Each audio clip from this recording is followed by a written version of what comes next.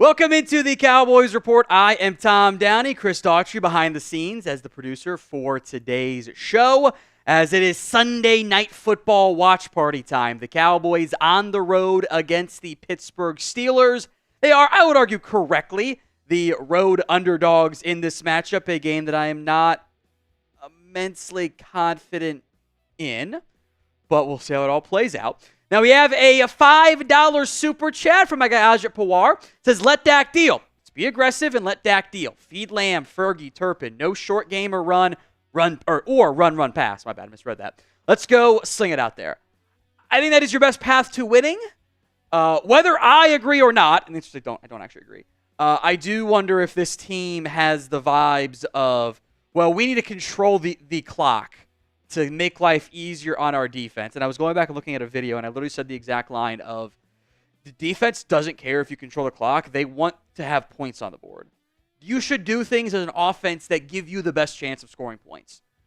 I would rather have a 2-play touchdown drive than a 10-play drive that ends in field goals, or a 5-play drive that ends in a punt. I think that should be kind of obvious, but I don't always feel that's how Mike McCarthy tends to take that mindset in the end. So Steelers, this has now changed. It's kind of fluctuated a little bit throughout the week in terms of the spread. Steelers are a 2-point favorite in Week 5. The over-under has dipped slightly to 43.5. We'll see what the weather ends up looking like. There might be some thunderstorms that come through. These are two very different styles of football these teams have. The Cowboys have what is technically the 11th scoring offense that definitely benefits from Week 1's performance. So they've been inconsistent beyond that. And they were even inconsistent in that game from an offensive perspective, and the special teams defense kind of helped them out there a little bit. Points per game, 24.3. That's tied for 11th. Their scoring defense is tied for 27th, near the bottom of the NFL. The Steelers' offense has not been a very productive scoring offense. The defense has been great, and this is the type of game that could easily be a low-scoring affair because of the way the Steelers play football, which does not give me confidence the way your defense is currently banged up and hasn't played great anyway. Who you got in this one? C for the Cowboys, S for the Steelers. Honest answers here. It's lower than what it normally is. It's 83% now on the pin poll. Please vote in both of them. C for the Cowboys, S for the Steelers. I'll give some shout-outs here. Mark's got S. Shaquille's got S. WDS has C. Kelso has C. Alicia has C. Nick Marine Burnett, S. James Yabarvo's got a C. Alan Gunn has C. Ashley Rodriguez, C. Tim R. Byron Hill, both voting S.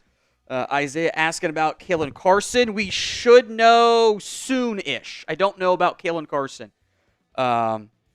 We'll figure out in a little bit. Hopefully it's okay. I'm a little bit worried about that secondary.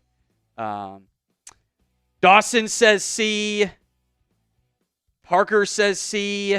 Nathan's got C. So more C's in the comments. Anthony Boltron, Nick, Austin, Anthony, Dawson, Matt Temple, 35. We'll see. I am anxious about this one. I don't feel confident tonight. I would have felt more confident if you weren't down Micah Parsons and Tank Lawrence and you had Deron Bland. You didn't have Trayvon Diggs. I think he'll play tonight, but I'm curious if he'll be actually 100% or not.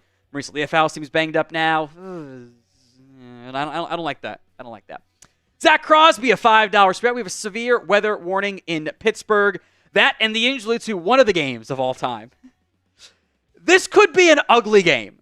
And also of note with this field you'll see, it does not handle weather well. I've seen enough Steelers games that once the rain comes down, that turf is going to, it is like grass, not turf. I probably should clarify that.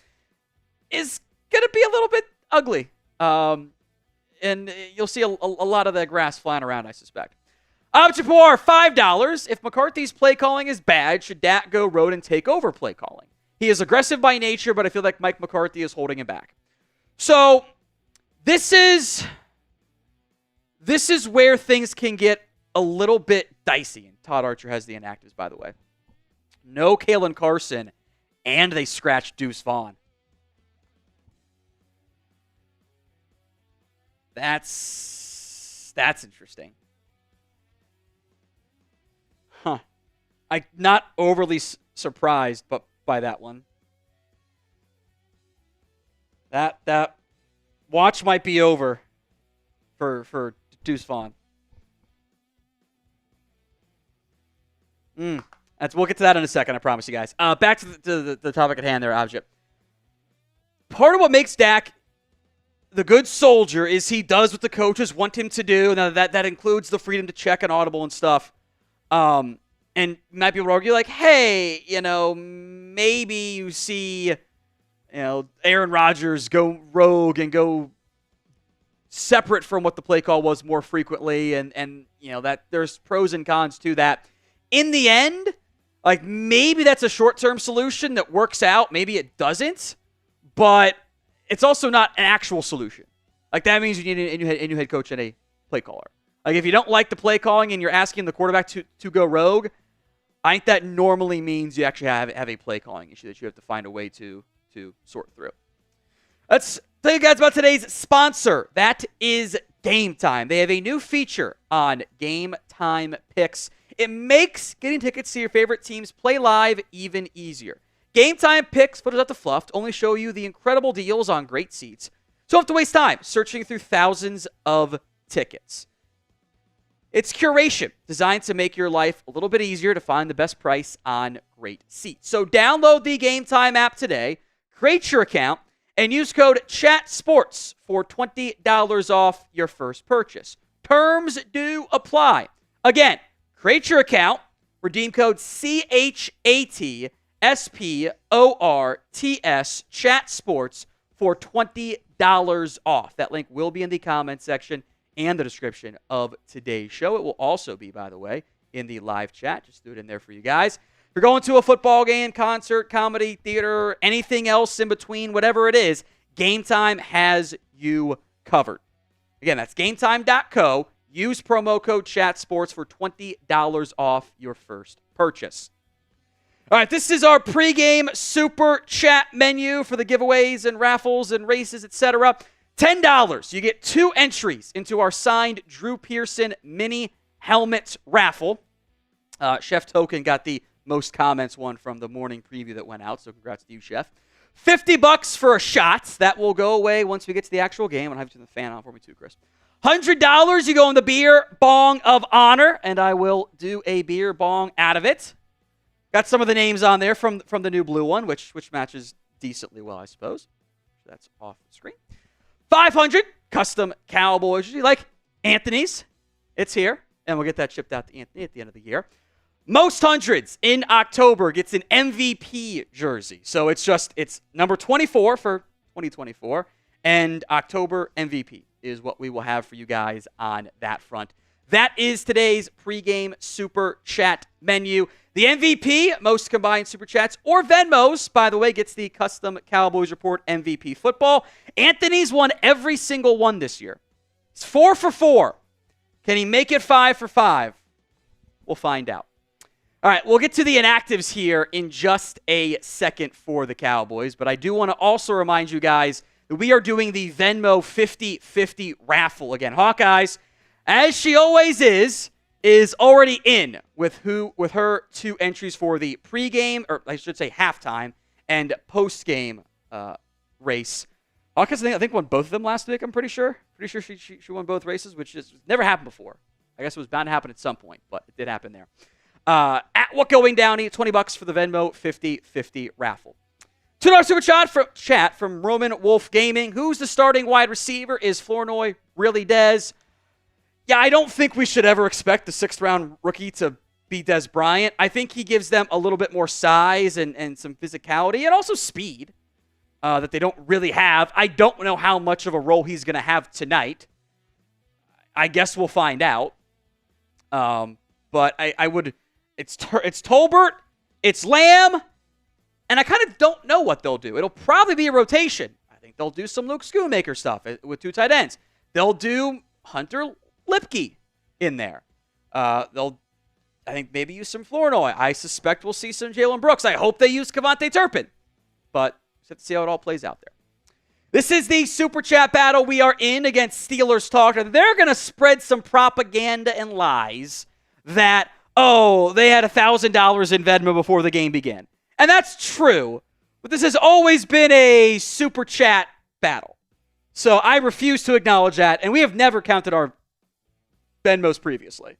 So I will not recognize that at all, and I will narratively push that. So let's not give them an excuse. Let's bury them on today's show. $5 right on cue from Marcus R. We need 25 carries from the backs tonight. Can't let seriously off on Dak all night. He might not make it.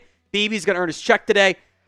I hope you're protecting I hope you're chipping and double teaming TJ Watt and not letting him get one-on-ones against Terrence Steele all night long. Be a bad idea. Plus, they got Cam Hayward making things challenging too. If you give the ball 25 times, if they're efficient, yes. But I also can't do run, pass, get a 2-yard gain and a 1-yard gain, and now it's 3rd and 7, and now they get to tee off. So the carries are great if they're efficient carries. This has not been an efficient carry football team this season. The inactives here for the Cowboys are as follows. Obviously, no Micah Parsons. That does not come as a surprise whatsoever. Kalen Carson is not active. They've called up Amani Oruwariye from the practice squad. Andrew Booth will also be active tonight. Deuce Vaughn is a scratch for the first time all season. As the Cowboys, by the way, going extra heavy at linebacker time. That's a big reason why Deuce Vaughn is out. Nick Vigil and Buddy Johnson are both active. I think there's some question marks about Maurice Leafau, how good he's actually going to be. He has a groin issue, but he is active tonight. KJ Henry, fresh off the Bengals practice squad, is a scratch. They'll go with Carl Lawson, Tyrus Wheat instead. Matt Waletzko, John Stevens, all are also inactive tonight. So the only shocker there, I think, is really Deuce Vaughn.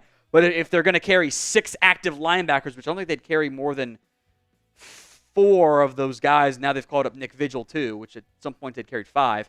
There's your big differentiator for the Cowboys, and that number's there. So it's going to be Rico Dowdle, Ezekiel Elliott, and they'll probably continue to utilize Hunter Lipke pretty heavily.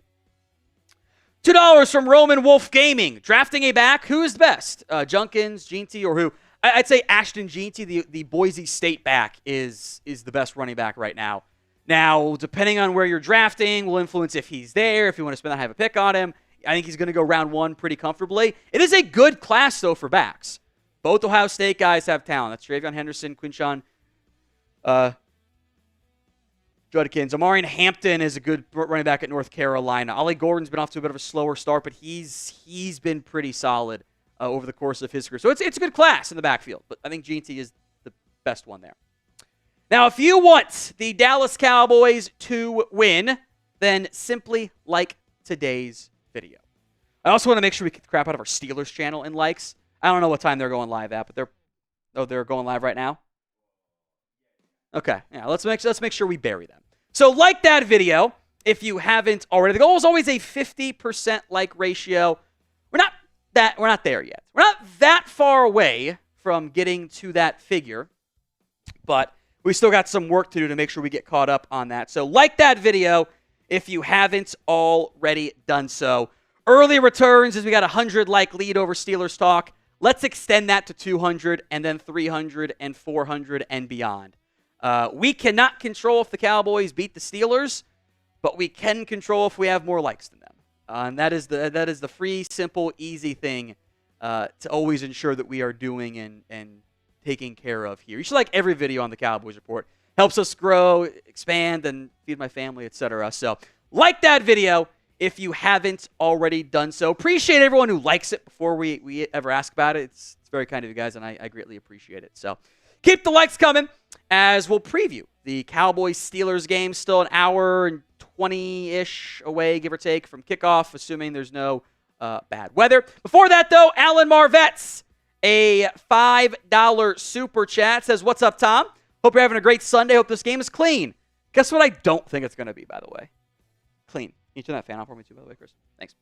And Fergie, without our weapons in this game, this will be a tough one for us and getting Fergie. I assume you mean getting Fergie involved.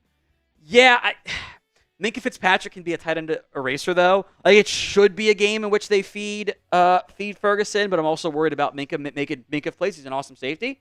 Don't love that matchup necessarily. I like the CeeDee Lamb matchup if you can scheme for him, because again, if I'm an opposing team, like if I have a tight end eraser in one guy, okay, that takes out Ferguson. And if I have a bracket ability on CeeDee Lamb, okay, great. I'm cooking with gas. That's what makes it dicey there. James Yabarvo, a $50 super chat, says, have a drink with us. You got it, James. I got you covered, my friend. Should have taken off the stopper, but cheers, bottoms up. Woo! There we go. Thank you, James. I appreciate that. That is also a bunch of entries into the helmet raffle as well, so I appreciate that, James. We're doing a signed Drew Pearson mini helmet raffle at the end of today's show. $10 gets you 2 entries into that. Get to Muology, a.k.a. Jace's super chat here in just a second. He says, if Zeke runs for 150, somehow I'll buy a Nathan Peterman jersey. Shouldn't you just buy a Zeke jersey? I think that makes more sense than a Nathan Peterman jersey. But it's your money. Spend it how you want to. Or whatever the line is. It's not actually that at all, but it kind of sounds funny to say it that way. Exactly. I would be happily surprised if that happened. I wouldn't be shocked if his touches went up today and his snaps up, because he's not played very much. But I don't think it's going to be a lot of going up there. By the way, the Cardinals have just taken a lead over the 49ers with 1:37 to go in the football game. Now, they don't have their kicker. So they're either going to have the punter do it or have to go score a touchdown with no timeouts and 1:37 left in the football game, which is very interesting to see how that could potentially play out. It was a 14-play, 74-yard drive. Jeez. They also got a 4th and 5 pickup. Oh, that's incredible. That's the 1-3 Cardinals against the 2-2 49ers, by the way. Packers will beat the Rams. Denver is likely to beat the Raiders here. It's kind of garbage time to an extent there. Seattle's trying to mount a late comeback here against the Giants. The Giants have actually played really good football today. Upward inflection indicating surprise. The Seattle, we had him in the end zone. Got him. Oh, boy. This might be ugly in New York if they blow this game. Marshall might jump off a bridge. All right, $10 super chat from Andres Yabarvo, now going by Bad Wolf, I guess. Appreciate it, though, Andres. Our O-line has improved in the past weeks, but our defense has a long way to go just to catch up. Time to get the let out. I am also worried about your defense when you don't have Micah Parsons, you don't have Tank Lawrence against a team that wants to run the football and will use a bunch of play action, so they're probably not going to win quickly. I'm worried. I'm worried about it. The Algie, a.k.a. Jace. I have 2 Zekes, right? Okay, I suppose that's fair. A Nathan Peterman jersey is the punishment for our fantasy league. Loser has to go into a bar and argue how he's the best quarterback ever. That is unbelievable. I love that punishment. The home high school league, you have to sit in a Skyline chili for 12 hours, and each cone you eat, Purdy threw a pick. The Niners are going to lose to Arizona. Wow. Oh, those feisty Cardinals. Boy. That's wow. That's get an hour off for each of these Coney. I never finished in last, but I think I could definitely eat all 12. I think I absolutely could. All right, let's go away from the Supers and talk football. Some keys to victory in this one. Stop me if you've heard this before. You got to stop the mobile quarterback. And that is what worries me a decent amount with Justin Fields. He is not a tried and true classic drop back passer. His completion percentage is high. He's done a good job of avoiding the mistakes for the most part. But where he's at his best at times, and I emphasize at times because it can have negative outcomes too, he's still a little bit of a chaos merchant. And what I mean by that is he'll run around and make plays with his legs and do good stuff, but he'll make a lot of he'll put the ball on the ground. He's got 4 fumbles in 4 games. Now, one of those was only one was lost, but that's not a good number. It's not a good figure. So for the Cowboys, a team that struggled stopping mobile quarterbacks, this is what you have to do. You have to find a way to contain Justin Fields. Make him beat you from the pocket. Get pressure with 4 and keep him contained still. That's a little bit challenging without Micah Parsons and Tank Lawrence. $2 from Uology, a.k.a. Jace. What's worse, a Josh Rosen jersey or Peterman? Answer's yes. The answer's probably Peterman, actually. Because, if you were a Cardinals fan, I think you could understand, I was hyped about the first-round pick. That was not the case with Nathan Peterman. Now, if you're doing it as a troll, okay, I think that's probably fine. But I digress. All right, here's today's deal, folks. Every 20 shares on today's show, and I'll have the analytics behind the scenes so we can track it. Every 20 shares on today's show, I will do a shot. The goal is to set our shares high here on the Cowboys Report. So that's texting it, tweeting it, Facebook, Instagram, whatever. Hit the share button on YouTube and go from there. If you tag me in it, then I will definitely retweet you, but that's also extra steps, so it's fine. Hit that share button. Every 20 shares is a shot. We did 60 last week, not really trying, so this is the first challenge. Now, the share number might rise as we go along for my liver. I actually don't know where my liver is. Is it here or is it here? Is it on my left or my right side? Is it on my left? I don't know how many. I think you just have one. You got 2 kidneys. Pretty sure you just have 1 liver, though. I don't. Hell if I know. I could not tell you. All right. Anyway, 20 shares for a shot. Let's go to key to victory number 2. The run defense shows up. And I would anticipate the Steelers trying to run the football. Everything about them and everything about their head OC, Arthur Smith, says they're going to run that ball. I have no idea how that wasn't a safety in the Broncos-Raiders game. He was in the end zone and they called him for grounding. But they said he was out of the end zone. I don't know. Whatever. The run defense.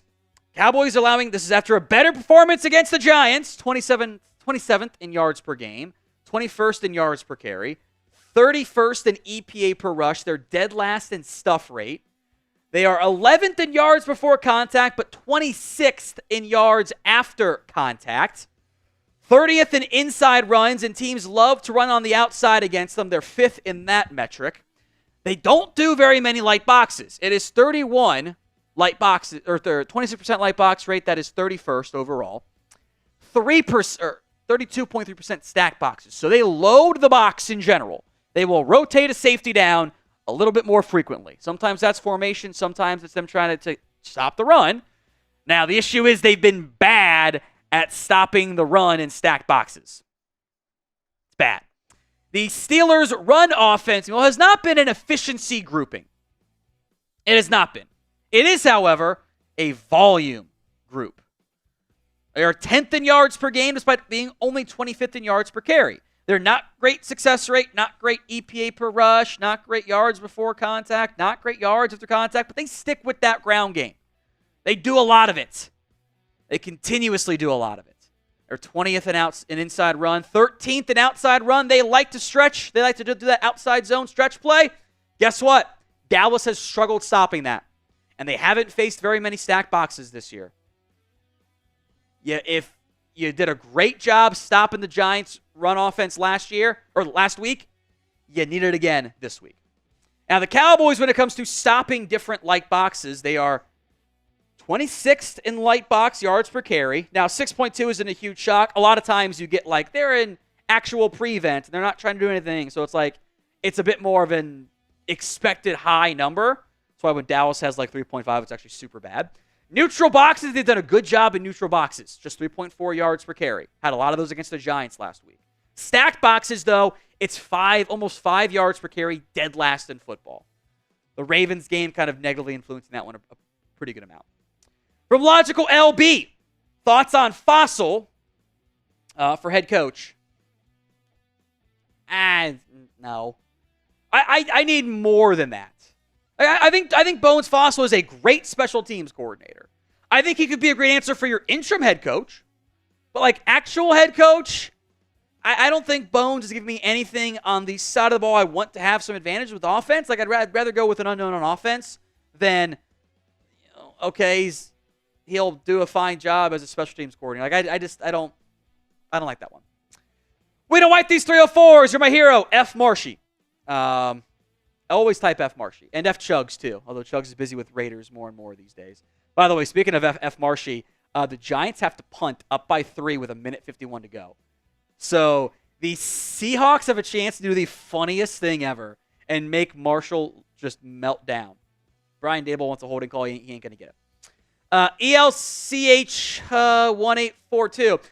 Should we trade Trey Lance for a defensive tackle? If you can find Trey Lance or a trade partner, sure. He's a backup. Like, I have no complaints about that whatsoever. You've already paid him, I believe, his roster bonus that was paid out a while ago.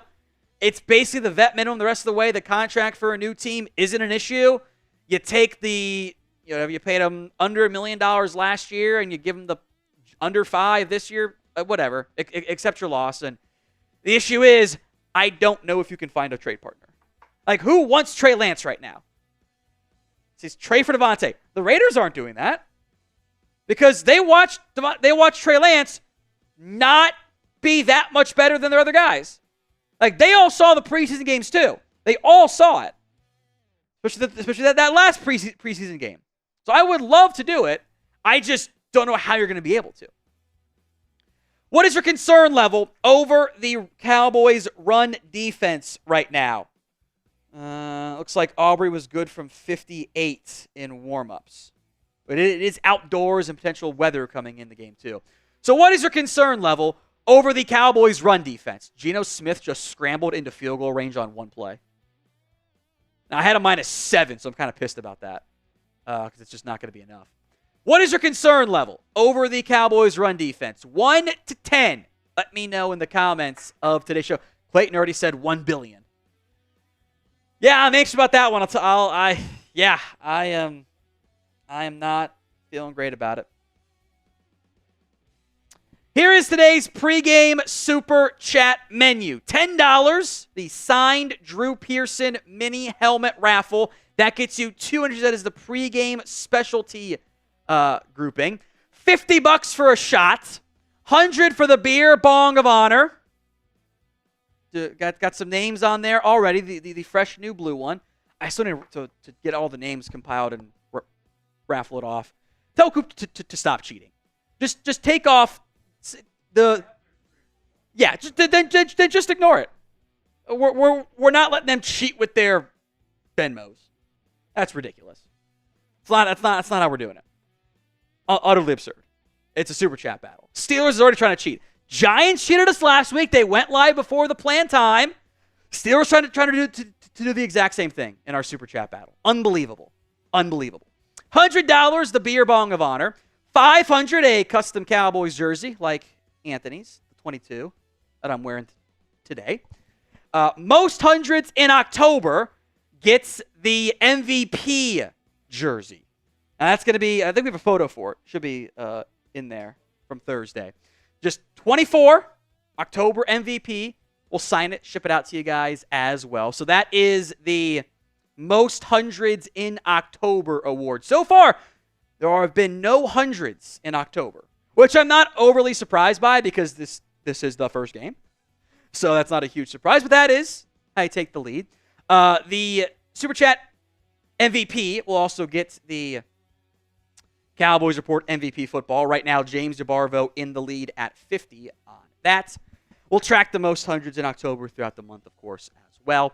The Venmo 50-50 raffle is also going on. That is at Whatgoing Downey. $20 to enter the Venmo 50-50 raffle. Hawkeyes is already in for both our halftime raffle and our end of game raffle. So at Whatgoing Downey to enter the Venmo 50-50 raffle. We will check in on that. I'd like to get that number up high because it means someone wins more money. And that way somebody has a good night. Or maybe two somebodies have a good night in the end.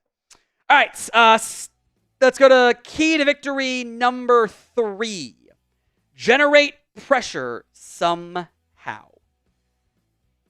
I am worried about your defense as, oh my God, the Giants blocked the field goal. They're going to take it to the house and win. They blocked a field goal with a minute left. Bryce Ford Wheaton scoops it up. The Giants just won. My goodness. Seattle had a chance to tie it with a minute left, and they fail. How about that? Anyway, key to victory number 3. Just right over the guard. Isaiah Simmons. Wow. The Steelers' offense line, back to the actual Cowboy stuff here, sorry. The Steelers' offensive line is a bit banged up. Now, it sounds like Isaac Mallow is going to play at left guard, so no Spencer Anderson, assuming it's him over Mason McCormick. I'm not actually sure on that. They've done some shuffling, so we'll keep an eye. But either way, Anderson, McCormick's a 4th-round rookie. Anderson, I don't think is actually that good. Dan Moore and Broderick Jones have been a little bit up and down. Zach Frazier's been a damn good center in Pittsburgh as a 2nd-round pick, which everyone who wanted him, hey, you guys are right. BB's been good, too. They've both actually been among the better rookie interior offensive linemen. But that is by no means a great unit. So I think from the Cowboys' perspective, and it's probably Marshawn Nealon, you're going to have to find a way to get involved and get pressures. That's you need, with no Micah Parsons, no Tank Lawrence. It's Nealon. I bet they'll play a lot of Golson. They've called up Carl Lawson. I need Osa Odigizua to have a great game. If he does not have a great game, it is going to be a dangerous situation for Dallas. We got a $100 super chat from Anthony McMillan. He is in and takes the lead as well for the Week 5 MVP tracker. Anthony, I appreciate that. We'll do a beer bong here in just a second. Everyone spam AM for me in the comment section of today's show. Anthony McMillan always coming through with the jersey finally arrived too, Anthony. $100 super chat. Let's do a beer bong for you, Anthony. I appreciate that, my friend. Anthony's always the MVP of the Cowboys Report. All right, pour that out. Get that big old air bubble out of there. There we go. There we go. All right, bottoms up. Here we go.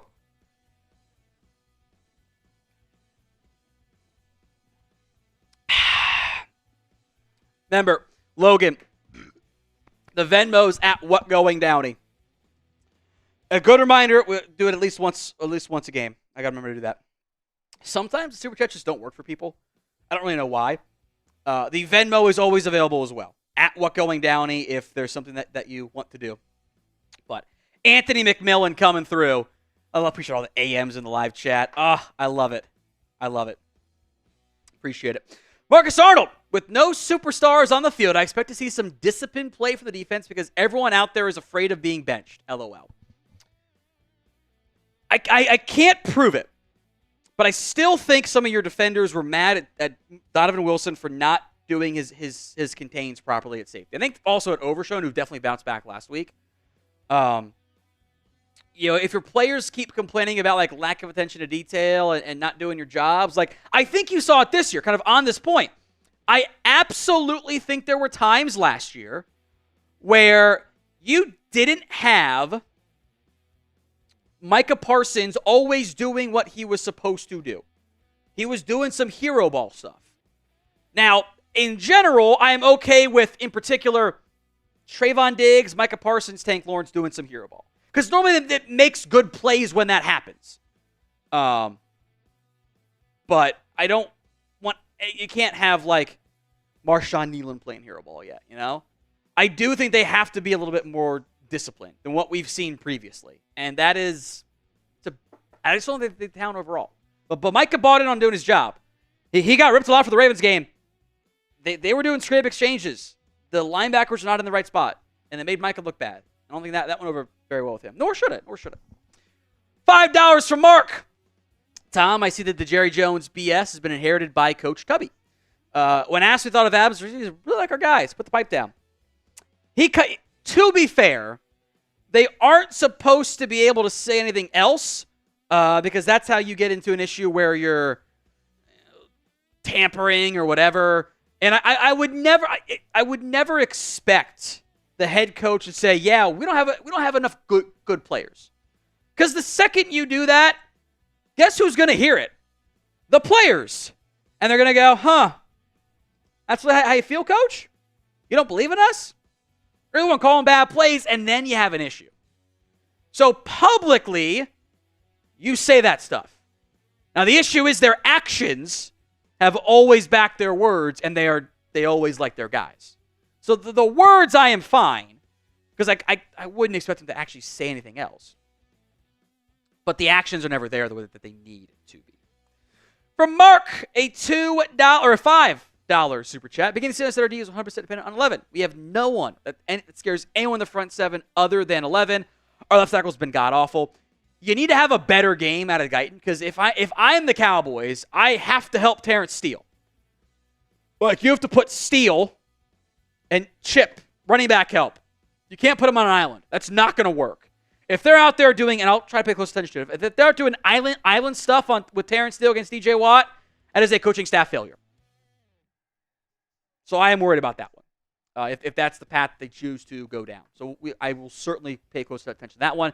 But especially without Micah and Tank Lawrence, that is a room you probably don't fully trust. $10, River Dog Rod, 843. Do they bring up Dalvin at this point? Any change is good. They did not. Now, they did call up Amani Oruwariye at corner with Kalen Carson out. We'll see. I'm curious if he starts over Andrew Booth tonight. I really am. But they also called up Carl Lawson because they needed the numbers on that one. So I think part of it was they needed to have an edge and a corner called up. But maybe next week on Dalvin, maybe post bye. We have to.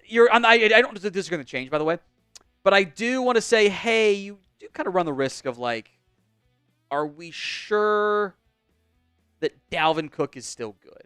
Because that's one of the possible reasons why he hasn't been called up. One of them.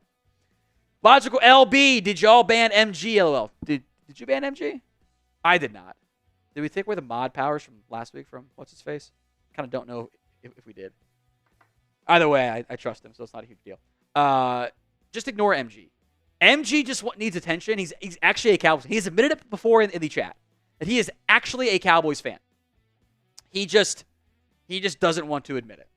So let's hit the likes on today's show. The goal is always to get as close as possible to a 50% like ratio.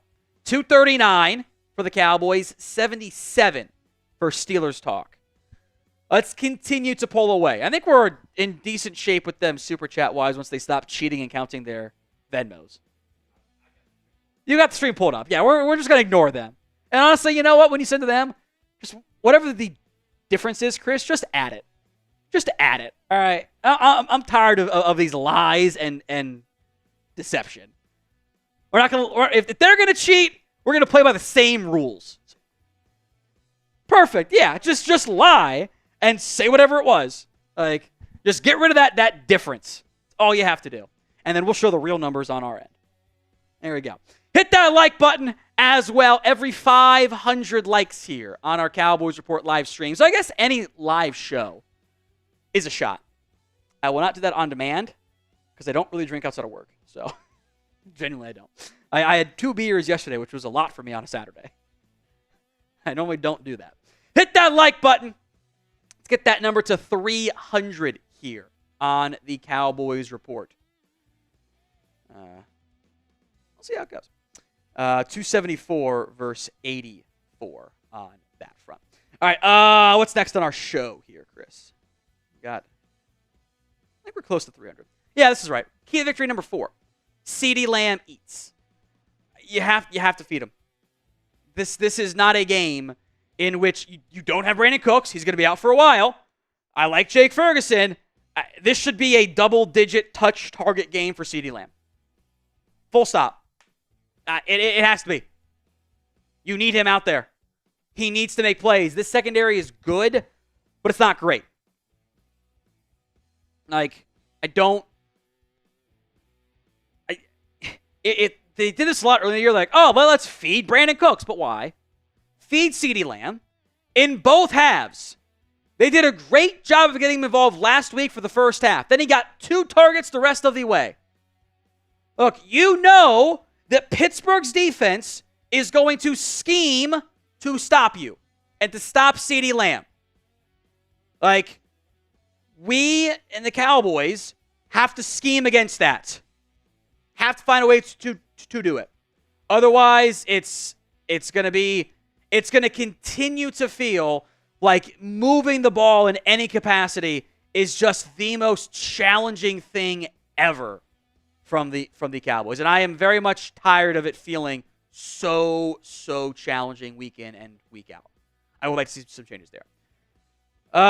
Cody says, hopefully the Cowboys can get a dub tonight with them passing and not running down our throats. I will say, I don't care about politics. I just don't care. I'm very much over the political ads as well. I'm just going to ignore it. All right, score predictions. Cowboys against the Steelers. We'll give some shout-outs here on today's show. But get those score predictions for me in the comment section of today's video. Austin, there's still just under an hour until kickoff of tonight's, Cowboys-Steelers matchup. Get those score predictions in for me.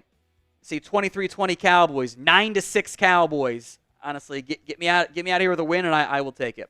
That's ugly. I will take it.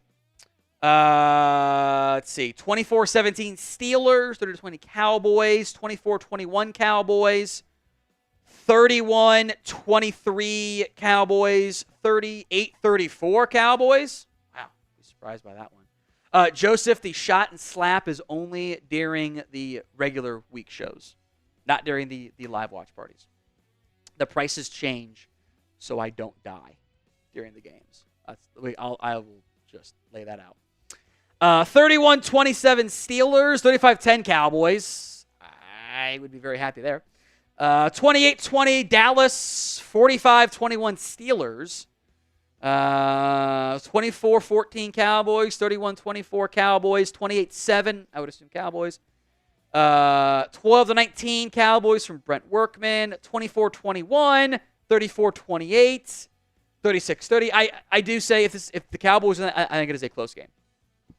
I don't think they'll be able to blow them out of the water. And I also think it'll be a close game either way. So, let's see. 43-20 Cowboys. Interesting. Let's go to the Super Chats that are coming here first. Because one of them is very, very relevant to what we're about to get to on the key to victory side. River Dog Rod. I don't know what's at number 5. I'd say play calling. Kind of is. It is a parts of number 5, which is if you're going to win this game, your quarterback has to play great. This is not a good enough team to be in contention if the starting quarterback turns it over twice like the Houston Texans had today in their win.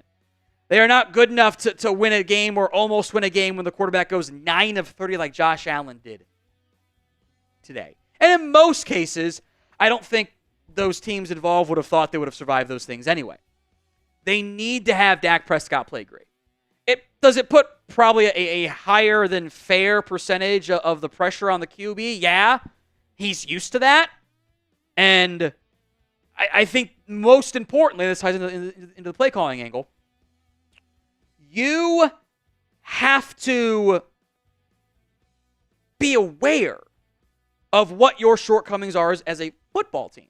You have to know, hey, this team's not good enough on defense. Hey, this team's not good enough on the ground. So you have to find a way to maximize the stuff that is good on your team. And that's probably Dak Prescott and CeeDee Lamb. Despite that, they are first in the NFL in tight window throws this year, 27.5%. That's too high. That's 10% too high. It simply is.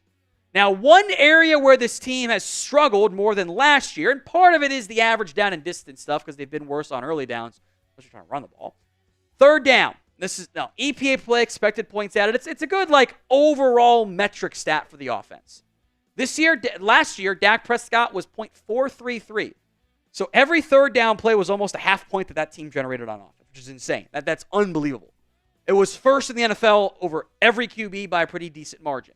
This year, that's more like league average. As a result, you've gone from one of the best offenses in football last year, or at least as part of a result, to you've been about league average. And when your ground game sucks on both sides of the ball, your defense is very good. That's not good enough. So you have to find a way to do better on third downs, on passing, and run your offense as a result. If you go out there and you just try to go, if they start run, pass again, be very troubling. Alan Marvetts, a.k.a. the Wild Buck. I hope we can stop the run in this game. Justin loves to run the ball. Justin Fields, yes, they do. They are a run-the-ball team, I guess, 60% of the time. If they motion, it's a run play. Also, can't wait for the Jersey man. Should be on its way, Alan. I got your email. I will double-check with the people who ordered it for us here at Chat Sports. But should be on its way in the not-too-distant future for you. I have the number, actually. Let me pull it up here. Because you're right. You're very right there. It is when they motion, it is a 63% chance of it being a run play. That is the highest rate in football. They love utilizing motion with runs. Now, I don't have the ability to filter down the passes itself, but I would wager a lot of those plays are play action on the passes because they do a lot of play action anyway. So you're spot on, Alan. They love to run the football. They do it a lot. They're a high-volume run team, not very efficient. They love play action, not very efficient. And they love to use motion on run plays. They do it a lot. Chris B, watching other QBs win, throwing for 150 yards, jealous. Yeah, I mean, look, we can be honest here. If a quarterback went 9 of 30 for 131 yards, a score, and 54 yards on the ground, we would think the Cowboys lost by 25. We thought it would look a little bit like that Commanders-Cleveland game, right? Oh, wait. Deshaun sucks, just so we're clear on that. I know his O-line is not good. He has no feel whatsoever in the pocket. It's gone. He panics every time. Anyway, yeehaw!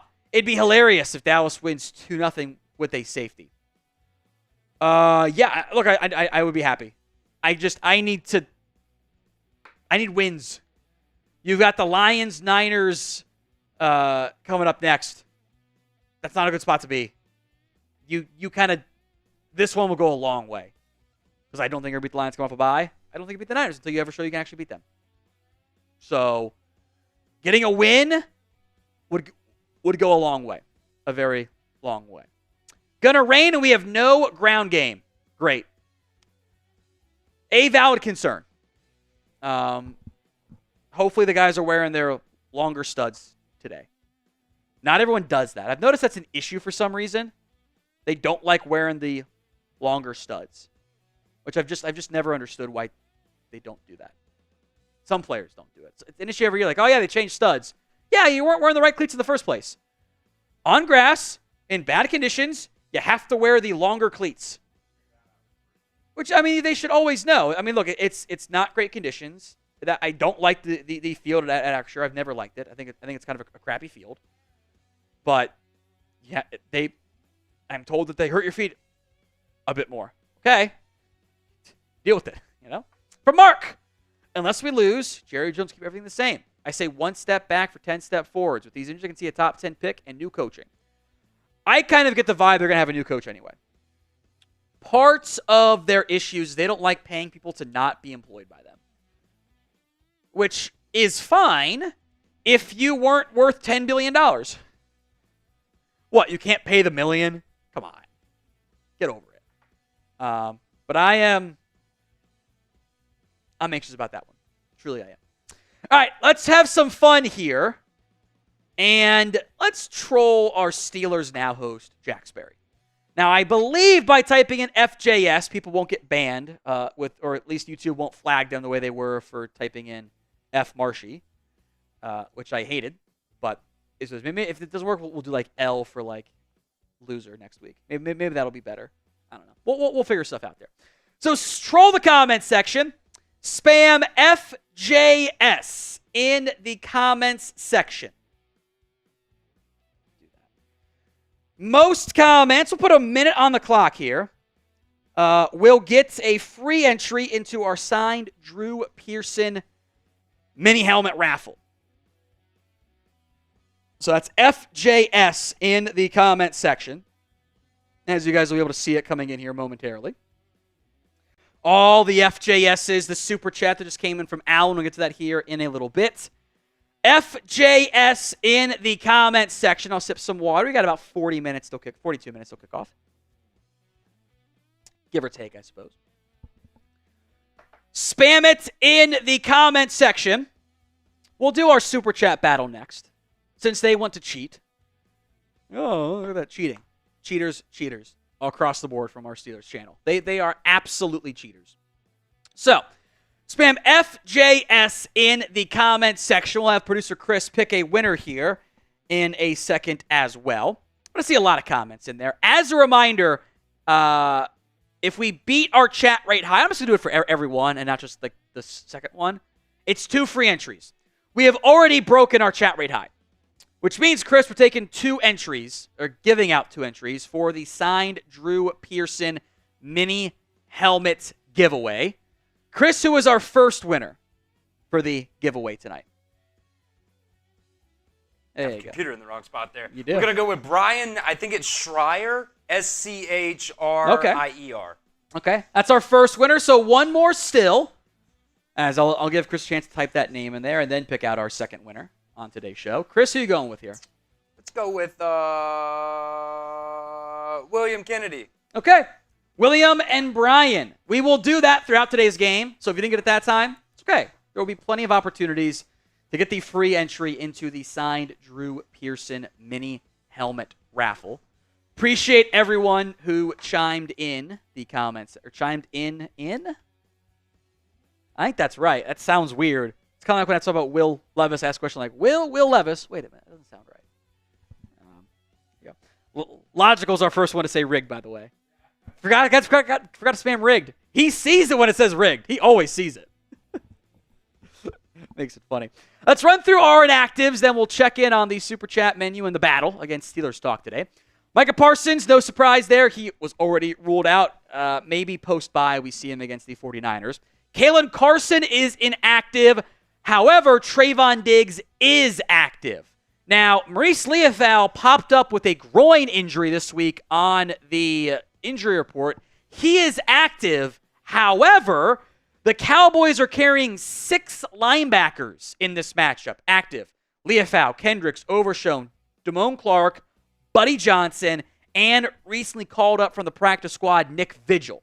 So because they're going heavy at linebacker, Deuce Vaughn is subbing in, or as an inactive. He will not go. Means we'll see plenty of Hunter Lipke. We'll see plenty of Rico Dowdle and some Ezekiel Elliott as well. KJ Henry, a scratch, as he probably hasn't looked at the playbook yet, frankly. Matt Waletzko, again, out. John Stevens Jr., again, out. So Dallas going heavier on defense today with their 48-man roster and a bit lighter on the inactives on that side of the ball there. Of note, Trey Lance, once again, your emergency third quarterback. For the Pittsburgh Steelers, by the way, Russell Wilson is also the emergency third quarterback, as they kind of do that game of, yeah, he's hurt, he's not healthy, but also he's still our third QB. I don't know if he actually play or not, but you might as well do it. I don't know. They're doing some weird games there. All right, this is the Super Chat battle without Steelers talk cheating. We're not gonna allow them to cheat. It doesn't say Super Chat / Venmo battle. It says Super Chat battle. Now, do they have 1,500 in Venmos? Yes. Yes, they do. But I will not allow them to cheat. It clearly says Super Chat. Speaking of, Troy Daniels, I am here, your MVBB, most valuable bot booter. Troy, you're mod again. Take care of the bots, my friend. I appreciate it. Chris B, if we lose, looking at 2-5, probably. Gotta win. You're feeling dicey. Because your schedule gets easier later in the season. But you also go Lions, Niners, Falcons, Eagles, Texans after this. So you kind of got to start winning some games before you get to the Commanders on November 24th. You kind of can't just fart around for that long because the Commanders look kind of decent now too, all of a sudden. So winning this one will go a long way, would give you some leeway, and probably set up either way a must-win game against the Falcons. Or if you lose, boy, you don't win that game, you're in trouble. All right, Alan Marvetts, a.k.a. the Wild Buck. Should we expect Dak to run the ball more? We know he can, but is that something we might see in this game? And also going to see it. Thanks. You're welcome, Alan. I would not be mad if they ran Dak more. Just know he's not what he was at his absolute best. He is not the same dynamic playmaker that he was as a runner earlier. Now he's become a much better pocket passer. I think you should allow him to run the ball. But, you've got to be able to do, again, if you're asking everything to be on the shoulders of the quarterback on both sides of the ball, you've probably got bigger issues. Marcus Arnold. Tommy made a good point about the Cowboys doing a true search for a coach this offseason. To piggyback on that, Jared Jones also let the coach bring in their people for the assistants, OC and DC. Look, I know who heavily influenced the Mike Zimmer hire, and the Dan Quinn hire too, which worked out well. It's Jerry Jones. McCarthy wanted Joe Witt. Jerry was like, what about Zim? And they ended up going to Zim in the end. Maybe that works out, maybe it doesn't. Wade Phillips did the whole Jason Garrett thing. I completely agree, Marcus Arnold. Sippy the Sloth. To be honest, our ground game is 2 scoops of ass, but it's leading to the birth of something beautiful in HL. What's HL? I feel like I'm missing something here. I'm definitely missing something. I don't know what that abbreviation is. And I honestly, I get the vibe that I'm missing something very easy, and I'm going to be really stupid. So I apologize for being stupid, Sippy. I don't know. I'm sure it's something that I should know, but I don't know. Caden Pruitt. I have an Aubrey more than 7.5, Boswell more than 6.5, Najee more than 16.5 yards on the ground. Oh, Hunter Lipke. That makes sense. See, it was something dumb I should have realized immediately. That makes sense. Yes, you're right, actually. He's done a lot of fun stuff for you. Maybe get him more involved. Anyway, Najee more than 7.5 yards. I don't think you're cooked. That's a bigger bet than what I do. That's much larger than my units. I don't know what your return is, but it's probably pretty good. You can probably come out on top. Because I could definitely see this being a field goal heavy game. Especially for your team. For Mark, I get this up at the market for quarterback salaries, but at some point you pay your quarterback the most, his arm should keep you in games. Dak's not that guy. I would actually argue that it has kept you in games. Because it's the only reason you're moving the ball on offense right now. And that was true last year for the most part, and the year before that. Now, it's not doing enough in playoff games, where I think is where you have to have everyone show up or you're going to have bad results there. But, I mean, it's why you moved the ball against the Giants. It was too little too late, but it brought you back in the game against Baltimore. I get too many 2020 vibes, though. Like, I know there are 6 active QBs that have thrown for 500 yards in a game. Dak was one of them. It was that Browns game. You don't remember that one, do you, Chris? Where, like, they had a lead and then went down by 3 scores after, like, 2 passes because there was a blindside strip sack and they ran it and someone fumbled and defense did nothing. And then it was just a disaster. But Dak threw for, like, 500 yards in that game. And they lost by 2 scores. And scored, like, 38 points or something. Like, the quarterback conversation is fine. I get it. It's the quarterback. Man, there's a lot of bigger issues with this team. Speaking of defensive tackle, for Mark, I think Lizzo and Delta Burke can help our defensive tackle. Who's Delta Burke? I know Lizzo. I'm gonna have to Google Delta Burke. I can context my way through this to figure out what the general vibe is. An actress. I've never heard of her. She starred in Designing Women. Never heard of it. I thought this was going to be like some how do you do fellow kids moment where I just like don't know what they're talking about. No, it was older. So it actually makes me feel slightly better. All right, this is our pregame super chat menu. Still got about a half hour of this before it drops in the value because we want to reward you guys who are super chatting and doing it before the game even gets going. $10. Signed Drew Pearson mini helmet raffle. That's 2 entries for every $10 super chat that comes in on that. $50 is the shot price. Then once the game gets going, I will not be doing shots till we get to 1,000. On the grounds of, hey, self-care. $100, the beer bong of honor. Anthony already brought one through today. I like doing the beer bongs. They're fun. It's a cool beverage, so it makes me feel like more hydrated. $100 for the beer bong of honor, and we'll chug one of those. $500, get a custom Cowboys, like the Anthony one I'm wearing right now, 22. Anthony M at the back. Most hundreds in October gets the MVP jersey for October. It's just October MVP, number 24 on it. We'll order it. I'll sign it, ship it out to you guys. That is for the most hundreds in October. Right now, Anthony, who should be getting the full-sized helmet early next week, is going to get that, should get that early. He is in the lead right now with just 100 so far. Venmos do count for that, by the way. We won't count them in our Super Chat battle against the Steelers because that's not what it says. We will count that for the MVP race and for the jersey race too, because MVP of today's show also gets the Cowboys football. No one's beaten Anthony yet. Anthony is undefeated this year in this. I am curious if anyone will catch him in this one. Now, we are also doing the Venmo 50-50 raffle at halftime. This one's easy because you don't have to watch the entire show if you can't for whatever reason to know who won, because I'll just send it out after the race is over. So that way, sometimes people have won the MVP award or won the raffle, and they just like never get in contact with me. And I'll hunt down their channel, and then they won't respond to my message. So what am I supposed to do? At What Going Down in for the Venmo 50-50 raffle, $20 to enter. So at times we've given home what? $300 at one point, $400 before. We've maybe $700 for like the playoff game was pretty crazy this year. So up to you guys what the price ends up being though.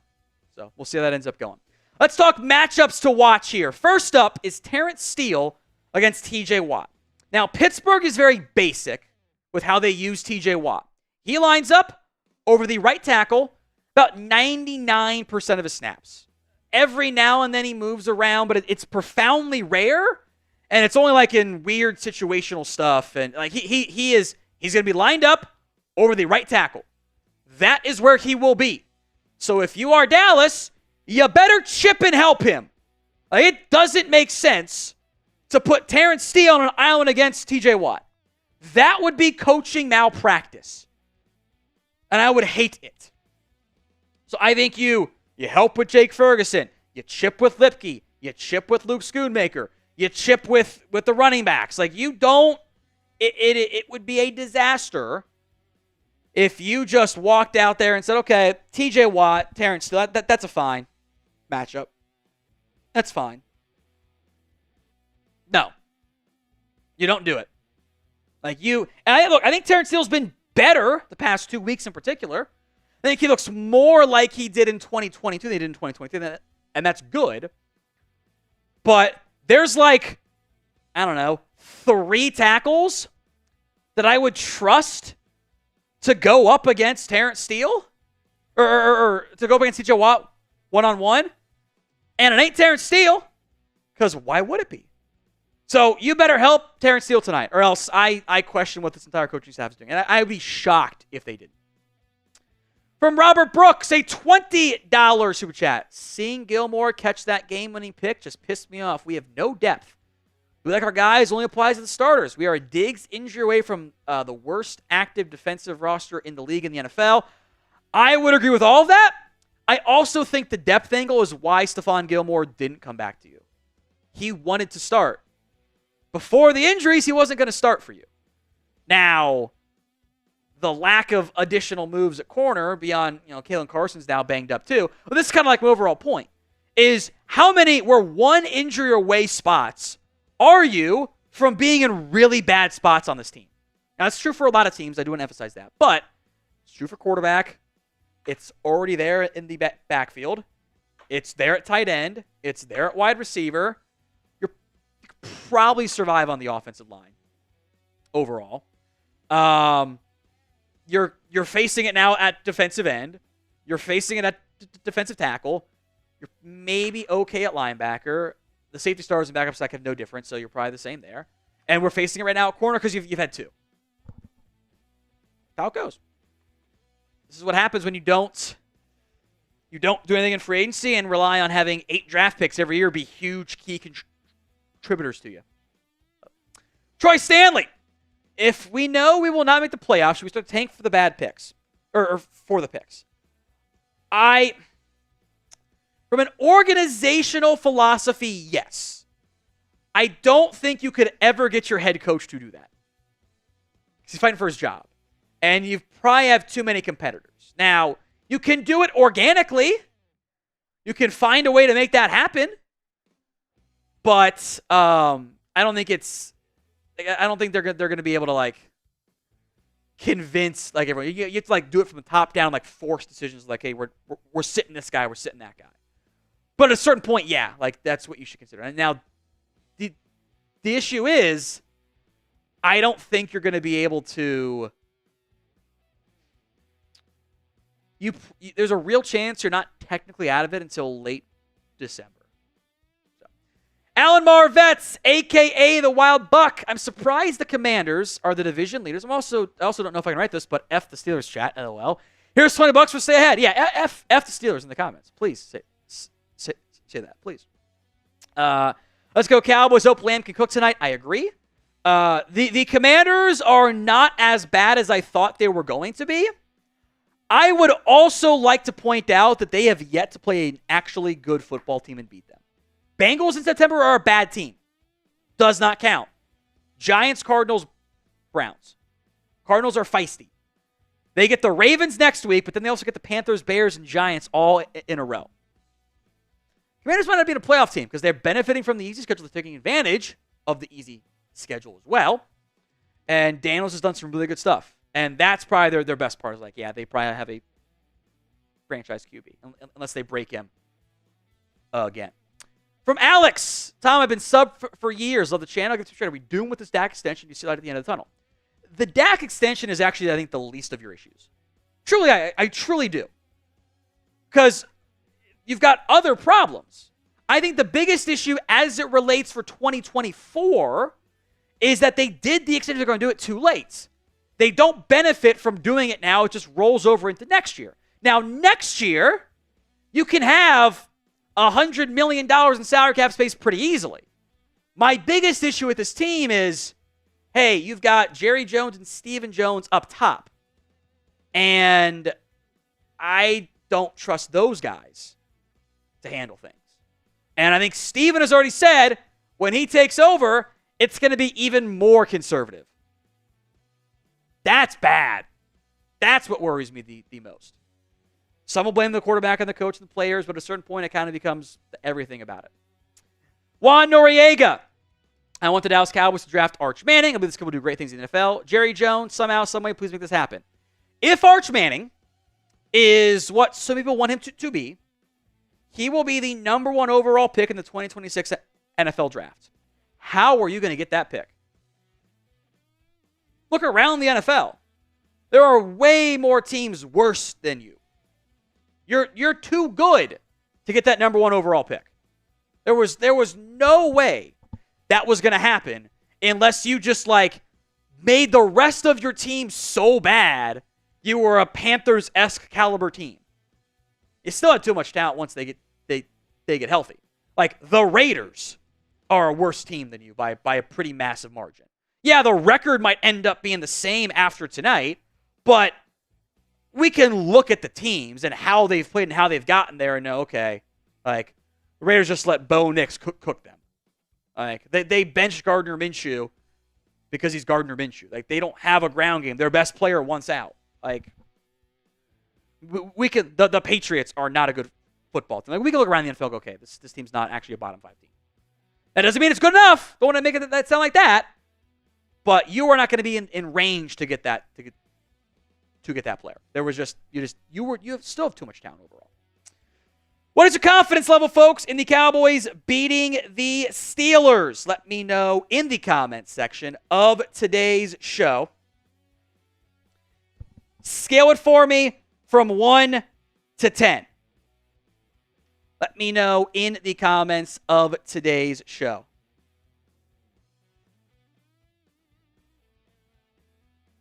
One to 10 in the comments section of today's video. Got the Venmos here. Got Duck Race coming in here from Andres and James Yabarvo. He wants the Duck Cheney. That one's pretty funny. I do like when that one comes through. Scale it 1 to 10. I have a lower number here. I don't feel great about this game. On principle, I took them. But I don't feel great about it, especially with Diggs banged up and no Brandon Cooks. The weather, we'll see what the weather ends up looking like, but it doesn't be very, very great. A little bit dicey there. So 1 to 10 is your scale here. See 8, 5.69, -2, a good 6, 4.5, 8, -100, 5, 10, 10, 5, 4, 8, 5, 5, 3. Got a 1 from Long Duck. 2, -2, 3, 4 out of 10, -6.9, -50, 5, 8, 8, 4, 7. Yeah, it's not great. All right, number 2. CeeDee Lamb against Joey Porter Jr. I'm not actually sure if they're going to shadow him or not, but I think it's a bad idea to put Beanie Bishop, an undrafted rookie, against CeeDee Lamb in the nickel. That probably looks like a bad idea, one-on-one. Deontay Jackson's, fine. And JPJ's a good corner. But CeeDee Lamb should feast this game. And you have to get him involved early and often. You have to find a way to get CeeDee Lamb a ton of targets and catches and touches, all of it. Get him involved. He's too good to not... Honestly, I want to test, hey, how can we get... And is there a point where it's actually too many touches for CeeDee Lamb right now? Let's get him 12 targets. He should be your first and second read. Design stuff for him. Because I expect the Steelers to try to game plan to stop Lamb. So you got a counter game plan. You have to do it. Now, JPJ I thought was better last year. He got picked on last week against Indianapolis. Michael Pittman and Josh Downs both had some nice plays against him there. I have seen NFL teams, even if they don't have great playmakers around them, get touches for their best playmakers. I have seen it happen time and time again. I have watched the Vikings without Jordan Addison and no T.J. Hawkinson get Justin Jefferson the ball a ton. Consistently a ton. I have watched, this week, I watched the London game. We don't have to pretend that Alan Lazard and Mike Williams are good players. They gave Garrett Wilson 22 targets. Now, that's an extreme number. He had 13 catches, though. And you're not playing that same chaotic Viking style of defense that causes so many issues. Throw it to Garrett Wilson. Throw it to CeeDee Lamb. Just make it happen. Omar's burner. Hope and Devontae, speaking of that London game, watched the 9:30 game. Rodgers did not look very good. That was kind of a sloppy game overall in London. Darnold didn't have a great game. Rodgers definitely did not have a very good game. The interceptions were kind of backbreaking. They didn't try to run the ball at all, which I think is actually one of how you beat Brian Flores' defenses. Like, they're doing all that weird shit. Run the ball. If you can. They maybe don't feel like they could actually run the ball. Some scores, by the way, from around the NFL. Fancy new graphic from Sam here. The morning game was Vikings over the Jets, 23-17. The Thursday night game was Falcons. What a great Thursday night game that was, by the way. That was actually a great game. That went all the way down to the wire there. Elsewhere, the Commanders beat up on the Browns. Deshaun Watson's terrible. Houston, the Bills, I cannot believe the Bills did that. Throwing it at their own 3 straight times, and then giving up a punt that put them in field goal range. Like, I just didn't understand it. That was just weird to me. Let's see. Bears 36, Panthers 10. That was the Caleb Williams game. Finally happened. It's going to happen at some point. Finally happened. Dolphins 15 over the Patriots 10. They had a touchdown in the Patriots game, and they overturned it. It was heel toe, not toe drag. So toe was inbounds, then heel ended out of bounds. Yeah, tough break. Denver took care of business against the Raiders. Packers over the Rams. Despite the no Will Levis this week, Jordan Love said, "Don't worry, I got you" for the funniest play of the week. Did you happen to see it? Yeah, when he like they roll right, it's designed to, like, one read, throw it away. Like, just don't do anything stupid. It's literally what the play is designed to do. And he, like, doesn't throw it, and then, like, the pass rusher just, like, chest bumps him, and, like, as he's stumbling, just, like, throws it out of bounds, or trying to throw it away, right to a DB for a pick six. Hilarious. Giants stunned the Seahawks, and the Cardinals upset the 49ers as well. Another $50 super chat from James Yabarvo. Let's get it. James, cheers to you, my friend. That's a shot for you guys. Anthony Green also into our Venmo 50-50 race. Cheers to you guys. Appreciate it, my friend. And thanks to you, James, as well. Shadynasties, or Shady Nasties, depending on how you want to pronounce it. It's a great reference there. How will the latest weather forecast affect the game? I am actually kind of worried about the weather because I have seen this team do this before, where there's a thunderstorm that's going to come through right around kickoff. I see some red and orange on the screen. There's a non-zero chance there's a lightning delay in this game. Legitimately, I think there is a non-zero chance. So we'll do, I don't know, stupid human shit to distract from the time there. That's that. And I've seen this team, when the weather gets bad, God, they go into a conservative shell. Like, they go run. They did it in the Bills game, where they just couldn't handle it. And that Dolphins game, they did it for a half when it rained, and they just, like, forgot how to play football. And, like, oh my God, it's raining. What are we going to do? Like, it's Miami. It rains, like, once a day no matter what. You get a scattered shower. It's what happens. So I actually am worried about the weather and how this would affect the way this team tries to do its business. All right, top matchup to watch next here, as I'm going to add. Hold on, what did John put in there? Let me make sure this loads. John. I don't know if I can read that one out loud, but it's funny, John. It's funny. It's funny. I like that. John's into our Venmo 50-50 raffle. The Steelers are going to deploy heavy personnel. They do it a lot. They are 28th in football in 11 personnel ranks. Now, unlike the Ravens, Pittsburgh is more inclined to run the ball in their heavy personnel usage. They're 13th in 12 personnel, so 1 running back and 2 tight ends, or 1 receiver, 2 tight ends. 13 personnel, so 1 receiver, 3 tight ends. Now, that does include, I think they count Connor Hayward, who's like kind of a fullback, tight end hybrid guy, basically. I think that includes him, the way that they're counting it on the side. They're first in that metric. They do a bunch of 21 personnel. Some of that's been some pony personnel stuff where they put, Najee Harris and one of Jalen Warren or Cordell Patterson, but no Warren or Patterson tonight for Pittsburgh. They're both out, which also is noteworthy on their returns because those are both of their top return men. Might be Jonathan Ward back there tonight for that, which is interesting. They're gonna try to run the ball against you. They're gonna try to. Now your run defense outside of last week has not been great. Has not been great. You're still near the bottom in most metrics. Sucks.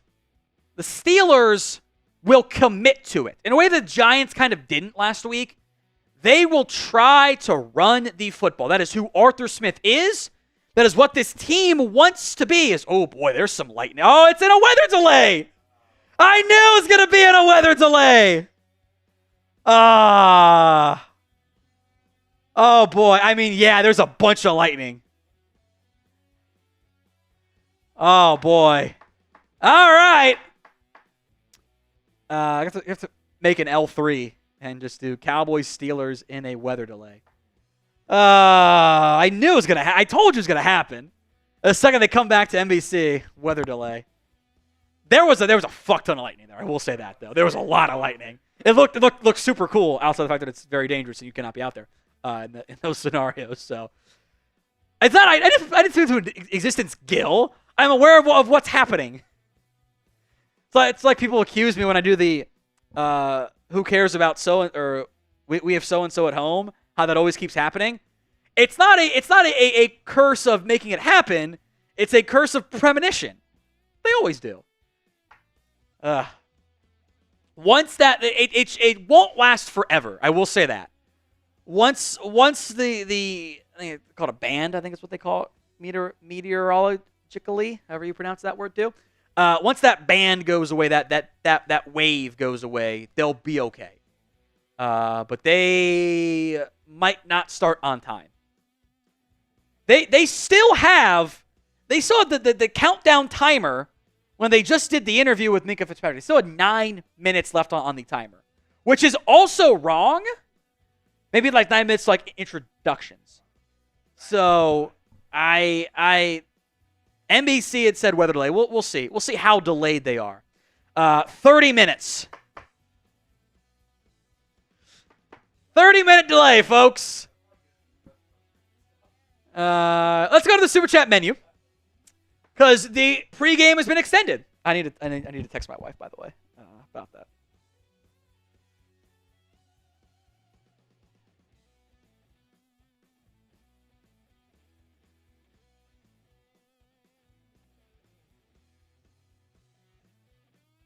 But that's not great timing.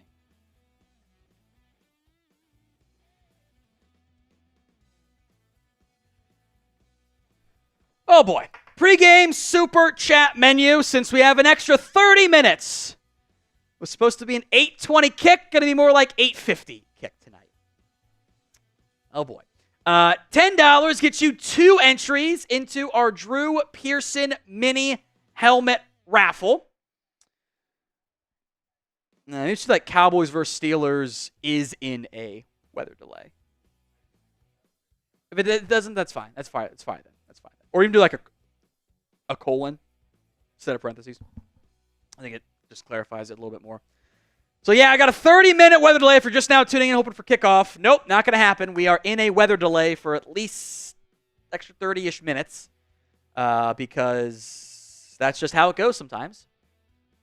Honestly, maybe a good thing because then the rain will be gone and they won't be ultra-conservative cowardly crap. Maybe. Anyway, the Super Chat menu here, $10, 2 entries into our signed Drew Pearson mini helmet giveaway. $50 for a shot. $100, you go in the beer bong of honor. I will do a beer bong out of it.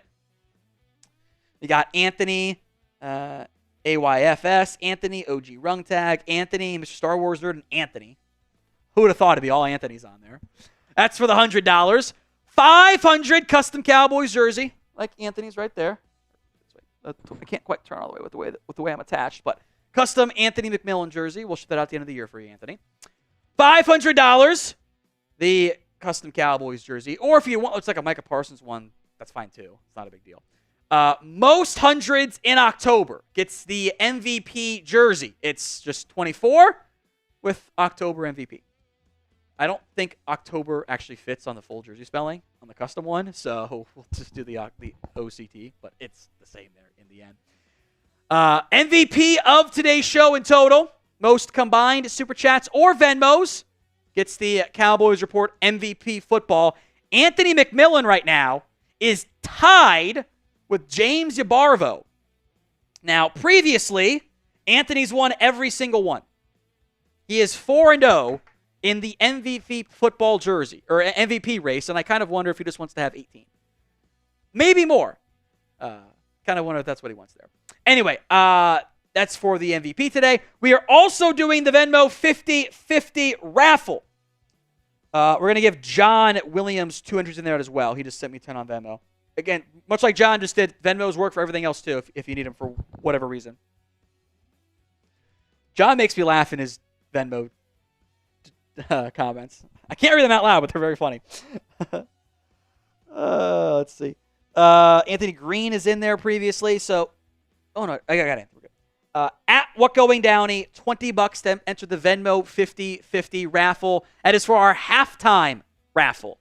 Take home is already 50, which very well could go up more with a estimated countdown to kickoff. Estimated countdown to kickoff. Some super chats here from Confused Downey. I think that's still Toxic Tom Downey, just changed his name. It has to be.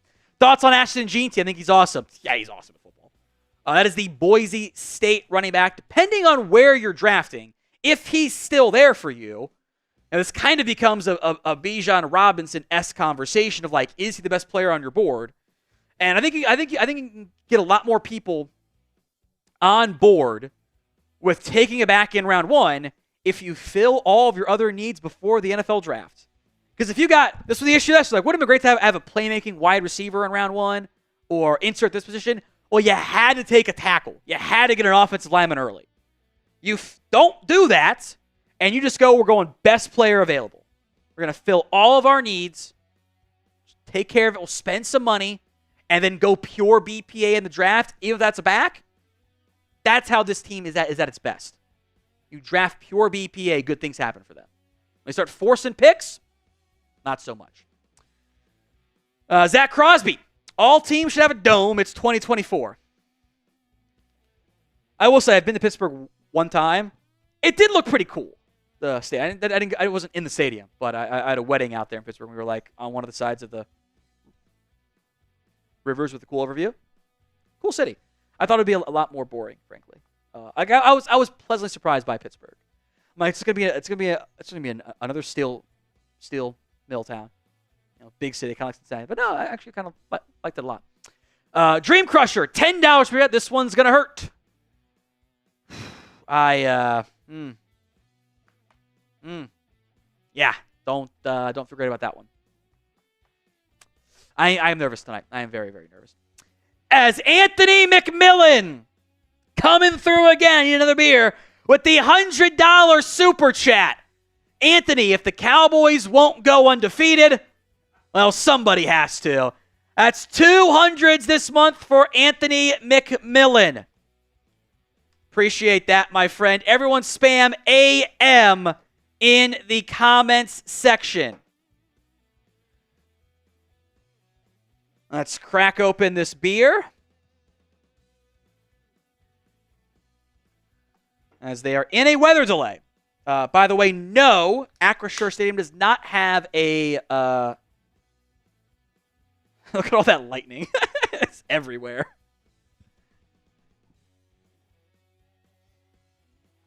It was also kind of funny driving up to Pittsburgh for that. Because the route I took, I was in Cincinnati, so I drove to Pittsburgh for the wedding with the family and everything. Came up for that. It was MK's family wedding, so we just all did it together. More lightning. Truly, I like turned out of a forest, and there's downtown Pittsburgh. it was pretty funny. Very different than like, downtown Dallas. Like you're driving, I see it. There it is. You're getting close. There you go. So lightning delay here for those of you just now tuning in for the Cowboys Steelers watch party. We're in a bit of a delay. It's probably going to take 30 minutes more than what had been previously mentioned. So not a great spot to be in for all parties involved, which sucks. But let's do a beer bong and let's ride. Here we go.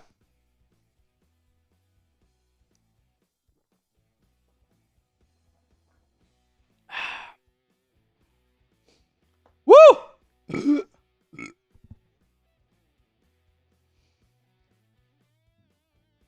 All right. Thank you, Anthony McMillan. Make sure we don't have any more Venmos here.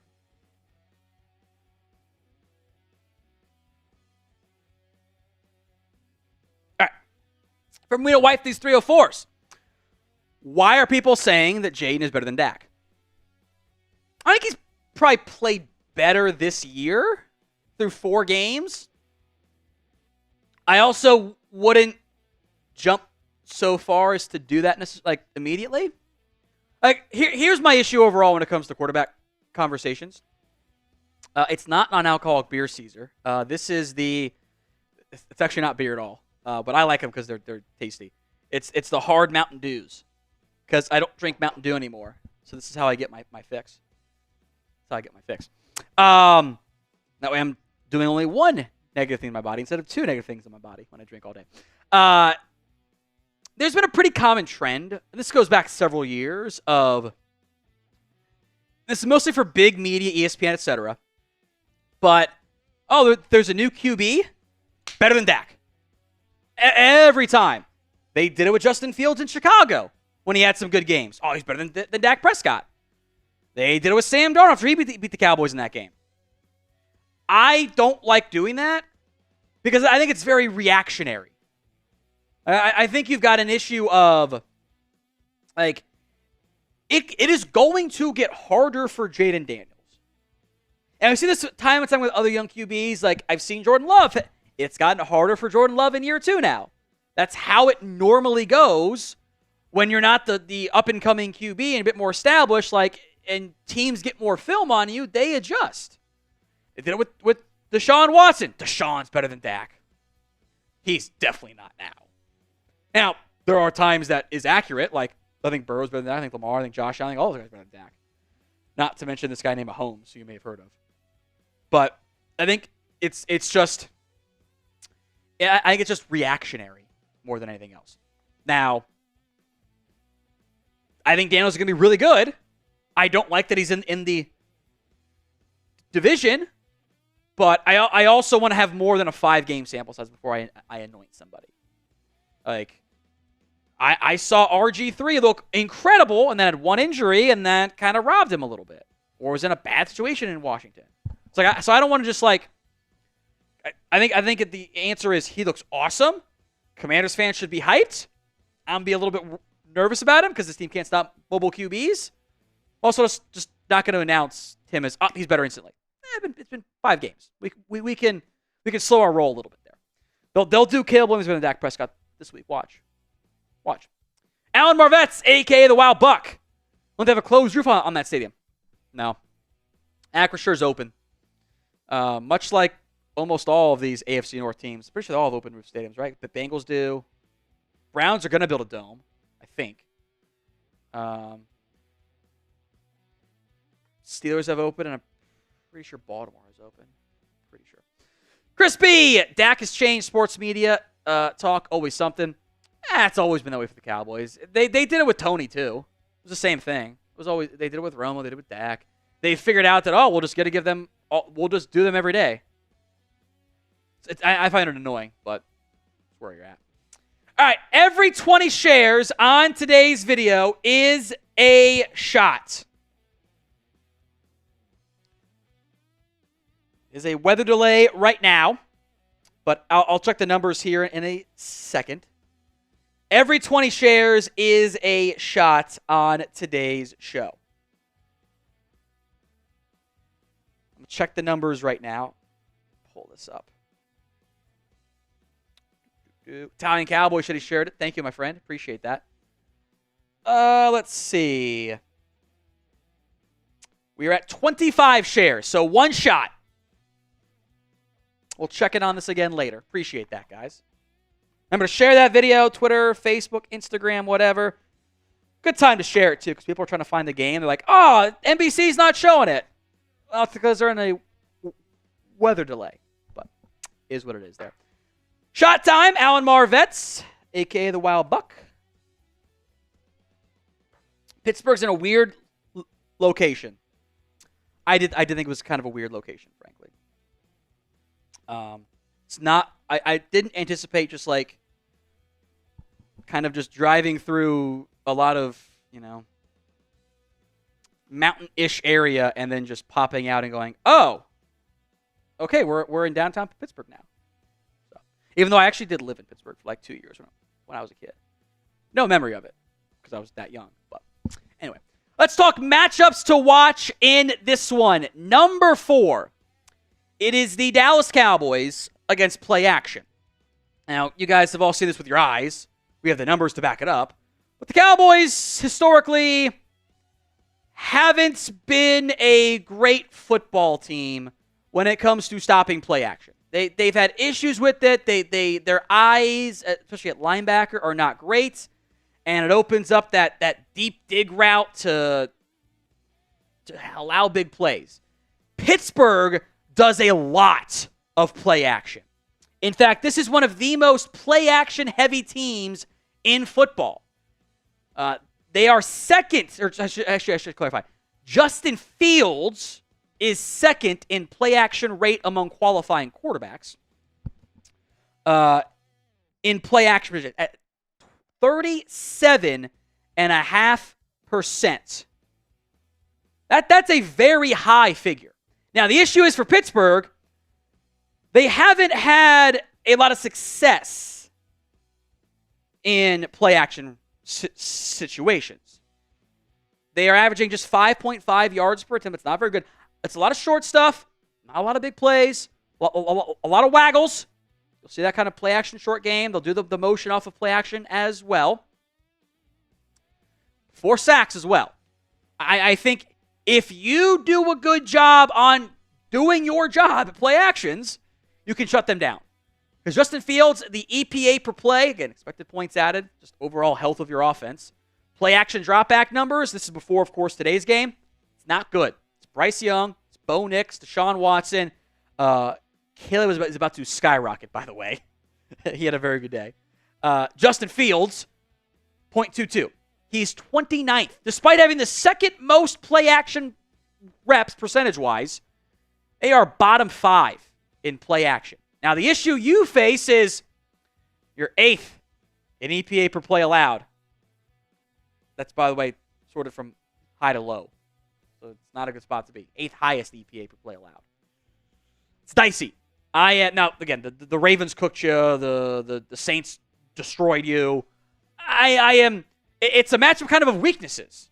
Stuff that people don't do a great job of. It's just, it makes me kind of concerned about this particular game. All right, Pug Racer, a $2 super chat. I need Harris under 8 PPR points. Am I cooked? I don't want to say you're cooked, but they put the meat thermometer in you to see if you are. You might be undercooked still. You might not be up to temp, but I don't like where you're at. I don't think you have a great chance of it. Now, also they're banged up. I think you're going to lose. But you're not technically cooked yet. There is a slimmer of hope, but it's just not a very good one. Jotman, a $2 super chat coming through here. Thank God we have a good running game in that rain. Well, in theory, the rain's going to be over, right? They'll get, because they had to wait because of the lightning delay. So they weren't able to do anything. So they had to do their time, which is still, we're guessing 23 minutes based on what John Machota tweeted out there. I should probably double check and make sure I haven't missed anything there. But I am not expecting a good game from your offense. This is a great defense, a team that, boy, there's a lot of lightning out there. Now they're showing the lightning strikes. I know that's what NBC's doing. Yeah, yeah, but is the 30-minute rule for the NFL too? Because that was the high school grade school rule. I don't know what it is for the NFL. Yeah, it's also the rule for the fans, which are probably in a little bit more of a dangerous spot. But yeah, look, this is a team that historically, when the rain happens, they get very conservative and they're bad when they're conservative. So I'm anxious there. David Moore now saying the rain has begun in Pittsburgh too, which you're going to see that field, Chris, and it's going to be ugly. I don't like that field, especially wet. I'm kind of worried about that one there. All right, who you got? C for the Cowboys, S for the Steelers. Get those comments in. C for the Cowboys, S for the Steelers. I almost said the exact opposite of what I was supposed to say, because sometimes words are hard. C or S. It is 67% are voting for the Cowboys. I have never seen it that low pre-game. Not even against the Niners. I mean, I don't disagree, because I am nervous about this game. But I think that also just kind of indicates, where this team is at right now. There's just a lack of confidence in them. And I don't think any of you guys are wrong. Truly, I don't. I totally get it. It's just, ugh. How about this, by the way? Most comments right now gets a free entry into our raffle, too. Most comments gets a free entry into our signed Drew Pearson mini helmet raffle. If we break our chat rate high, as I merge break and rate into one word somehow, we'll give away 2 raffle entries. So, flood the comment section. C or S. Both are eligible. To be clear, both are eligible. You don't have to just pick C or S. You can also type in rigged if you want. I'm sure Chris might see that better. That's funny. C or S in the comments section. If we break that 193 chat rate high, it will be a second entry for it. See all the live comments coming in right now here, folks. There it is. Someone's typing in rigged, by the way. I can't tell who. I just see rigged every now and then popping up. I love it. C or S in the comments, or rigged, or whatever. Because the most comments, once you get to that 20-minute to go mark, which is an estimation for the kickoff, will get the free entry into our signed Drew Pearson mini helmet raffle. Rain is going down. There's a band of high-quality or lightning-filled storms that have come through.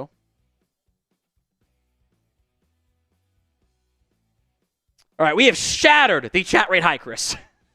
I think we've doubled it, or at least close to doubling it. So, who is our first winner for the jersey or the signed Drew Pearson mini helmet raffle? First one is going to be Aiden Does What He Does. Okay. That's the name. Aiden is in. Appreciate that, Aiden. Cheers to you, my friend. Who is our second winner? The second winner is going to be Junior. Junior. It's just Junior. Just Junior. Do you have any idea in the slightest how little you've just narrowed it down? Well, I mean, it's spelled Junior. It's not like just JR. And it's still. I mean, only one person can be named Junior, right? No. I don't think so. I think you can have multiple of the same name on YouTube. Well, I don't know how we're going to decipher it. So I know there are other people named Tom Downey on YouTube. I have 2 accounts named Tom Downey. Well, my original account and my work account. I've only seen one Junior in there so far, so hopefully it stays that way. All right. Appreciate all the comments there, folks. Some super chats we will get to here in a moment. Apparently, there's a lot. I'm looking at the. Yeah, it is pouring rain at Acrisure Stadium in Pittsburgh. It is pouring rain. Andres says that 30 minutes is the OSHA standard with lightning strikes. That tracks. That tracks to me. Chris B, if Mike McCarthy did what the Bills coach did, oh boy, fire him. How about I'll raise you one step further. If they did what the Bengals did today.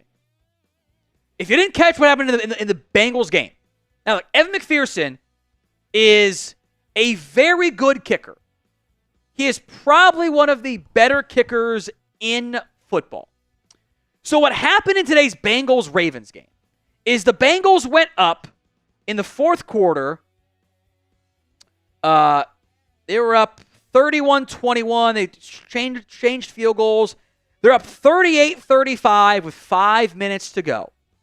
2nd and 15 in Ravens territory. Joe Burrow throws a pick with 3:05 to go. 2nd and 15, French field goal range, whatever.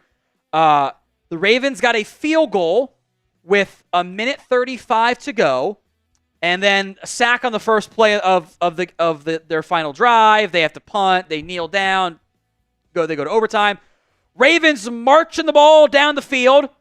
They fumble. Lamar Jackson fumbles, and the Bengals recover eventually at the 38-yard line in Ravens territory. So what do the Bengals do on offense? They go run, and they get 3 yards, and they settle for a 53-yard field goal try. 50-yarders are not easy when your quarterback has been nails today. What ended up happening was bad hold. McPherson, I'm actually shocked he even got that kickoff, frankly. It hooked way left. Was not his fault. The ball was fumbles the hold, and he holds it like this, basically. Like it's like this. Like it's not straight and laces out. It's like this. So it went way left as a result. And Bengals lose. You should never settle for a 50-yard field goal. It's a bad idea. Throw the ball to Jamar Chase. Do what got you to this spot. Don't be a coward. That also, McDermott was too aggressive. They didn't catch that game. They had like 20 seconds left in the game, something like that. Or their own 5, 3 timeouts. Maybe it was like 35 seconds left in the game, whatever. And they went pass. Didn't complete any of them. There was a drop in there, sure. And they just punted it. Texans got into field goal range and won the game. Just like that. Brutal. Foxtrot Gaming. Let's go, Cowboys. It's actually an Anthony McMillan jersey. You can kind of tell the Anthony there with the 22. We'll ship it out to him at the end of the year. We can tell time too, I guess. But it's Anthony's jersey. Need Dak 200+ passing, 2 TDs, Najee under total 90 yards, and 75+ yards for Lamb to hit my parlay. The one that gives me most concern is Najee. Because I worry about your run defense. But I like it. It's a fun parlay. From Mark. So faith the Cowboys will make the playoffs. It doesn't feel like it now. And I totally get that. The schedule's going to get easier. You have to survive the next month. Have to survive. I am nervous about you surviving.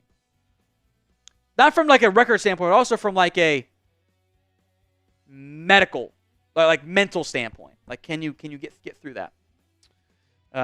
Still weather delay. Boy, look at that. Holy cow. I mean, that is just a downpour. I mean, they have all left their seats, and they are all just like in like that like the giant like. Oh, not everyone's left their seats. Two buddies, a Steelers fan and a Cowboys fan, sitting there just having a good old time in the rain. No, the game's gonna happen. It's just a matter of like when the game happens. Like it might be longer than 13 minutes. That was just an estimation. But we'll see. I think that the Cowboys can make the playoffs. Do I feel great about it right now? No, I don't, frankly. I am nervous about it. Tonight matters a lot. Samaj Sednarb, change the cleats and let's go. Now, they need to be wearing those long studs. Now it is on grass, so it is going to be. If you guys aren't watching, you will see it, and I'll make note of it. You're going to have guys falling down. You're going to have people just like slipping, sliding. Like it's just. You're going to have high winds too because like this storm it's going to come in quick and leave quick. From what I can tell, I'm going to pull up the weather map. That's actually probably a good idea. I mean, just to have it up there. Have just the Pittsburgh radar pulled up the entire time. You're in the middle of it right now. It should die down soon. And it'll be out of here by 9 is not a bad guess for when this is going to start, frankly. But they also got to do the warm-up stuff, so we'll see. We don't wife these 304s. Mike White is my hero. He owns Shady McCoy. Not to be trite. Not to, because he got his other account deleted, which was stupid. I love Mike. Good dude. Great food advice, too. Timothy Morris, what's your best, or I should say cooking advice, like barbecue meats. Timothy Morris, what's your best guess on why the Cowboys' route combination is so limited? Simple. This is just what the Mike McCarthy offense is. You know, Mike is not. They stole some stuff last year. They haven't gone back to the stolen stuff, which really bothers me. Mike is a classic West Coast offensive guy. They run a lot of classic West Coast concept principles. Like that is what they do. Like they like to do slant flat combinations. They've seen it a ton. They are huge fans, and it's really the version that Mike loves is dragon more often than not, which is slant flat, but it also includes some backside stuff that's like a hitch route is typically what you attach to it, right? We see it all the time. Like slant flats is what they go to. Kellen loved all curls. Mike loves slant flat. That also works for the backfield too. You'll see it time and time again. They'll do their normal 11 personnel package. They'll do tight end flat, receiver slant, backfield flat route. Do it all the time. They love that play design. They're huge fans of it. And sometimes they'll mix in like the slot receiver does a hitch when they go to 11. Like it's this is the core of what Mike McCarthy is as a play caller. And in the NFL, you see a lot of adjustments. I always love what Mike McDaniel did on offense as like adjusting his offense and being creative. I think he's kind of gotten stuck in his ways in Miami this year of like just not being necessarily the best at figuring stuff out. But like I thought he was better today against the Patriots, by the way. Like it's adapt or die.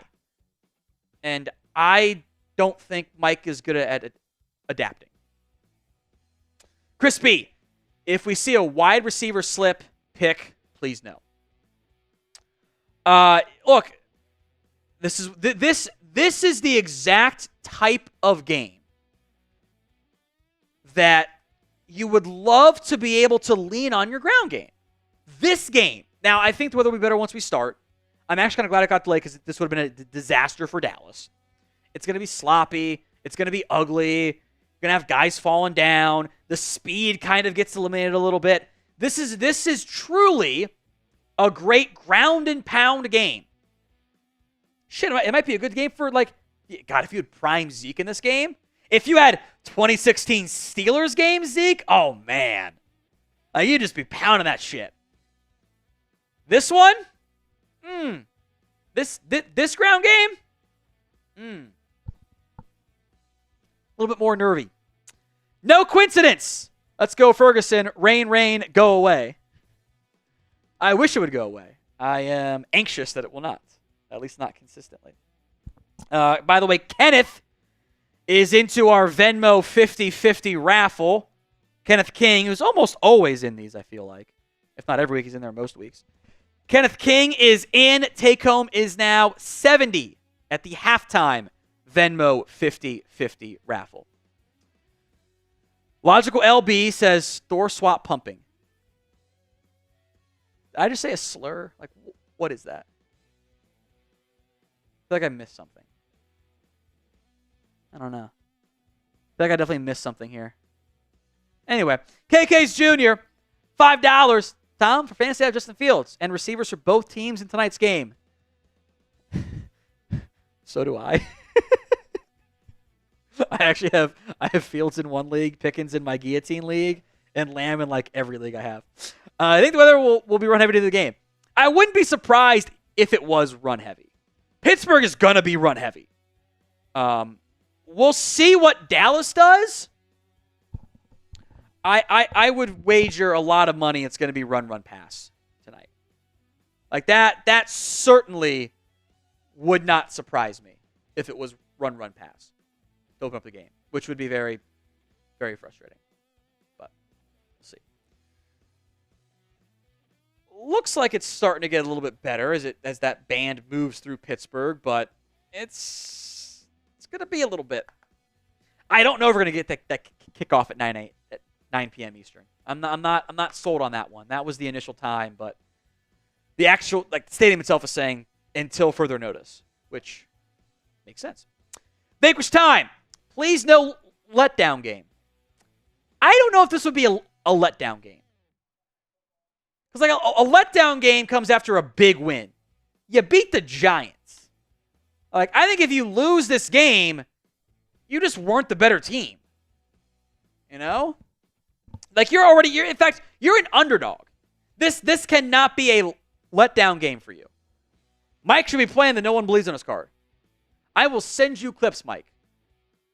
I will send you clips. Promise you. I will do it for you. And if your players want to talk about how they hear the noise, I will provide you the noise. And you can use it as I will be the bad guy for you to win games. I am happy to do it because I just want to win games. Damn it! But this is not a letdown game because you're a road dog. I don't think it's possible there. I hate to do it to you, Chris. Bama had a letdown game. Unquestionably, they had a letdown game against Vanderbilt. So that's why we both picked Vanderbilt to cover the spread. Someone asked me why I didn't put Vanderbilt to win. I'm like, I didn't think they're going to win. I thought they're just going to cover. I thought it would be like a 17-point Bama win. I honestly thought they were going to. I almost live bet Bama. I almost did. So I'm like, they're going to dominate the second half, and then they didn't. So sorry to traumatize you, by the way, but appreciate it. From Yeecaw MF, this has to be a different Yeecaw, right? Has to be. I love the cowboy hat on top of that. That is incredible. Touchdown seam to Fergie for TD1 for Dallas tonight. I love the vibes for it. It wouldn't shock me. I kind of hate any first touchdown bet. I think it's a sucker's bet. I think we lose a lot of money on those. But I get it. It's not a bad bet. It's not a bad bet. From photos, let's give Zeke 30 touches back-to-back to prove he got down or dawn. Shout out Leon Kennedy, dab. It's in like this thing, right? That's what the kids are doing? I don't know. They don't do it anymore? Okay. Here's the thing. I never did it. Anyway.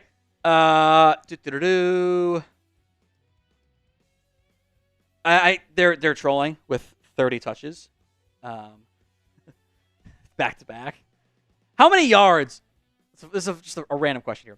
How many yards, if you did 30 straight touches to Zeke Elliott, do you think he would get? 30 straight.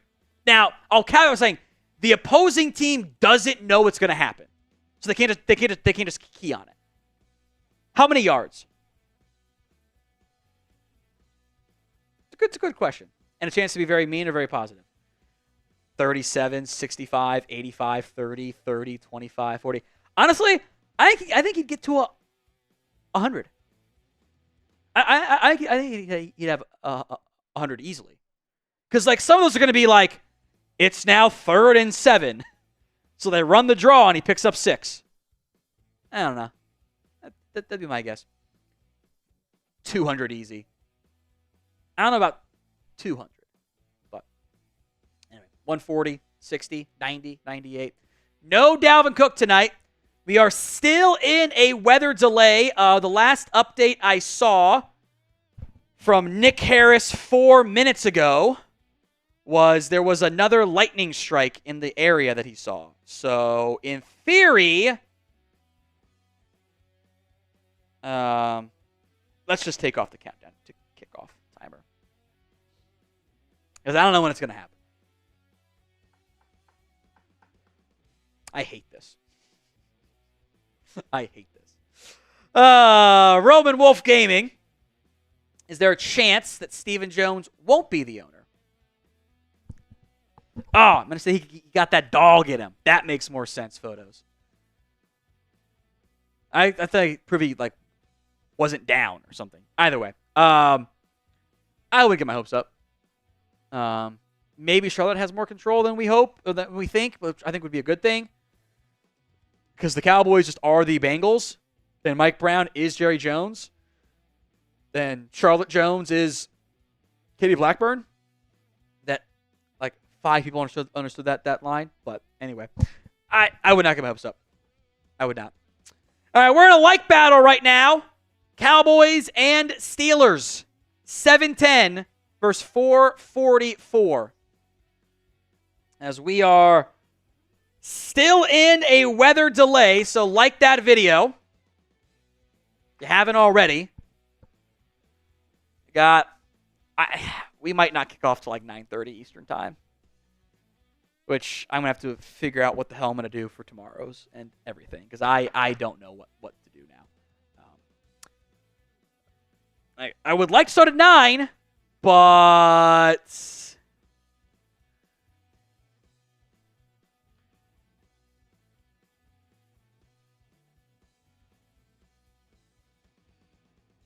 this is not Marcus Mosier just tweeted out East Coast dads are going to struggle with this one. So I said at me next time. Played Marcus in a CFB 25 game. I won. I beat him. It was an ugly game. We had 7 interceptions combined. It was our first game with the teams. We just didn't know how to play with them yet. And it was pretty funny. So then I beat the shit out of Virginia Tech in the Dynasty. It was 35-0. I shut them out. All right, hit that like button if you haven't already. Let's see if we can't double up Steelers talk right now on that side of it. Again, for those of you just now tuning in, we are in a weather delay. Game has not kicked off. The rain is still coming down very heavy. And I don't know when the game is actually going to kick off. Initially, I think they had hoped for 9. But the players aren't out there on the field right now.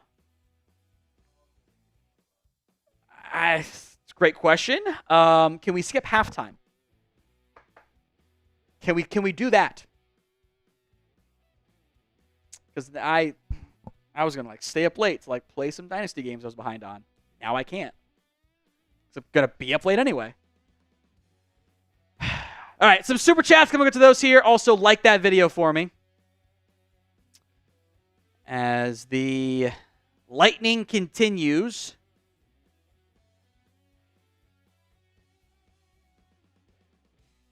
J-Buzz, can 13, DeMarvion Overshown, pass rush in Micah's absence? He can blitz. but I don't think he's going to be an option as like a full-time pass rusher. I think if they can get him into third and longs, I think you'll see a lot more double A-gap stuff. And you've seen a decent amount of that too, but I think you'll see Overshown lined up over the center. Is he going to blitz? Is he not going to blitz? So I think he can be used as a pass rusher. You also might want him as a spy in this one. Might be a decent, maybe you show the blitz and drop him as a spy for this particular game. Next week, I think you'll see him blitz some too. But I don't think he's a full-time pass rusher. I don't think that's who he is. Yeecaw MF. I am not the same Yeecaw as the other guy. Definitely inspired by him, though. I thought I'd take it a step further with the Cowboy Bird. I love it. I think it's great. I appreciate that, Yeecaw. Thank you, my friend. People are asking if they should cancel the game or delay it till tomorrow. They got to make a decision real quick here. I don't think they're going to. The band looked like really skinny, and it was kind of coming in at an angle. Let me refresh and look at it here. Like, it's going to go away. It's not going to be here all night long. It will clear. But, there's a chance it doesn't clear until like 9:30, 10. Which just sucks that it's such a long delayed game. But that is a...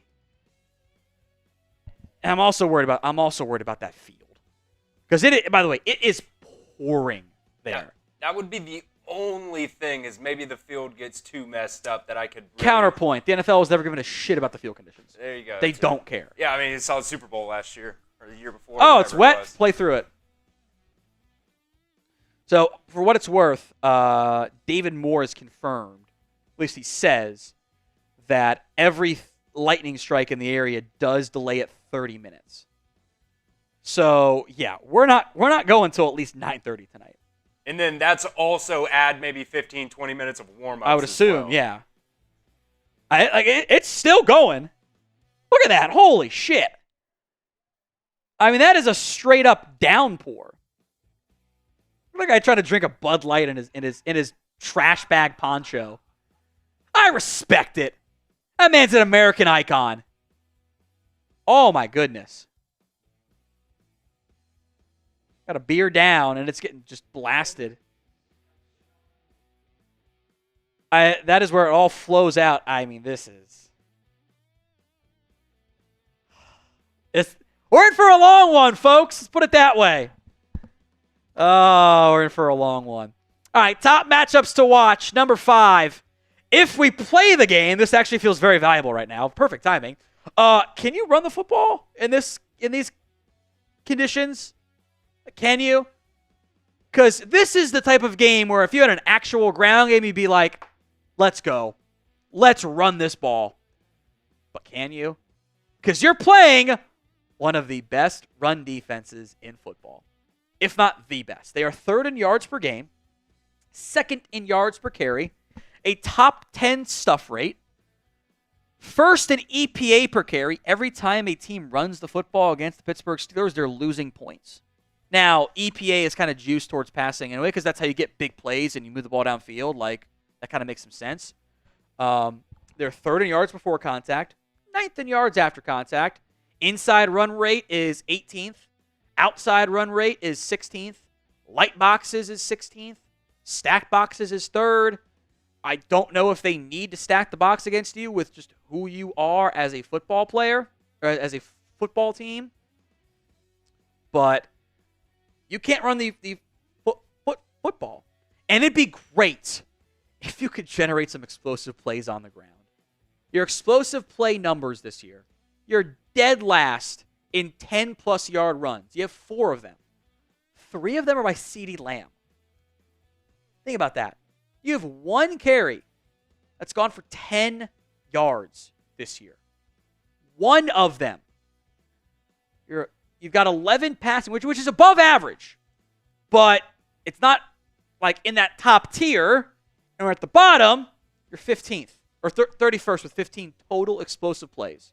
Because normally if you got a non-explosive running game, you have a great explosive passing game or vice versa. It's not gone well.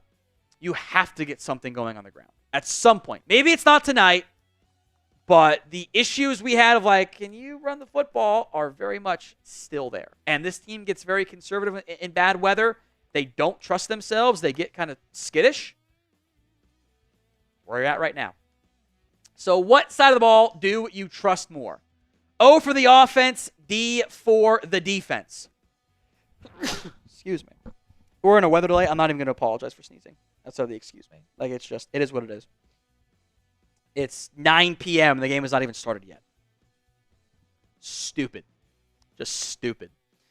O for offense, D for defense. By the way, another lightning strike for Todd Archer. So we are not kicking off until at least 9:30 tonight. Gonna be a long night here. Wish I had some caffeine. I don't have anything. Oh well. Yeah, not a bad idea. But then I can't sleep. I don't know. We'll figure it out. Offense or defense? Someone says neither. Correct. Correct. Vanquish time. $5. We can wait this out, Tom. DC for life. I'll be here all night. Unless they announce it's delayed until tomorrow, which I don't think they're going to do. I'd be kind of shocked by that. Like, they're already out there, you know? Just gotta wait it out. Because the rain is going to go away. It is going to go away. It might not be fully cleared until, like, 9:45, 10.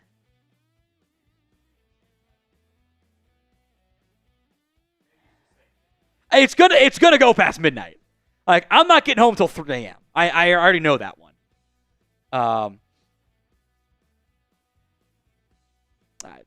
Is what it is. Is what it is. Hawkeyes, $5 super chat. Us West Coasters are ready.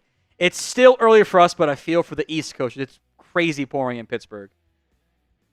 I mean, now you've got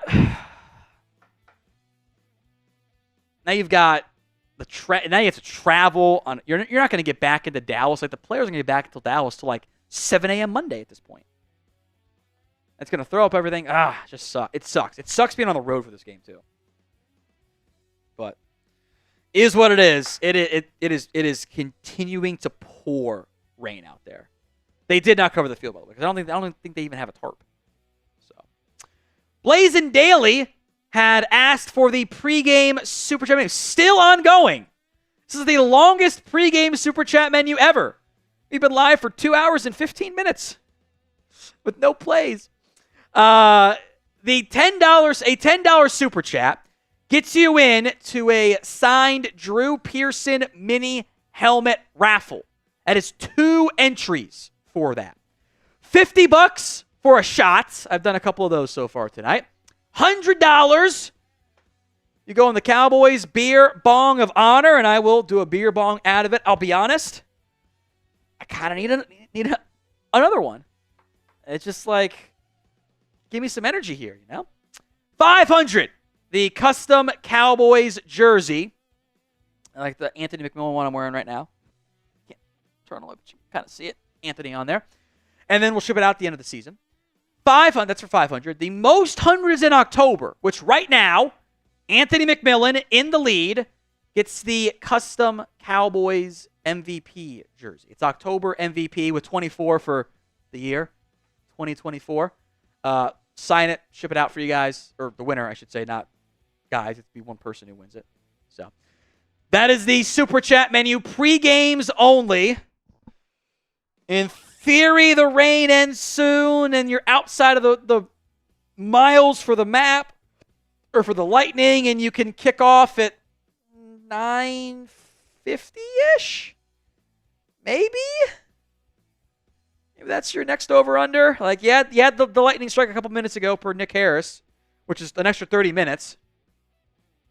So, you're going to have a late kick Eastern time. This ends up being a weird football game, by the way. This is going to be sloppy. It's going to be a sloppy game. I don't know how much you're going to learn about either team in this one. You might not learn anything, frankly. So, the Venmo 50-50 raffle, we'll do it at halftime. They should cancel halftime. Just skip it. Just skip it. Skip halftime. They don't need it. We'll slow the race, but just like skip it. Just do like a 10-minute halftime. Like everyone gets some water, everyone goes to the bathroom, and they come right back out. Just skip it. I don't need an extra 15, 20 minutes of halftime crap. Like I just don't. I don't. At What Going Downey, Venmo 50-50 raffle, $20 to enter. The take home right now is $70 for the halftime raffle. If they're not going to, just to be upfront, if they had to delay the game till tomorrow, we would just run the race with what we have, which would be Hawkeyes gets a second entry too. Or I guess I could send it back to Hawkeyes. Is probably what I would do. But we'd just run the one race. This is our Super Chat battle right now against our Steelers channel. Now, look, they're trying to pull some crap that Venmos count. Do they have, 2,000 in Venmo now? They got, maybe 3,000 in Venmo. I don't care. Doesn't count. Super Chats only. Now, if we get 2,000 in Venmo, it would count. We would change the rules. But it's always been a Super Chat battle. So let's bury them. Let's crush them. Since there's nothing else that we can do right now. Shout out to the fans at Acrisure who were just out in the rain. And it is, I hope that was not immediate. That's the same shot they showed earlier. It is pouring there. Nandor Bank into the Venmo 50-50 raffle. Got you covered there, Nandor. Can always count on Anders Zubarvo, James Barvo, John Williams, Hawkeyes, Kenneth Kane. You guys are always in the Venmo raffle. I love it. I appreciate it. Hopefully, one of you will win. Also, please stop putting fake news in the chat. Game has not been canceled, has not been rescheduled. Please stop doing that. That is your warning. Chris, you have permission to put them in timeout if you have to. So, all right, let's talk players to watch in this one. Feels extra important now with this weather. The interior of the Cowboys' defensive line. They're going to run that football. They really are. And you're banking on Oso Odighizuwa, Mozzie Smith, looking like what they looked like last week. I think you've had 5 good quarters of play in a row for Mozzie Smith. 5 good quarters in a row. Can we make it 9 tonight? I'll settle for 8 if you still get the win. I've seen some good play out of Mozzie Smith. I need more good play. It can't just be light stuff, Like Linval Joseph, got to be better. Carlos Watkins has been a playable person, unlike Jordan Phillips was. But Pittsburgh wants to run the football. You did a better job stopping run in parts because your defensive tackles were really good in this game. You got to do it again. That interior D-line has to show up. Shady Nasties, or Shadynasties, wife at a conference, Texas Tech, 10 p.m. kickoff last night, 3 up at 6 a.m., Cowboys delayed, 0 regrets. Let's bring home a sloppy dub. Sloppy dub is exactly what I am hoping for tonight, both in the game and afterwards. This is going to be an ugly game, I think. I don't think the field's going to be just drenched in a short period of time. A lot of rain is not good for grass. We all know that. You're going to have to overcome it. I have doubts about them doing that. They brought their long spikes. They knew this was going to be an issue. Those long cleats, but it's gonna be ugly and a late night game too. All right, GMB, a $20. That's 4 entries into the signed Drew Pearson mini helmet raffle. Who gets more yards on the ground, the boys or the Steelers? Probably Pittsburgh. Come on. Cowboys did not run the ball very well this year. They have not stopped the run consistently this year. Pittsburgh wants to run the football, and they have stopped the run. I think it's pretty clear it's going to be a Steelers have the advantage there. Hopefully you do enough on defense and offense to overcome it. Vanquish time. Cowboys need to show up big time. Yes, you do. This one's going to hurt if you don't win this game and you got the Lions, Niners in back-to-back games. It's going to suck. This game should not have been on Sunday night, by the way. Been great weather all day in Pittsburgh, by the way. Gorgeous weather. 70s, 80s, sunny. Got some bad luck there. Some bad luck. Massive Matt, a $10 super chat. This is the type of game that's hard to win. We can't run or pass in the rain, but our defense can't stop the run. Hope I'm wrong, but I don't feel very confident. I get it. I don't disagree. It's not a game you feel confident in. Like that 2016 Cowboys team, you felt great about it. You had the great wall of Dallas. You ran the ball great. You had prime Zeke Elliott. But like this version, I don't know about that one, Jim. I'm not feeling confident in it. Got to get some good luck your way too, I think. Number 4 player to watch, Jalen Tolbert. No Brandon Cooks tonight, as I'm sure you guys know. He is on IR. He's going to miss 5 weeks at minimum because there's only 4 games in that time frame after he got an injection in his knee and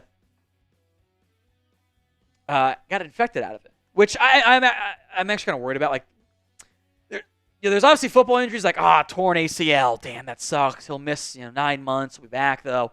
Infection in the body from a bad knee procedure. Don't fucking know anything. Actually very worried about it, frankly. So I am hopeful that he ends up getting back this year. But like that's a very real concern. Like Cooks, like I'm not surprised he went on IR. I know it had been said, 1 week. I'm like, you say that, but like it's an infection, and from what I've heard, it's like not. Yeah, it's a concern. Not what you're accustomed to.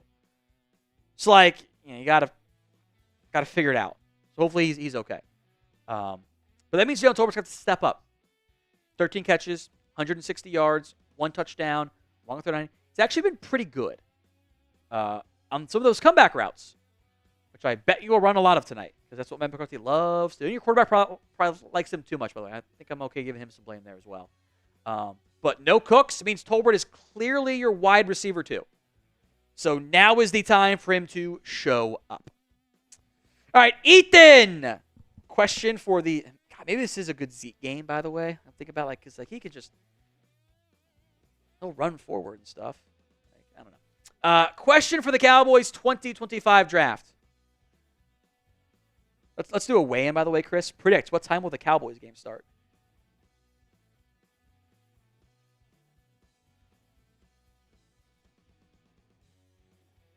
There we go. Tweet that one out, too. 2025 draft. The Cowboys go all in on offense with a wide receiver, running back in the first round. So they draft a defensive player with one of those 2 picks. Great question. Get through free agency. Like, running back's a need. Receiver's probably going to be a need.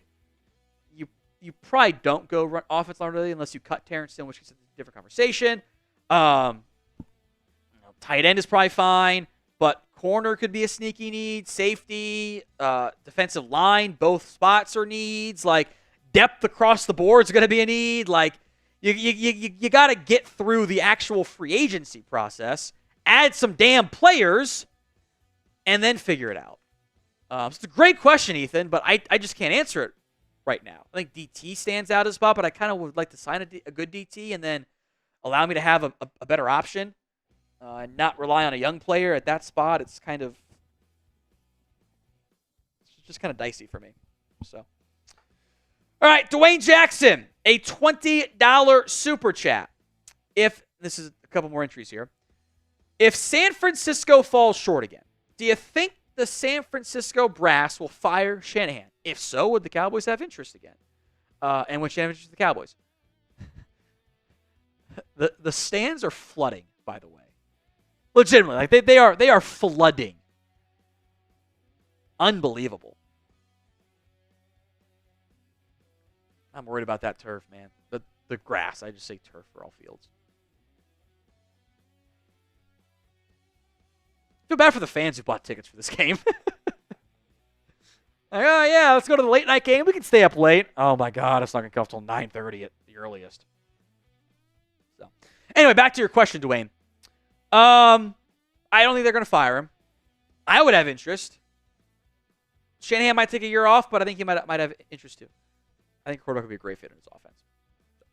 Prediction time. What time does this game actually start? We've had an almost hour-long delay now, as we have been in a weather delay about 5 minutes after I said, hey, you might have a weather delay. Let me refresh the radar here. Let's take a look. I haven't seen any of the reporters say there's been another lightning strike, which maybe bodes well. They are still in a severe thunderstorm watch. I mean, it'll be cleared out soon. I mean, as long as the field is playable, and knowing how the NFL works, they take the I'd keep playing, the heavy stuff won't come down for a while mindset. I mean, they almost continued the game when DeMar Hamlin went down. Yeah, like, they thought about it. If it wasn't when he died on that, I feel like we should just keep playing. Like they'll keep doing that. So yeah, I think it's gonna start. I'm gonna do 9:55 p.m. Eastern time. DC about to be NFL After Dark. It is well past NFL After Dark. 3 p.m. in Hawaii, 1 a.m., 10, 9:30 Central, 10 Eastern.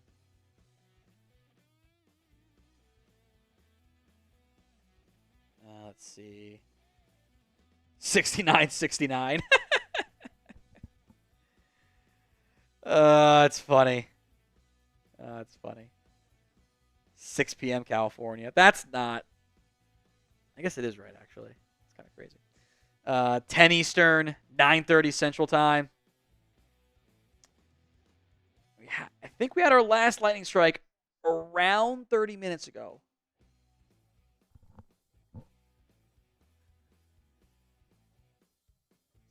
Watkins said 15 minutes ago there was more thunder and lightning. Wolchuk says the rain has stopped. So they'll bring him back in there. Yeah, so does the Steelers beat reporter, I say. Okay. We'll see when it starts again. All right, James Newberry. Big fan, watching him for over 2 years, or been watching for over 2 years. Left a party to watch the game and don't even know when it starts. Yeah, sorry, James. Kickoff is still TBD. The rain has slowed. The fans are going back in the seats. It's still raining. It's just not as bad as what it was. At minimum, I think we're still 15 minutes away from the lightning strikes being out of the way. And that also, by the way, like, it's within range. Like, you have that little circle map of, like, the radius. So, I don't know. I'm thinking 9:50. Thunder is fine. Lightning is what you can't have. Andrew, don't have to cover this, but what do you think about Jerry Jones pairing Ryan Flournoy to Dez Bryant? I ignore everything I can't ignore from Jerry Jones. I honestly, like, I think if Ryan Flournoy gets 3 targets, it's probably on the higher end of like, his range tonight. I don't think he's going to be a starter. I don't think he's going to play a ton.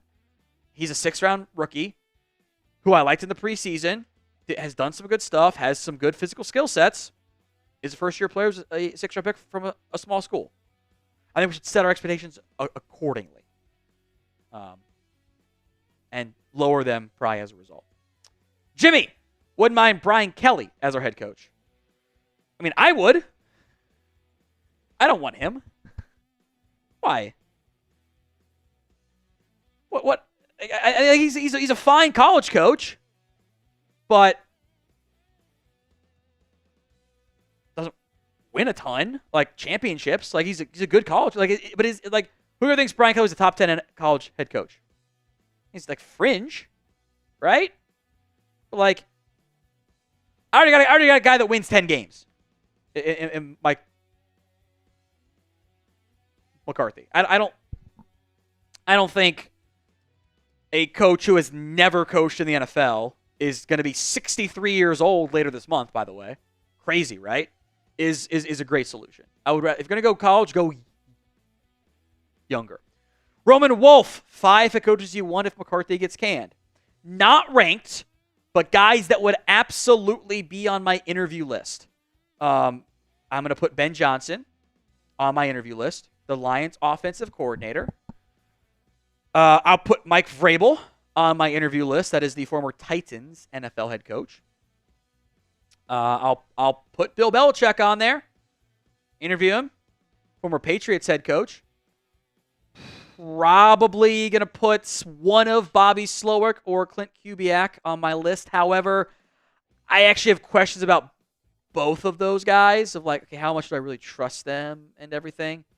I think there are some concerns I have with the way they handle stuff. I'll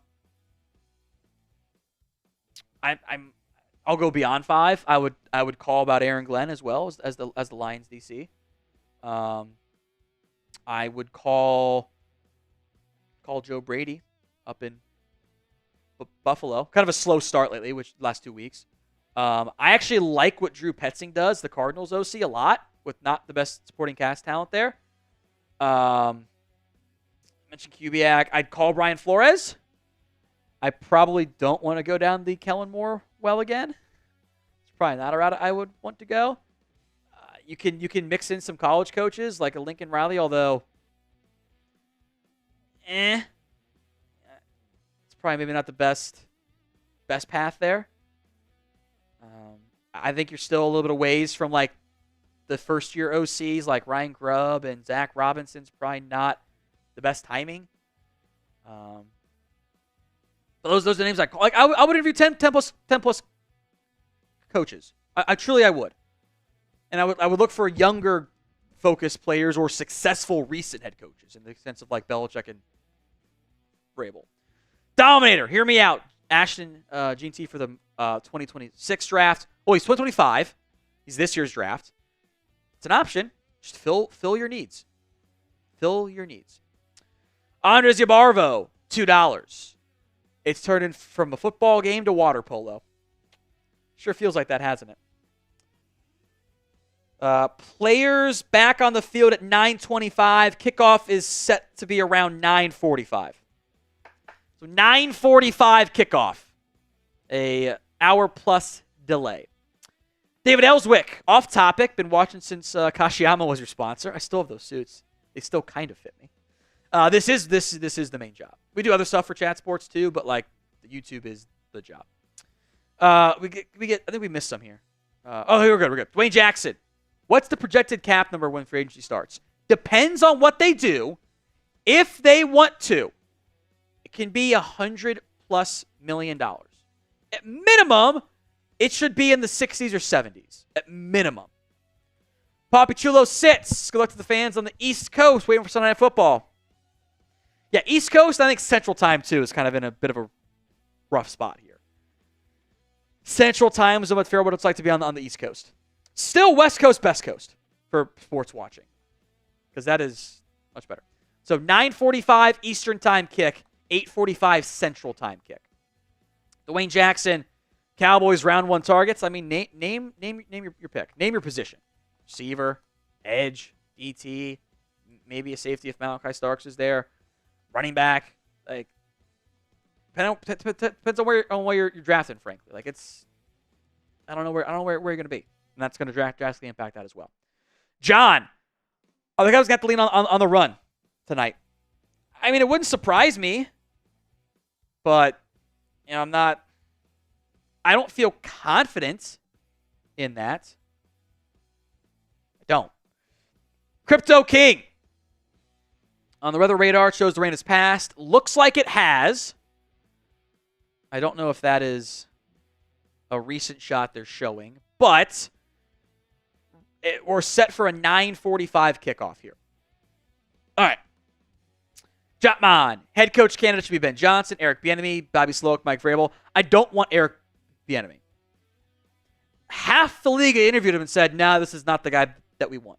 That should probably be a red flag. He is currently the UCLA offensive coordinator, and that offense sucks. They're putting up like 14 points per game. Now, the talent is a huge issue there, make no mistake about it. But I think that the Bieniemy thing is he clearly doesn't interview well, and teams don't want him. So I'm out. I don't think that's a great idea. From Michael, $10. The rest of the names were great, though. Can someone explain what Brian Scheimer does to the Cowboys organization? With everything wrong with the offense, never his name come up. What does he do all day? I assume he does a lot of the prep work on offense. He's not calling the plays, but he should be heavily involved in the game plan, in the opening scripts. I think he was the one stealing some of the plays from other teams. He should be involved in like some of their third down red zone stuff, although I think it was actually Scott Tolzien that did that. Like game planning the matchups, like what they want to attack, etc. He just doesn't call the plays on Sunday, or in this case, Monday morning, where we're about to be at in this particular game. Which is kind of why, like, you know, it would have been nice to have like an offensive line or run game minded offensive coordinator, so you can really help on that area. And that's not really what Schottenheimer does. Tom's third kid. So we've blown by second kid and gone right to third kid. Okay. Game starts, but rain continues, so both teams quit to the run, and we get pounded as usual. Wouldn't be the first time that's happened. I've seen this team have a rough go in the conditions. The over-under, by the way, has dropped a full point. Since like we started this with the rain, everyone's hammered the under. Everyone has hammered the under. All right, we are 20-ish minutes here away from kickoff. Hit that sub button if you haven't already done so. We are set for a 9:45 Eastern kick. That is 8:45 Central Time. As it is a long, long delay. It's going to be, an hour and 25-ish minutes? Jesus, that sucks. Not fun. Not fun. Hit that sub button for more free Cowboys YouTube videos. Dwayne Jackson. Off topic, I am a UNC fan. If Mac Brown does return in 2025, who are your best candidates to replace Mac Brown? Some names you can call. Let's see here. Someone will link Cliff Kingsbury. I think that's a bad idea. Might be too big of a quick jump, but James Madison coach is Bob Chesney. Now, he took over for a different James Madison coach who's doing good stuff in Indiana. Andy Kotelnicki, the Penn State OC, I think is a really good coach. Done a great job there. I think that's kind of intriguing. Could try the App State coach, Sean Clark. If South Florida kind of rights the ship a little bit here, Alex Golesh could certainly be an option. But they're kind of a weird spot. I think Ryan Silverfield is the Memphis head coach. That could be kind of intriguing. He's done some good stuff. I could see them just like, a not bad idea. You could just promote Troy Lindsey. Now, the issue is I don't love that one because he was not doing a great job at Troy. So I don't know if that's the route you want to go. You could try John Summerall, speaking of former Troy coaches. I don't think you could get Kurt Signetti to come down there. I don't think that's a good move for them. It's probably the route I go there. Team Productions, Cowboys, Bucks, Falcons game, or Commanders, Bucks, Falcons games might be hard to win. Might be. This is going to be a hard game to win, too. You have to do it at some point, though. So, you're not going to get 10 easy games a year. You never have. Don't let them tell you otherwise. But you're going to have to get something going in some of these types of games. Prescott prods S4. We say Gilmore, not keeping Gilmore screwing us over with the injuries. Hasn't helped you, but you've lost your top 3 defensive ends. I think losing Armstrong and Fowler probably hurts you more right there. which isn't fair because you weren't going to bring them back anyway. But, like, Gilmore wasn't going to sign to be your number 4 corner. He wasn't going to. So, you drafted Caleb Carson. He's been up and down so far. He's out right now. Like, it sucks. That's what happens when you have an entire miss of a draft class. Like, what you need right now is you need a Nashawn Wright or Kelvin Joseph to be good. If either of those guys were good, you'd be fine right now. But they both suck. Or sucked. It stinks. That's what happens. Number 3, safeties of play. I am cheating on both of these here. Players to watch. I kind of want to see who gets deployed when and where and how often. I have been very disappointed relative to my own expectations about this team's safety room. I thought Malik Hooker, Donovan Wilson, Marquise Bell, Wanye Thomas is a good group of safeties. But Malik Hooker has not played great. He's just missed some plays. Donovan Wilson has missed some tackles. Like, I don't think either guy's played to expectations. Marquise Bell just now got healthy again. And you haven't played him or Wanye Thomas on defense. The safeties have to be better. And for a team that wants to run the football, they got to show up tonight. They have to.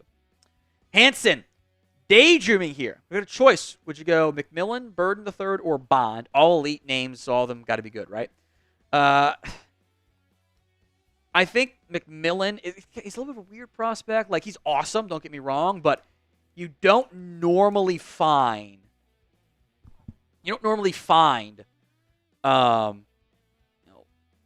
guys that long and tall that are like the slot dynamic that he gets used in sometimes. It's kind of like he's big like Mike Evans. He's like 15 pounds lighter than Mike Evans, which is kind of interesting. Burden, his numbers look better if they didn't call back the touchdown against A&M. They look a lot better. He's a good football player. He might be like a number 2, like a good number 2. Bond brings you the speed you don't have. So I'd probably put them in that order you have them on. But I would not be mad at either of those picks, depending on where you're drafting, obviously. Chris, wouldn't the rain and slippery grass help nullify any run game? It's the difference between run and pass game is when you start to drop back to pass and you try to air things out, it becomes a bit more impactful. Of like the pass rush can get nullified. You're trying to do in-breaking routes and they fall down there. Right up the middle, it kind of mitigates it less. Now, we've seen this team have a tough time in the rain before. Against Buffalo, they could not do anything on offense. They kind of panicked and went into a shell. Against the Dolphins, the rain has stopped, it looks like to me, out in Pittsburgh. The turf looks wet, so it'll be slippery. But you're trying to throw a timing slant route and the receiver falls down. That's a lot worse when it gets picked off than you're trying to run a stretch play and the running back slips on a cut. You lost a yard versus turn the ball over. That's why these games often end up being kind of sloppy and ugly and gross. This could be a gross game tonight. I do want to emphasize that. James, love your channel. Most likely my most watched on YouTube channel the last 3 years. I appreciate that, James. Thank you very much, my friend. Andres Yabarvo. This is going to be a field goal only game. It could be. Again, this could totally be an ugly game. That I don't think would be a huge shock. Looks like we are trending towards a 9:45 kick. That's what the NBC has put up there as well. So 9:45 kick is what we're aiming for here. Which, see how it goes. They should be wearing those longer spikes, especially on grass. Number 2, Marshawn Nealand. You don't have DeMarcus Lawrence. You don't have Micah Parsons. You don't have Sam Williams. The guy who was supposed to be your number 4 defensive end this year is now your number 1. Yikes. It's not great. You are very much in a dicey situation. It's going to be Marshawn Nealand.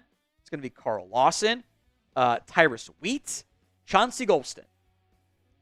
That makes me nervous. I'm not going to lie to you guys. Like that is a nervy group for me. of like just what you have on this football team. It is not a dynamic grouping. You're already down Sam Williams. You're down Darrell Johnson. You got the depth right now. I fixed it for my screw up. I need him to show up. He had a great week 1 against the Browns. Browns are probably just terrible at football, frankly. It's not a good spot to be. So no, Mike is out tonight. Nick Lawrence is out. It's those 4 guys plus Carl Lawson called up from the practice squad. Lawson's got 1 more call up, by the way, and then he's out of them. So to make next week. So it's going to be Marshawn Nealon, Chauncey Golston. I suspect you'll see a lot of blitzes from Mike Zimmer tonight in third downs and some like disguised stuff and fire zones and stuff like that. All right, how many sacks, if any, do you think the Cowboys get tonight against the Pittsburgh Steelers? Let me know in the comments. We'll give some shout outs here. Sip some water too. Sweet. Ooh.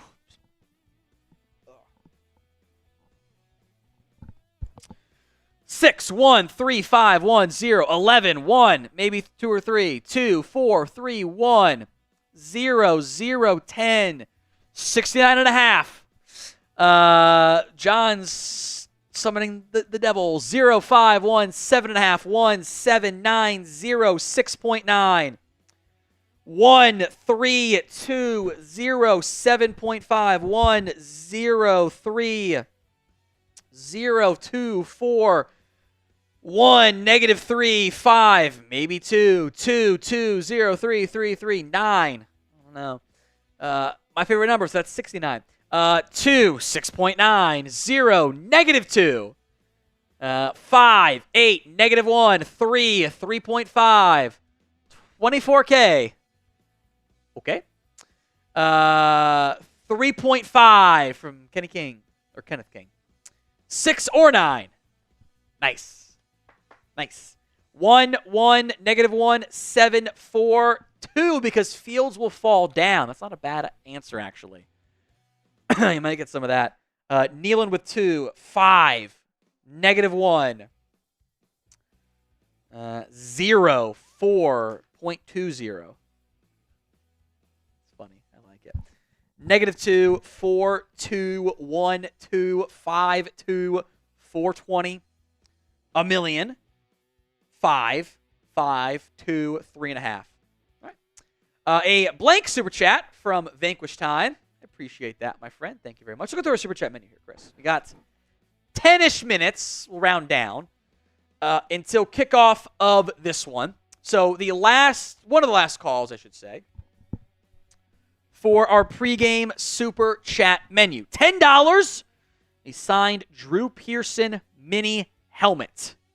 That's 2 entries pregame only.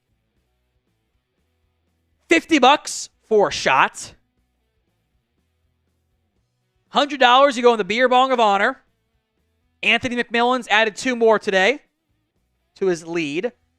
$500, you can get a custom Cowboys, just like Anthony's here. Kind of bend a little bit before I start messing stuff up, but you can kind of see Anthony there. We'll send it to Anthony at the end of the year, by the way.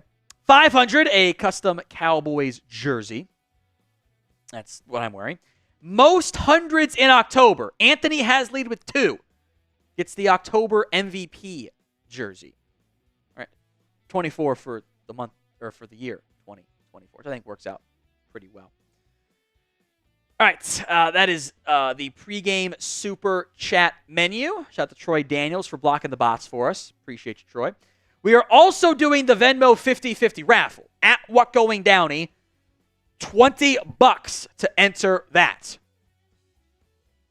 That is at What Going Downey. We'll do that at halftime, which I think they should get rid of the halftime, by the way. No halftime tonight. I think that'd be just save us that 20 minutes. Just save it. They don't need halftime. They had their halftime pregame. Take home, though, right now on the Venmo raffle is $80. So that number should rise as we get closer to the game friggin' starting for once. CJ DeYoung III.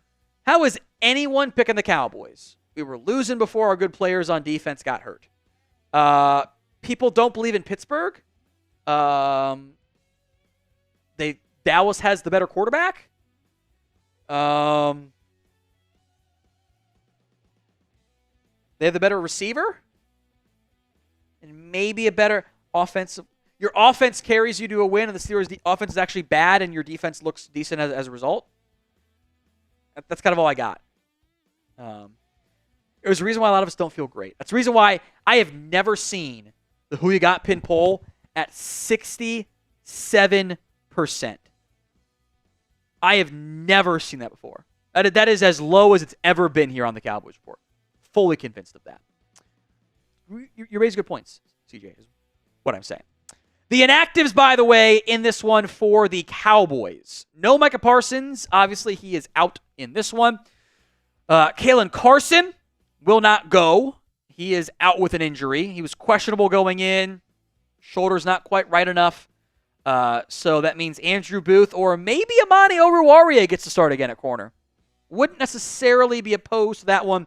Deuce Vaughn is also a scratch, as he is down because the Cowboys have, signed Nick Vigil from the practice squad, and after some weeks of carrying 4 active linebackers, they're carrying 6 tonight.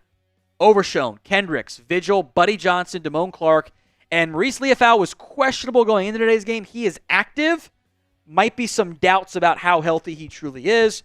KJ Henry, signed this week, is not going to go either. He needs another week at least to get up to speed on the defense.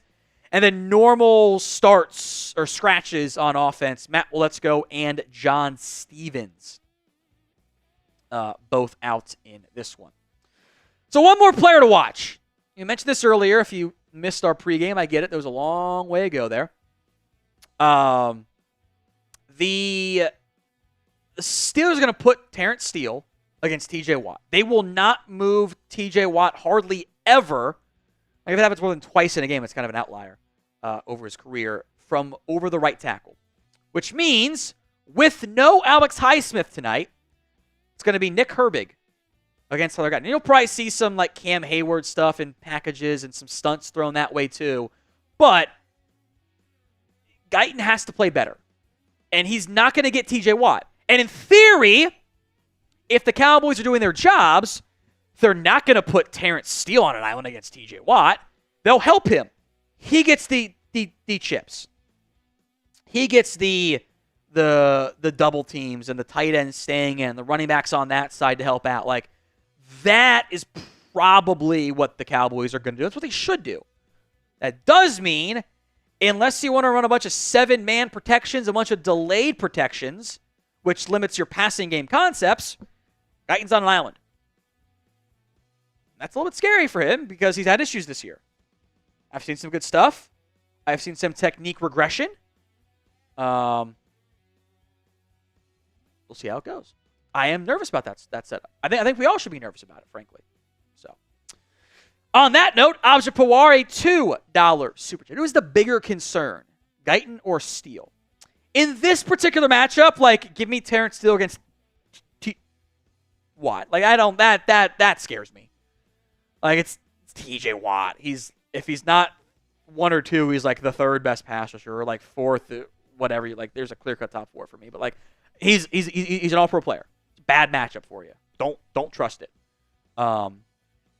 Maybe try to run at him some. That might be a good idea. If you run the football, Steele's been a mauler in the ground game, but overall this year, I would say probably 60. But it's also early. Only been 4 games. It's going to take some time. We are 4-ish minutes away from kickoff here. Some updates on some scores around the league as we're going to put Brennan into the Venmo 50-50 raffle here as well. If my phone would unlock, so I get the last name on there. Brennan Munoz is in for the Venmo 50-50 raffle. Take home is now 90 minimum, with a very good chance to rise as we move forward. The London game, Vikings 23, Jets 17. Vikings undefeated this year. How about that? Falcons in an actually good Thursday night game in the sense that it was entertaining because the defenses were terrible. Maybe not good defenses there. Falcons 36, Bucks 30. We were supposed to start at 8:20. It is going to be a 9:45 kickoff time here for Sunday Night Football. So, like, half the game should have been over by now. We should be at halftime right now.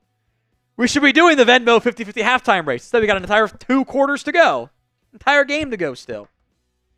Jesus. Saints-Chiefs tomorrow night on Monday Night Football. Jags, they almost did it again, Chris. They almost blew it again.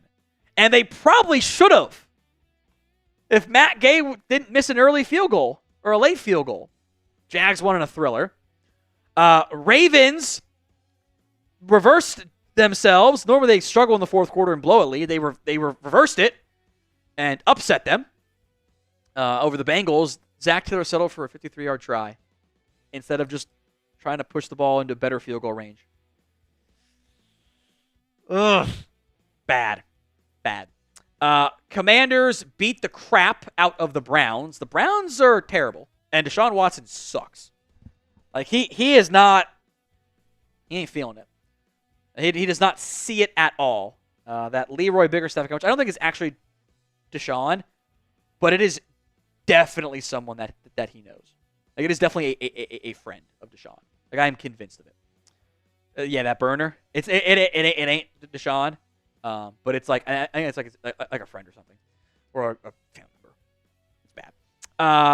Bears kicked the shit out of the Panthers. I can swear now. It's 9:45 Eastern time. I'm gonna swear it tonight. Dolphins get a big win over the Patriots, kind of keep their season hopes alive.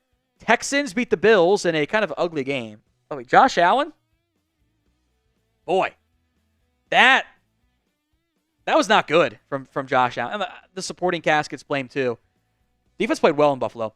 He was 9 of 30. That's so bad. And somehow he's got a 55.3 QBR. I question the entirety of QBR now. So it has some good runs, but like I think he did get cussed in that game. He shouldn't have gone back in, frankly.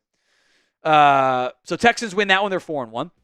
Broncos beat the Raiders. They benched Gardner Minshew in that one. Might be AOC time. Might be time for it, which I don't think would really surprise anybody. Cardinals 24, Niners 23. The Niners are 2-3. And the NFC West is wide open because Seattle also lost to the Giants. They are still in the NFC West lead at 3-2. Cardinals 2-3 and Niners 2-3. Rams 1-4. Packers beat the aforementioned Rams as well. So a bad day for the NFC East or NFC West, except for Arizona there. Chris B, $2 should be in the third quarter. It should be in the third quarter, and I am gonna be down bad tomorrow morning when I gotta get up early. Sucks. Vanquish time. Would like to see Dak and Lamb connect tonight. Wouldn't we all? They need it. They need to get going. That connection has to carry you. It's not fair necessarily because it ignores everything else, but they have to carry you. They have to. All right, if you want the Cowboys to win, spam DAL. The most comments right now will get a free entry into our signed Drew Pearson mini helmet raffle. If we beat the chat rate high, it's going to be 2. So flood those comment sections. Cowboys won the toss, and they chose to receive. Don't know if that's a great idea or not, but they did choose to receive. You can see that worried about that field tonight.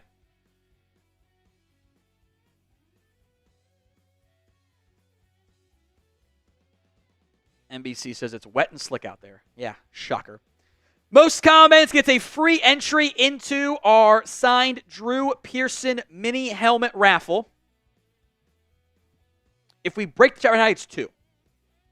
Right now, we got to beat 591.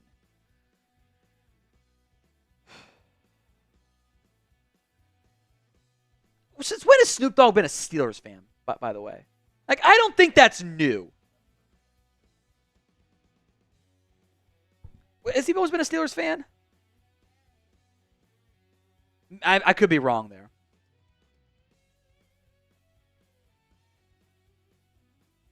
Maybe this shows that he is. Okay.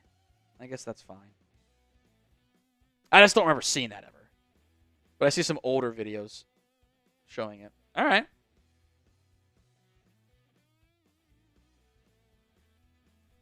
All right. Anyway, kickoff here. Who's that first winner, Chris? We're going to go April Thompson. Kick is away, and that will be a bringing it out from the goal line. Different return set up for Kevontae Turpin. Turpin to the 30, and the flag again. Jesus Christ.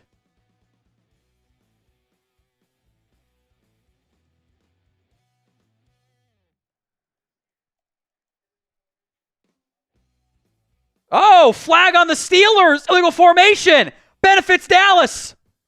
Yay, they did something right. So great opening field position here for the Cowboys. I guess Steelers jumped early on that. Seemed pretty tight to me, but I'll take it. Dowdle in the game at running back. Lamb out wide to the right side. Tight end left side. It is a play-action pass. Dak throws and caught by CeeDee Lamb. They dropped TJ Watt into coverage on that play. And somebody got free, by the way, and Dak took a hit. He is fine. But it'll be 2nd and 7, a ball at the Cowboys' 46-yard line now.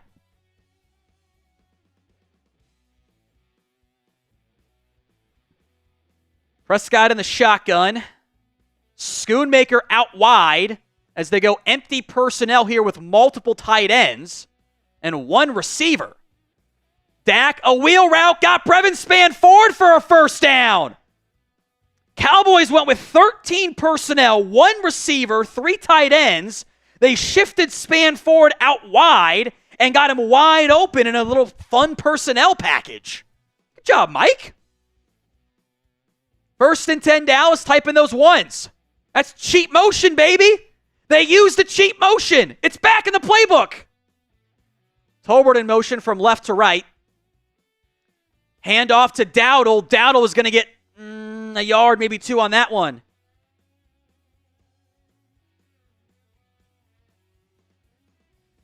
I like the cheat motion being back. Should have been back previously. Lipke subs in the football game along with Schoonmaker, Ferguson, Dowdle, and a receiver. And they'll go shotgun, flip sides with Lamb. Screen to Lamb. Lamb gets a block from Schoonmaker, but only gets 3. Good tackle made on that one by a linebacker. That was a Landon Roberts. So 3rd and 5, type in those 3s. They are at the Steelers' 36-yard line. So even with the weather, you're kind of in field goal range here. They're going to go empty personnel here. 12:55 to go in the first quarter. They're going to motion Lipke in the backfield. He's on the right side to help out with TJ Watt and Terrence Steele. They're showing a pressure look. Will they bring? They don't bring blitz often. They're only going to bring 4. Watt getting pressure. Dak off balance throws. Incomplete. A ton of contact and no flag. Beanie Bishop in coverage on Jalen Tolbert. Dak had to drift a lot there. And frankly, they could have called a hold on TJ Watt. Watch this, Chris. He got 2 guys on him. And he is splitting Steele and Martin with a chip.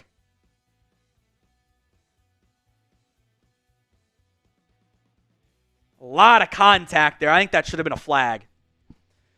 All right, Aubrey on for the field goal. Try to make it 3-0 Dallas from the right hash. A 55-yard try. And Aubrey is an alien. And it's good. 3-0 Dallas. Opening points. With still some rain, it looks like. I will take that. Good snap, good hold. The alien delivers. That one would have been good from 60. So Cowboys up 3-0.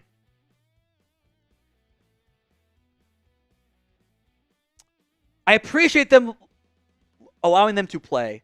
And frankly, I'm glad they didn't call holding on Guyton/Martin because I think he was holding. I think that could have easily been a holding call. Points for Dallas. Take it. 3-0. They lead. Today's show is made possible by Game Time. They have a new feature called Game Time Picks. It makes getting tickets to your favorite teams play live even easier. Game Time Picks filters out all the fluff to only show you the incredible deals on great seats. So you don't have to worry about trying to sort through thousands of different tickets. It's just curation designed to save you even more money for your next concert, comedy show, theater, football game, of course. Go over to GameTime.co. Use promo code CHATSPORTS for $20 off your first purchase. Now, terms apply. So create your account, redeem code CHATSPORTS for $20 off your first purchase. That's CHATSPORTS, ChatSports, for $20 off. Link will be in the comment section in the description of today's show as well. Download Game Time today because time is it? It's game time. Appreciate all the people who have used Game Time. It's great. By far the best ticketing app I've ever had. If you haven't already, hit that sub button. Goal was 198,000 subscribers during today's show, which was an hour and a 40-minute delay. Normally, we are deep in the third quarter. We've gotten one drive done. Cowboys up 3-0. He got a Brevin Span 13-yard catch. 2 for Lamb for 7, which isn't great, but it is something. But good field position after the drive stalled out. That 1st and 10 run for a yard kind of puts you behind the 8 ball in these conditions. Then you were in 3rd and 5, and the pressure got home too. Forced a throw he didn't want to make. It was frankly a bit of a dangerous throw from Dak, if I'm being honest. Didn't love that one, but hey, got away with it. All right. So kickoff coming here from Brandon Aubrey. As you couldn't have showed this prepackaged stuff before the game, NBC? When you had an extra hour and a half to fill time? Weather looks better. The heavy stuff is gone. But it looks like I don't know if it's actually raining or if it's just like that misty feel. Yeah. Kick is away, fielded, and had to fall back into the end zone. Marquise Bell trying to make the tackle, brings him down at about the 25. That's Cowboys legend Aaron Shamplin on the return. He misjudged that kick. He went out at a backtrack, pulled it in at the goal line, and the Cowboys won that one. It'll be at the 25-yard line. Got to keep that contain on Justin Fields tonight. A mobile quarterback is always dangerous for Dallas. Pittsburgh, by the way, is starting rookies at center and right guard. Zach Frazier, Mason McCormick. Trayvon Diggs is out there. I couldn't tell if that's Oruwariye. I think that's Amani. Can't quite tell from this angle. I'm pretty sure it is. Fields on a keeper. Going to get to the edge and picks up 8. Kendrick's just a touch too slow there. I believe that is Amani Oruwariye starting at corner, not Andrew Booth. This is split zone option is what this is. And frankly, again, they're still doing scrape exchange. So the linebacker actually keeps contained there. That's on Kendricks not doing a great job of keeping contained. And Diggs getting blocked 8 yards downfield by Calvin Austin. 2nd and 2.5. Motion on this play. They check out of something. Now there's no more motion. Fields, toss left, cuts it up, and is going to get a couple there. Osa Odigizua got some penetration, did not make the play. It is a first down for Pittsburgh. Might have been a trap, like a trap toss, given the fact how far that DT got upfield pretty quickly. Tough to tell what the exact play call is when you don't have the all-22 view from there. Can't quite tell what the offensive linemen are doing. So first down Steelers, ball now at their own 37-yard line. They'll go I-form set here. Play action, Fields. Downfield, lofts it, got a man, and dropped it. They ran leak. They had Connor Hayward in the backfield. He leaked down in kind of a wheel route from the fullback spot. Eric Kendricks bit on the play action, got caught late, and Hayward could not bring in a diving catch as Osa Odigizua and Chauncey Golston did get some pressure on that one. Osa gets a quarterback hit there. Hayward dove and could not maintain possession going down to the ground. So 2nd and 10. There's your play action deep shot. Speed option left for Fields. Fields is going to get half of it. Marshawn Kneeland, who now limps off the field, and Justin Fields is a little bit slowed up. Guess he's fine. Looked like he was almost in pain there for a second. There was also a flag backside. Wonder if this is holding on Mozzie Smith. You never fucking call holding on the defense, except against this team. And great, now Marshawn Kneeland's hurt.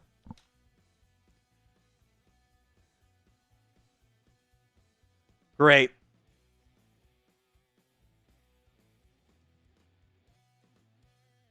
Their 2nd-round pick, who you're kind of having a big game, is injured.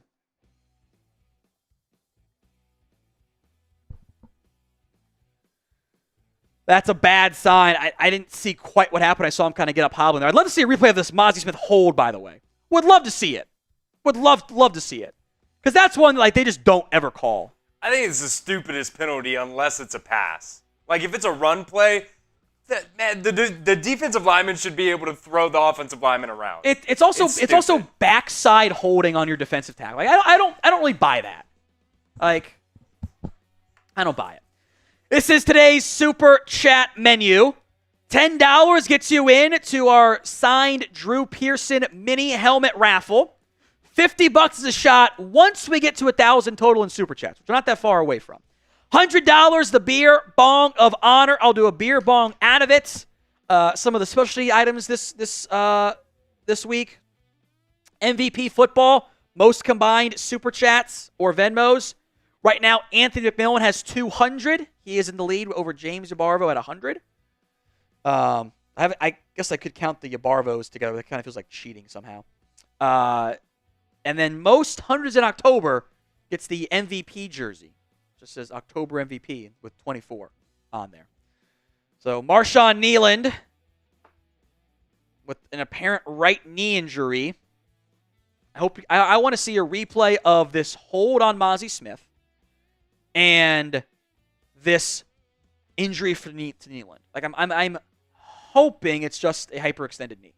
That's what I'm hoping for here, because I saw him like hop off like immediately afterwards. Like he got kind of caught up in the traffic and then hopped off. But you're gonna have to play Tyra Sweet out there. Jesus Christ. And I think you just do some exotic stuff on obvious passing downs with your linebacker blitzes. You called up Carl Lawson for the press. He's got to play a lot tonight. She's got 3 already. Bad. It's not good.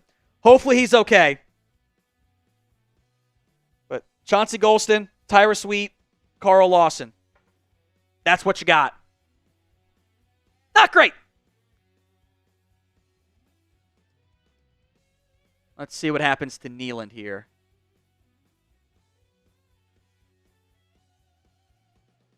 Non-contact. That doesn't look. It also didn't twist it. I don't know what happened there. That's concerning. Tyra Sweet's in the game at edge. Fields drops back. Out route caught by Pickens, and Pickens is going to get about 8 on that one. You know that Jordan Lewis and George Pickens are going to jaw all night long. Lewis is a very big trash talker.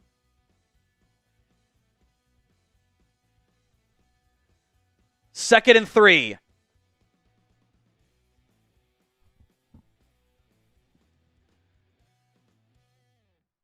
Four-man front. Steelers have 3 receivers. Watch for a run right. Handoff to Najee Harris. Donovan Wilson can't make the tackle, and it ends up being a gain of a half yard instead of no gain. Wilson's helmet pops off on the play. 3rd and short. Very short coming up. Chris B., I agree. The injuries are annoying as shit. So 3rd and short here as the Cowboys go with looks like a 3-linebacker package. Leafau is in the game after his groin injury earlier this week. Pittsburgh's going to motion Najee Harris to the left side. This screams quarterback power to me. They're going to put him out as like an H-back tight end. Fields drops back, looking left, throws, caught by Najee Harris for a first down, and then drags Trayvon Diggs for a few more yards. Diggs just has to be better in tackling and run support. He just has to be. I know it's not his game, but I just need more. Another first down for the Steelers as they march. Andrew, can Jalen Brooks earn his rough spot and rush the passer? It's funny. I like it. He's still pretty small for an edge rusher. He's only like 210 or something. So 1st and 10 Steelers now at the Cowboys 30 already. Heavy personnel package. Play action again for Fields. Downfield. Overshoots Darnell Washington, incomplete. Off the fingertips and was never really going to be caught there. So 2nd and 10.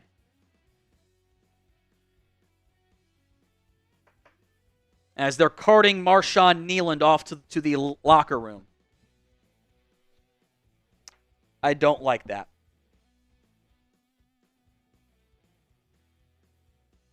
Tough throw to make there from Fields. Glad it wasn't completed.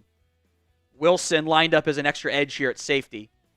Handoff left to Aaron Shamplin, I think, or is that Jonathan Ward? That is Jonathan Ward, the practice squad running back, gets a carry. So it's 3rd down. Type in those 3s. Overshown helped make the tackle there. Just a good job by Overshown. Got off the blocker, made the play. It's 3rd and 8. Spam those 3s.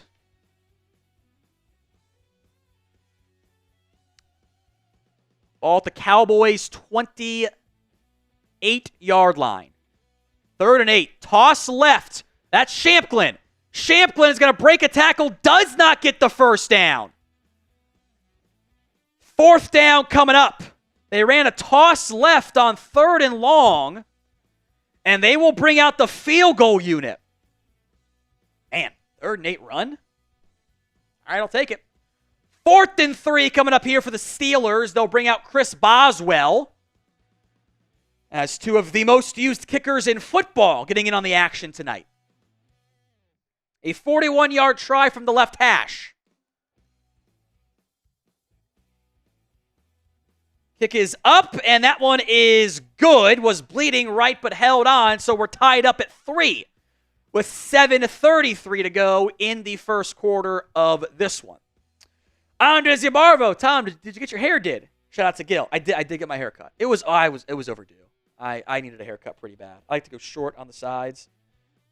Because it grows back still at my age, which I'm always a bit worried about. But I know it gets too long when this stuff in the back starts sticking up and doesn't lay right, or if my sideburns start to curl. That's when I know it's too long. Jamal Wilson, I hate this off coverage that we play, especially on short yardage. You're just kind of giving it to him, you know. But I guess I can live with field goals in what I think is still going to be kind of an ugly football game. But they didn't hit much through the air. I mean, it was all short stuff, right? It was Najee Harris for a 15-yard on a 4-yard pass. He dragged Trayvon Diggs along with him, which I didn't like. Fields had 2 carries, 13 yards. Najee had 2 carries, 4 yards. Did a good job against Najee Harris. But a couple first downs, and I still have yet to see that holding call on Mozzie Smith. Have yet to see it. Kind of want to see if it was real or not. So, because that was an extra 5 yards on top of it somehow. But we'll see how this goes. I think it's gonna be It is gonna be a long night because it is 10 p.m. Eastern, and there's half the first quarter to go still. King Magmabra had to get through that one there, yeah, that's right. Time for GM. Ownership.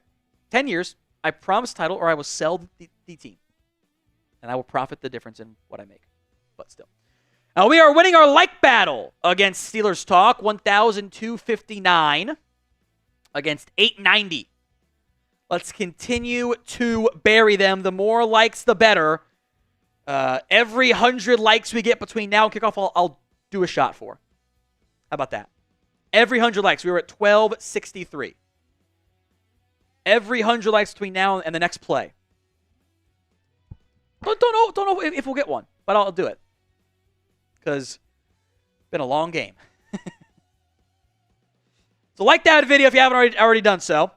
About a fourth, or about 7% of you haven't. So like that video. Oh, we're close, Chris. 1348. I think we're going to get there.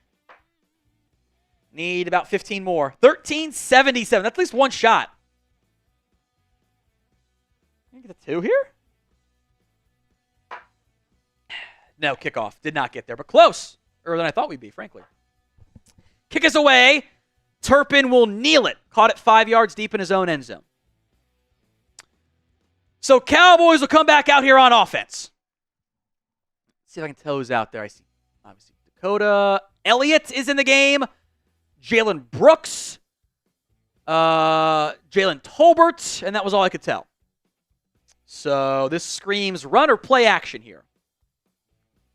I would love a nice run here by Zeke. Or just a positive play. Ferguson's out there too. So no CeeDee Lamb on this play. I don't think that's Lamb unless I'm mistaken. Oh, maybe that is Lamb. But that is Lamb. And a false start on Dallas.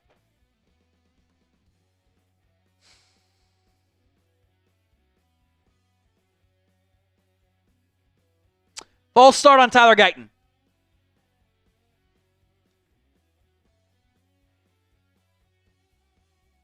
Come on, man.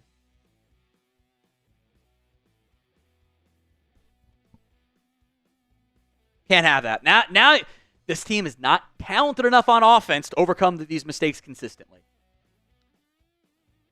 So 1st and 15 as they'll motion Turpin from right to left. Elliott in the backfield. Turpin orbit motion. Swing it to Turpin and is going to get 4 on that one. Not a lot there. Again, that stuff sometimes feels telegraphed to me. They'll come back and run like a shot play off of this next. That's what they will do. TJ Watt almost tipped that. Ferguson did a decent block, but there's 2 guys out there to take down Turpin. 2nd and 11. Elliott sprint out motion to the left side. Prescott has some time downfield. Caught by Jalen Brooks at the first down marker. The spot is going to be shorts. A yard short. Dallas will go tempo. Pittsburgh is not ready. They play action it. Prescott under duress, spinning, throwing. Incomplete. That is probably grounding. I don't know why he didn't just run the ball on 3rd and 1. I just don't understand that play call at all. I don't get it. There is a flag. Is this grounding or roughing the passer? I think this should be grounding.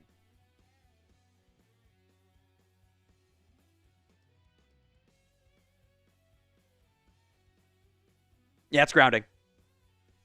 I just don't know why you don't run the ball there. Like, what is the purpose of having Ezekiel Elliott out there who's a short yardage master if you're not going to run the football in that exact spot? Like, Guyton got absolutely smoked on that play.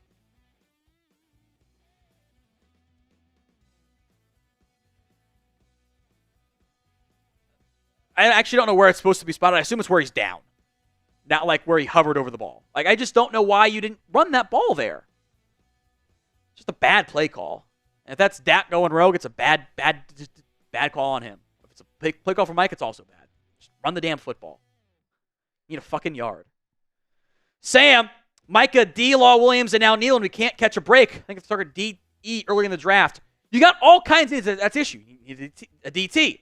Eric Kendricks is a free agent. You need a linebacker. You need receivers. You need running backs. You need all kinds of stuff. Like, D's a need, yes. So are a lot of them.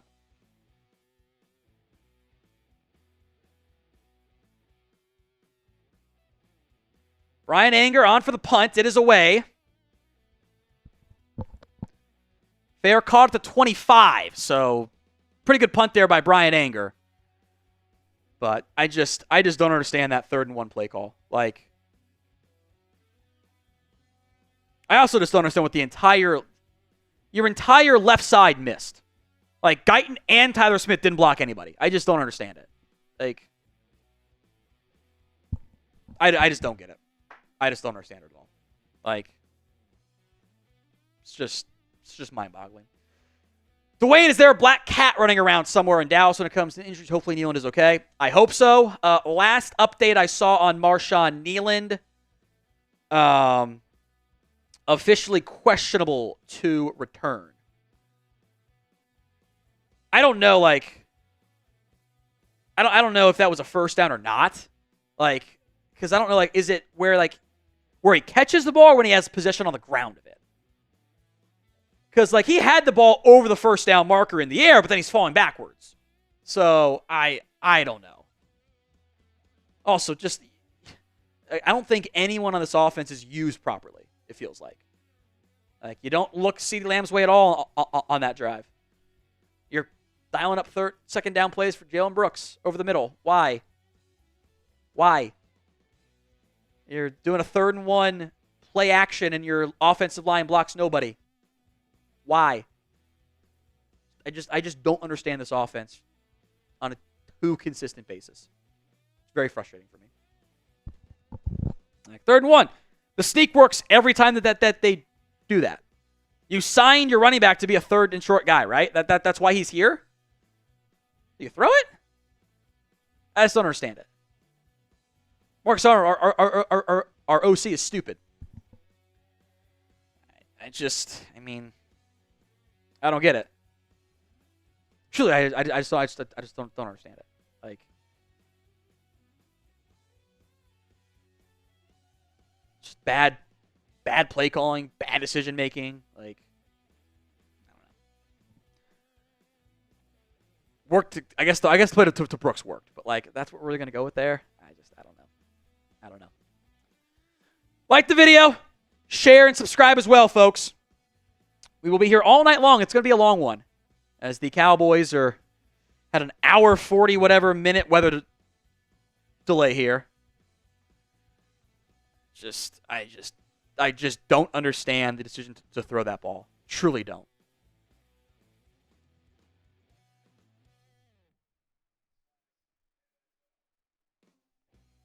First and 10. I-form set for the Steelers. Fields steps up, floats one, caught by Connor Hayward out of the backfield for a gain of 7-ish. There was nobody in the area.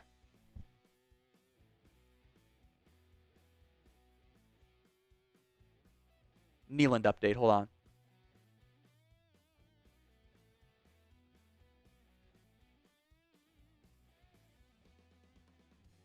He did not look comfortable on the cart. No update other than that he's questionable still. 2nd and 3. Fields under center. Single back set. Handoff to Najee Harris. Going to get to the edge, make a man miss, and get a first down. And there is a flag as well on the play. Let's see what this is.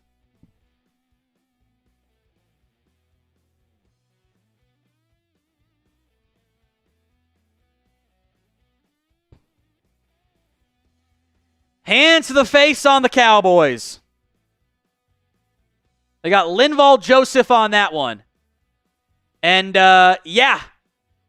He's got his hands for the entire play in the face of Mason McCormick. Christ. That is already 4 penalties for 25 yards. We got 5:45 to go in the first quarter. 1st and 10 Steelers. Ball at the 42. Fields has time, a lot of it, throws it way downfield, dropped interception by Malik Hooker. Gotta pick it.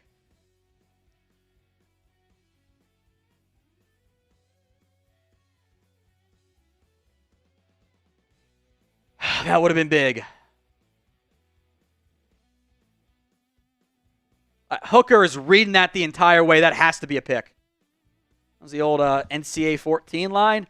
He was telling us he wanted to work on offense. Can't even catch. 2nd and 10. A lot of off coverage here, especially at the bottom of the screen. I think that's Calvin Austin. Fields looking that way. Under pressure. Ball's out. Still loose. Cowboys got it. Carl Lawson got it. It's a scrum at the bottom of the pile. Pittsburgh came out with it. Dang it.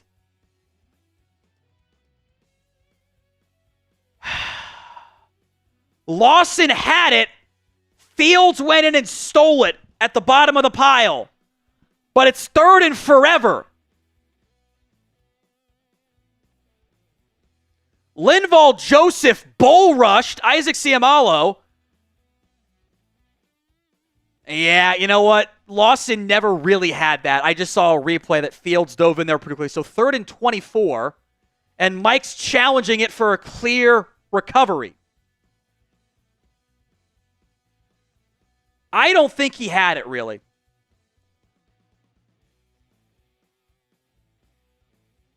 Now, you'll see what happens here, Chris. That ball's out, clear as day. Fields doesn't get it. Lawson dives on it. It's not. He never had that ball. Lawson got his body on it, but he never had a clear possession. It's a bad challenge. It's a bad challenge. I mean, look, he doesn't have it. It's a clear fight at the bottom of the pile. And Fields won what was really a 50-50 battle. Lawson had it for a half second as he kind of dove on it, but the ball kind of skirted from his right side of the gut to the left side of the gut. But that's just that is a bad Mike McCarthy challenge. Wasted a timeout. Like he's not going to win that one. He didn't have it. Andrew Edwards, Mike will say we can't play Cook because our running backs haven't had much chances to prove themselves and then do stuff like that. Why? I don't know. I don't know. Like, why did you sign Ezekiel? They've done this all year, by the way. They haven't used him in short yardage stuff. So then why is he here? It just doesn't make any sense to me. Like, that is a perfect time of, like, I would not be mad. If you went tempo and ran the ball, I would not be mad at you. I like the decision to do it. It's a good play call. But Massive Matt says Mike is the master of bad challenges. Yeah, already upheld. Like that. And then got through half the commercials. Bad challenge. Like, whoever is the guy gotta be fired. Whoever like reviews that stuff in the moment, bad. I get that is a potential like 50-yard field position flip. I get that, but I saw the replay live. Like, oh no, he didn't get that ball. Actually, he came out with it. Live, I thought he had it, obviously, but one replay showed no, he actually never had true possession of it. Never had it. It's a bad challenge. It's a bad challenge. So we'll try third down now. It is going to be, by the way, 3rd and 24, I think. Like, just dumb. Just got it. This is the stuff that when you're a head coach, like you have to be good at. End of game management, clock management, challenges, that stuff. Like, might have a better chance of challenging that Jalen Brooks catch. Didn't. Cowboys, meanwhile, Lawson's got to recover that ball. Got to get it. Lee Hooker has to catch that ball. 2 plays there that really could have flipped your game a little bit. 3-man pressure for the Cowboys against the Steelers. They roll out Fields, has all day, throws it out of bounds, incomplete. Okay. So they'll punt again here.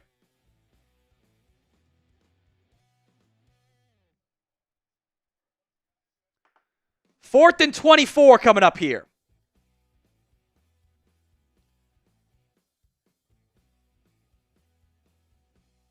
Turpin back deep for the punt. As Corliss Waitman is the punter for Pittsburgh. They're going to try to block it. And it is away, and I think that was a bit of a shake. Takes a Steelers bounce, though, and will be down at about the 24-yard line.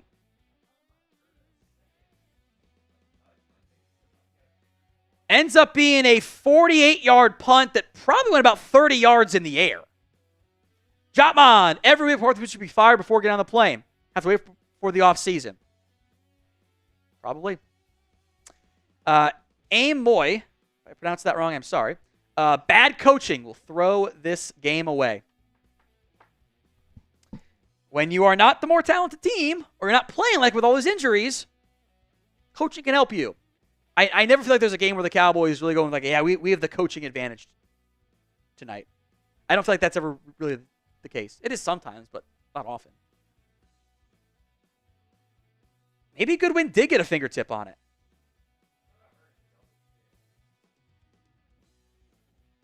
All right, 1st and 10 Cowboys. Dowdle back in the football game. This is a classic Cowboys run formation. It is a run. Dowdle's going to get 2 yards. Brevin Spanford ends up on his ass. Sean Elliott makes the tackle there. Whenever they put that receiver as an H-back, between the tight end and the tackle, it's always a run. Brevin Spanford blocked nobody. The left side of the line, Tolbert and Spanford didn't do their jobs. So now you're in 2nd and really 8.5 here. Steele with some help. Turpin in motion. They reverse to Turpin. There's no chance. Fucking block somebody.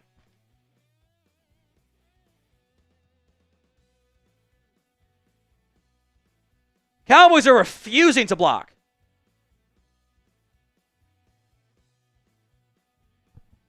What is this shit?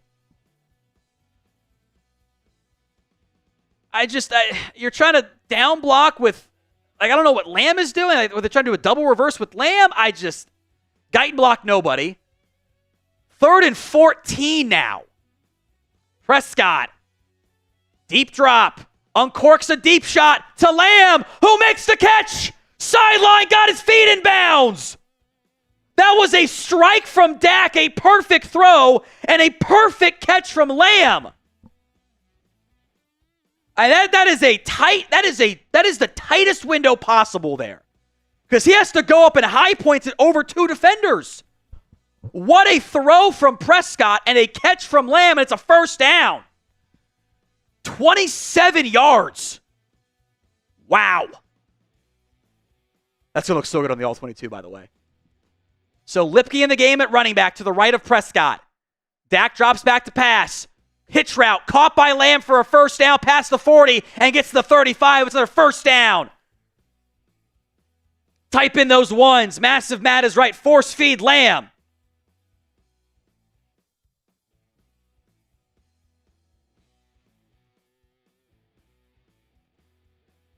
Incredible pitch and catch from Dak Prescott to see Lamb on the 3rd and long play. That's on my Twitter right now as the highlight. So ball at the 34. Prescott, tunnel screen to Turpin. Turpin going to bounce it wide and is going to pick up 6 or 7 on that one. Okay. I believe more of a bubble screen than was a tunnel screen. I misspoke. 2nd down. 2:19 to go in the first quarter. The clock is stopped here, by the way, as Turpin will sub out. Now the clock will run.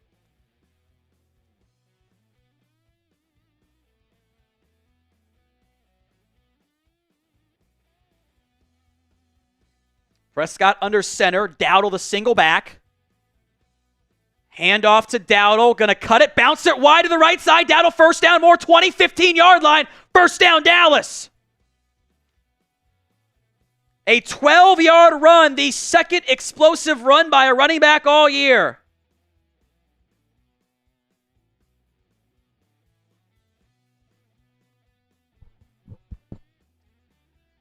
Some good running there by Dowdle to kind of jump cut, hit that hole on a bit more of a stretch play, looked like there. Go figure.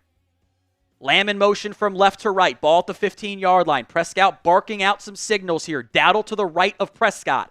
Play clock down to 7. They're showing a nickel blitz off the left side. They are going to tunnel it, or bubble it to Tolbert, and Tolbert will get 4 on that one. Don't mind that one.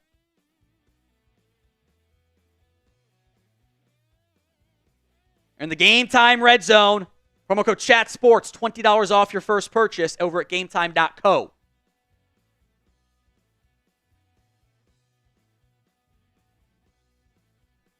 It was the longest run all year by a Cowboys back.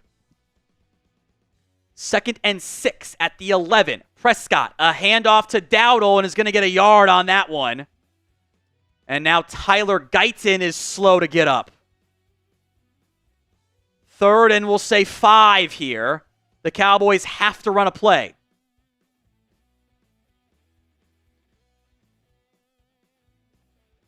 Play clock down to 24 here.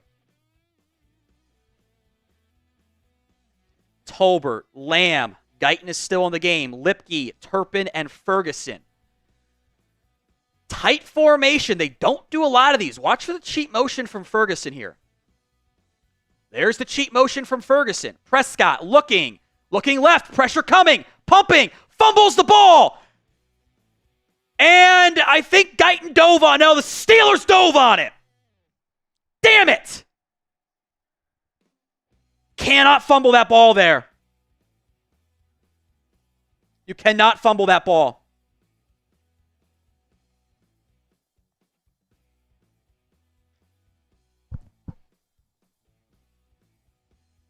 TJ Watt just blows right by Terrence Steele. Nick Herbig also beat his man. You cannot fumble that, man. You can't fumble that ball. You have to hold on to it. You're trying to do too much. That's at least 50% on Dak. 50 on the O-line for not blocking anybody. 50 for the fumble. You just cannot fumble that there. That is 3 points you just cost yourself. I also hate leaving Terrence Steele on an island so much. Don't get me wrong. But you can't fumble that. You can't do it. You make that great 3rd down play, and you do that. Andrew, is John Stevens Jr. hurt? No, he's just not playing. They don't view him as a great blocker, which I kind of get, but can't do that. Got a sticker coming through. I haven't seen one of those yet. From Lance Bowers. It should play, right? Maybe not. It's not playing. He goes, wow. I don't know if they work or not, but haven't seen a sticker in a while. Stone Cold 10X. Cowboys could have had TJ Watt. Yeah, but that was 6 years ago. Let's just move on. Let's just move on.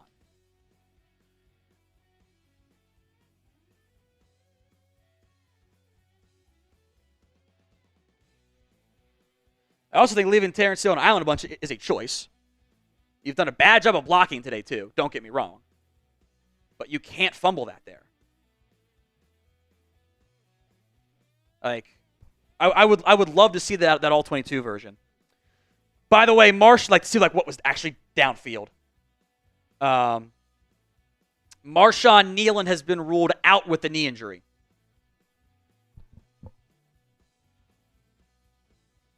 Brutal. Nick Herbig got home too there. You can't do it. Hope they show an all-22 of what, because Dak thought someone was about to come open, but clock's got to be faster there, and you got to hold on to that ball. I think it was the double hit that did it. I think it would have survived the Watt sack, but it's frustrating. You moved the ball so well on that drive. You had that unbelievable 3rd and 14 play that even gave you a chance to be down there in the red zone. Can't do it. I was hoping Guyton was going to steal that ball. Dylan, feel like Dak had enough time to throw. But to throw it away, yes. Was there somebody open? The throw it away part was, I think, what bothered me there. So 1st and 10 at the 20. Steelers hand off to Jonathan Ward. Picks up 7. So 2nd and short here. You just can't fumble there. If you take the sack, okay. You can't fumble. Holding on the ball is part of... Oh, false start. There it is, finally. Darnell Washington jumps early. See if I can get the replay of this here. I think they were looking for Lamb on a corner route. There's a lot of contact on that play, by the way. He got jammed pretty good.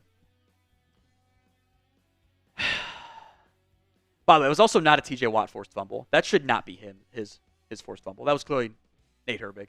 That's some home scorekeeping cooking. 2nd and 8 for the Cowboys. Fields, time over the middle, hit hard, and Overshone almost took it away. That's going to be a catch as Overshone and Washington are grappling over it still. Don't do anything stupid. No pushing and shoving. Don't get a flag here. Overshone tried to rip that ball away from Darnell Washington. Washington held on to it. It'll be 3rd and short. Good hit by Overshone. I love, Demo, I love the effort. That's 50-50 possession to the receiver. As 3rd down, the play clock's at 6. I think they're going to reset that because there was about 25 seconds worth of pushing and shoving going on. 3rd and 3. Got to stop here, defense. This offense, Pittsburgh's offense, is not that good. Defense should be able to hold them in check. Cowboys dropping it on 3rd and 3. They showed 6, now backed out of it. Got 8 in the box here. False start again. Back him up, 5 yards. It's on Jonathan Ward for jumping early. So 3rd and 8 now, type in those 3s again.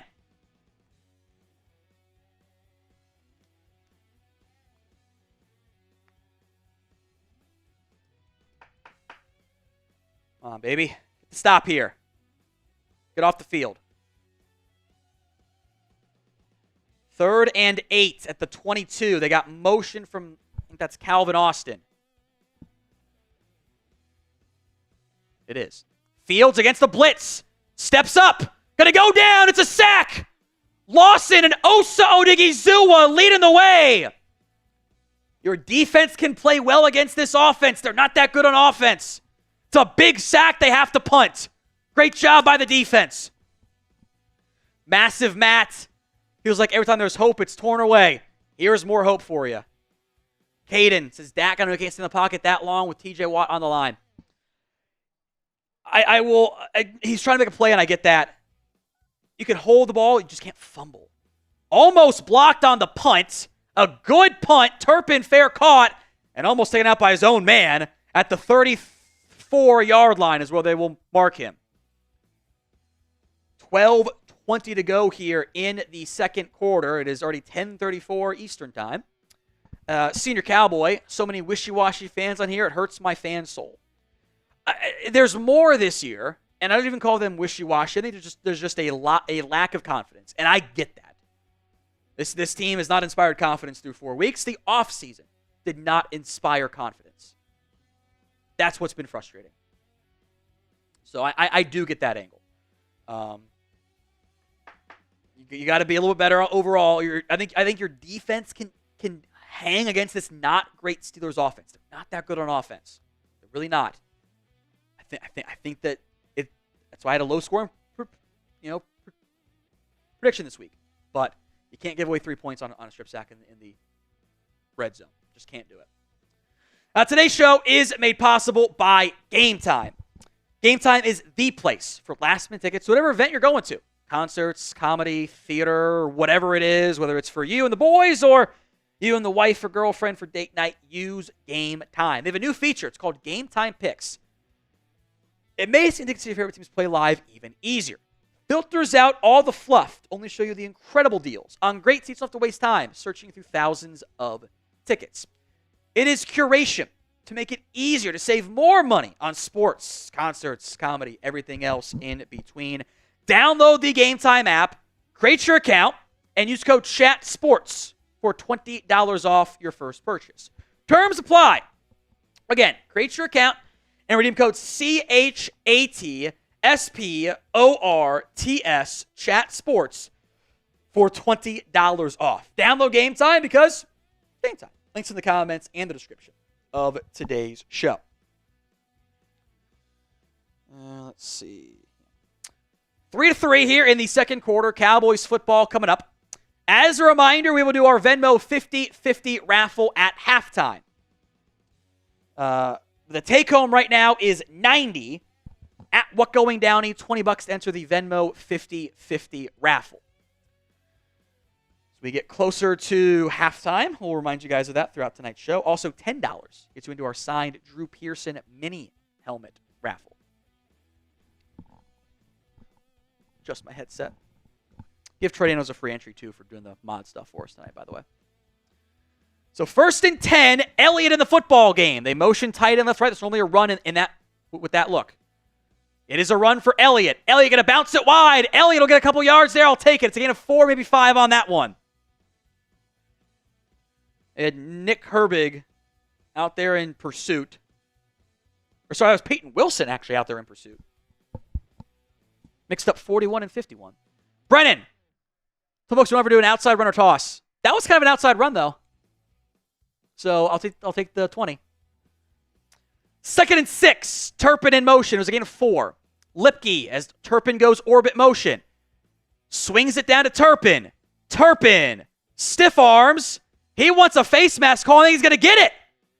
I think Beanie Bishop face mask on Kevontae Turpin. They ran that orbit motion again. Orbit is when the guy goes behind the quarterback. As, yes, face mask on Pittsburgh, 15 yards. Let's go. Andres Yabarvo says, good D. Loving it. Get it? It means two things. Roy Lee is into our Venmo raffle. Take home is now an even 100. All right, Massive Matt. These are some of our fans damn near wait and hope for Dak to make a mistake. They have those.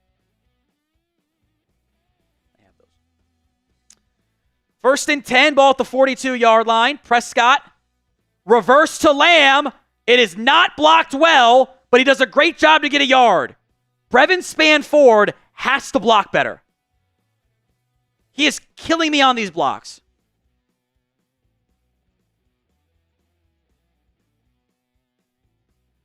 He is like, they do a fun little reverse there to CeeDee Lamb. Brevin Spanford misses on a block. Frankly, so did Cooper B because it's supposed to go wide. I'm going to cut it up because Spanford missed his block. It's killing me. Motion left to right. Prescott play action. Takes an out route to Ferguson for a first down. Lamb throws a block and another one. And Fergie inside the 15 for a first down. 88 throwing some blocks there. First down in the red zone again for the Cowboys. I mean, they got two guys going with everyone other but Ferguson. Lamb threw two great blocks on that play to get some extra after the catch stuff there. It's a great job by CD buying in. Fergie almost fumbled, by the way. 1st and 10 from the 13 in the game time red zone. Dak just checked out of a play. If they run left, they got some numbers over there. Handoff to Elliott for nothing. That is a loss of 1. Now, it wasn't his fault, but again, I am tired of seeing Brevin Spanford looking the wrong way when blocking. It's a bad sign. Larry Ogunjobi against Terrence Steele. Blows right by him.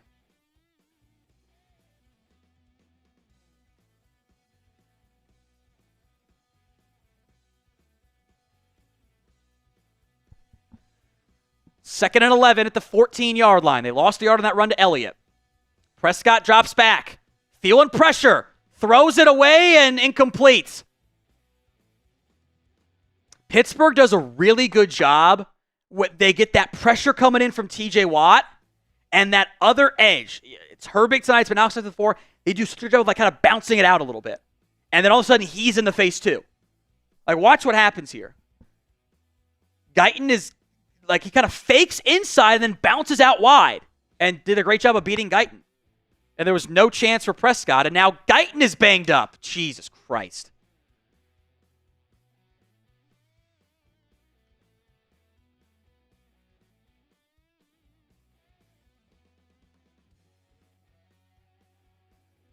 Another injury.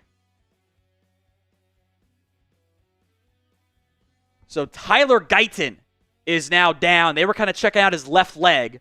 He kind of got planted awkwardly. Third down coming up here for the Cowboys. Do not fumble this time. Do not fumble. In field goal range. Justin Most into our Venmo 50-50 raffle again. Thank you, Justin. I appreciate that.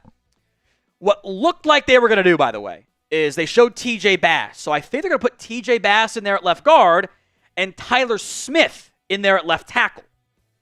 So 2 starters on the left side have now flipped, technically speaking.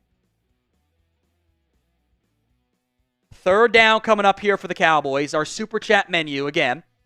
$10 into our signed Drew Pearson mini helmet raffle. $50 for a shot. After 1,000 total, I can do that. We're also 70 away, so we're pretty close. $100 you go in the beer bong of honor. You know what I would do here, Chris? Screen. I'm calling a screen here. Because I don't trust my New York offensive line. I will say, Guyton on that last drive, I kind of made that comment. He was slow getting up. Wonder if it's the same thing. Outside the fumble, your quarterback's been really freaking good tonight, by the way. It's 11 of 14 for 123, but that's a stupid fumble. Can't have it. Can't have it.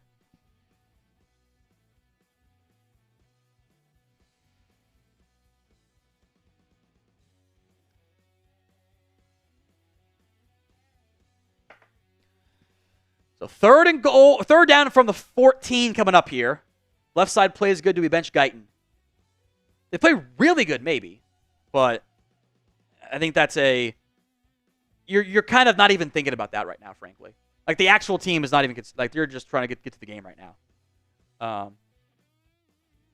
We'll see. Troy says, do I get a raise tonight, Tom? LOL. Gave you the entry for tonight. I appreciate you, Troy. Very kind. If this were Andy Reid, I would do a tight end screen. But you don't have Andy Reid as the play caller in there. So 3rd and 11. They're going to motion Lamb from left to right. Lipke is in the backfield, right side to help out Terrence Steele. Jesus Christ, Steele wasn't even close.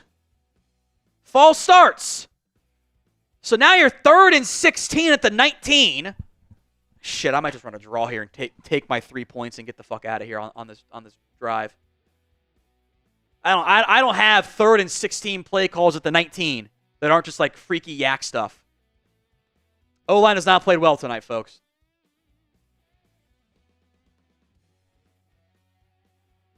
TJ Bass does not look confident right now. He's out there checking with Tyler Smith a lot. I don't like that. 3rd and 16.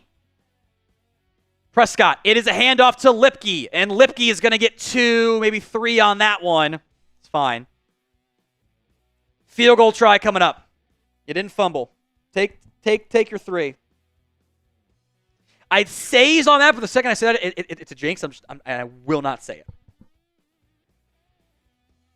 Another entry into the Venmo 50-50 raffle. Pronounced Allen? Lan? Rivera, either way, is in. Gotcha, my friend. Got Justin in there previously, too. A 33-yard try from Brandon Aubrey. That one is good and was not that far away from getting blocked, by the way. So, some self-inflicted issues on offense. Penalties, the fumble, have hidden what has been a pretty good passing attack so far tonight. 11 of 14 for 123. You're averaging 2 yards per carry, but your running backs are at about 4. Well, Dowdle is at 3.8, a 12-yard run. Well, you know what? You've had one good run tonight. Let me just rephrase all that. You've had one good run tonight. One good run. So 8:51 to go here in the first half. Cowboys up 6-3. Whoever said this game might be 9-6. It's got a feeling like, maybe. Under was a good bet this week. As Guyton is slowly walking off to the locker room. I think a good sign he's not being carted off. Caesar, what a surprise, another field goal. Yeah, the second you had 2 bad plays in a row, you were kind of cooked. That was a touchback on that one, very close to him catching that out of the end zone and then kneeling it. Very close. Yeah, you got that ball, a couple nice big chunk plays to Ferguson. You get the ball 1st and 10. Elliott loses a yard, and then pressure gets in your face, and you're in 3rd and 11, and then you have a false start, and that's how a drive sputters out, just like that. They're not good enough to overcome a consistent amount of like self-inflicted wounds like that. 1st and 10. Fields, I-form set, handoff to Harris, trying to bounce it wide, and is going to get 4 on that one. It's Linval Joseph in there right now at nose guard. Had the sack earlier when he just bull rushed the shit out of Isaac Malo. 2nd and 6 here. Ball at the Steelers' 34-yard line.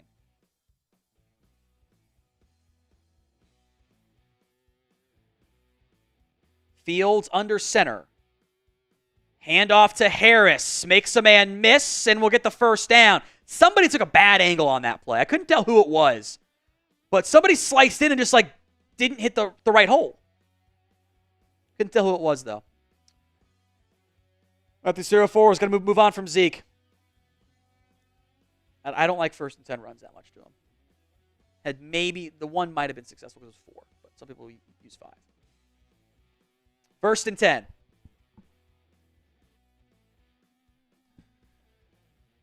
The bots have learned, Andres. Ball at the 40. Fields, handoff to Harris, kind of dancing behind the line. Kendricks trying to rip it out. Did not, but only a gain of 2.5 as Jordan Lewis and Calvin Austin shove each other. Like Andres Super Chats, even the bots are spamming the alien emojis. Yeah, they've learned. They've learned. It's frustrating. Stone Cold TEDx. Cowboys made a toilet paper with all these injuries. It's just bad luck, man. Bad luck. Hopefully they get back soon. 2nd and 6. Fields in the shotgun. I think that's Champlin to his right. It's a speed option, power option. As Fields is going to get not the first down. And Oruwariye and Champlin go into the bench and now pushing and shoving there. Samaj Griffin, how many people we got to lose, Jerry? So I assume you mean like make a move. Great question, my friend. Great question. Could not tell you. Could not tell you.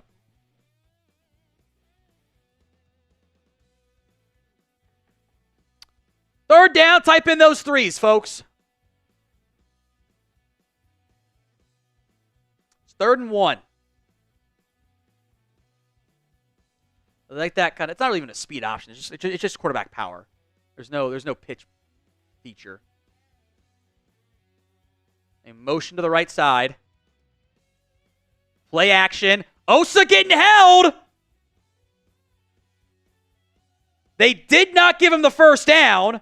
I cannot believe Osa didn't get called for holding there.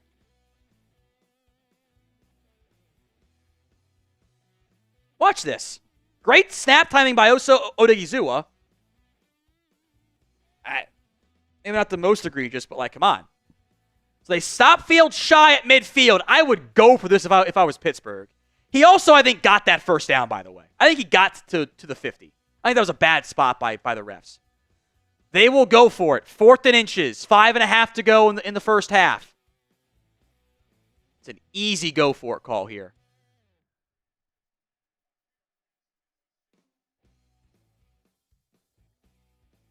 Fields under center. They motion the tight end. It's a push play. Fields got it with ease. I think he got the first down on third down anyway. So Steelers now into Cowboys territory. I've never understood this. Why do you not put anybody over the center? Now, they blew Mozzie Smith off the ball, by the way. That was not a good job by Mozzie at all. But, like, why don't you have Mozzie Smith and Linval Joseph and Oso Odighizuwa out there together? Why don't you do that? Bunch of tight splits here for the Cowboys D-line. Handoff to Najee Harris is going to push the pile and get 5, maybe 6 on that one. Smith makes the tackle, but he got pushed downfield pretty good. There's a lot of pushing and shoving going on, by the way. I appreciate the feistiness from the Cowboys defense. Knee injury for Tyler Guyton, officially questionable. Steelers bring on 2 tight ends and a receiver. 2 receivers. Harris, the lone back. Stretch right, blown up in the backfield. Nothing there. Tyrus Wheat making a play. How about that? The mostly special teamer, active because the Cowboys are decimated at defensive end, makes the play. 3rd down. Type in those 3s.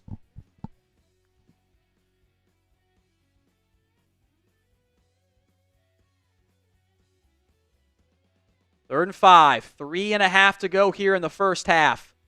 Got to get to the 39 for a first down. Fields in the shotgun. They show double A gap blitz, then drop it.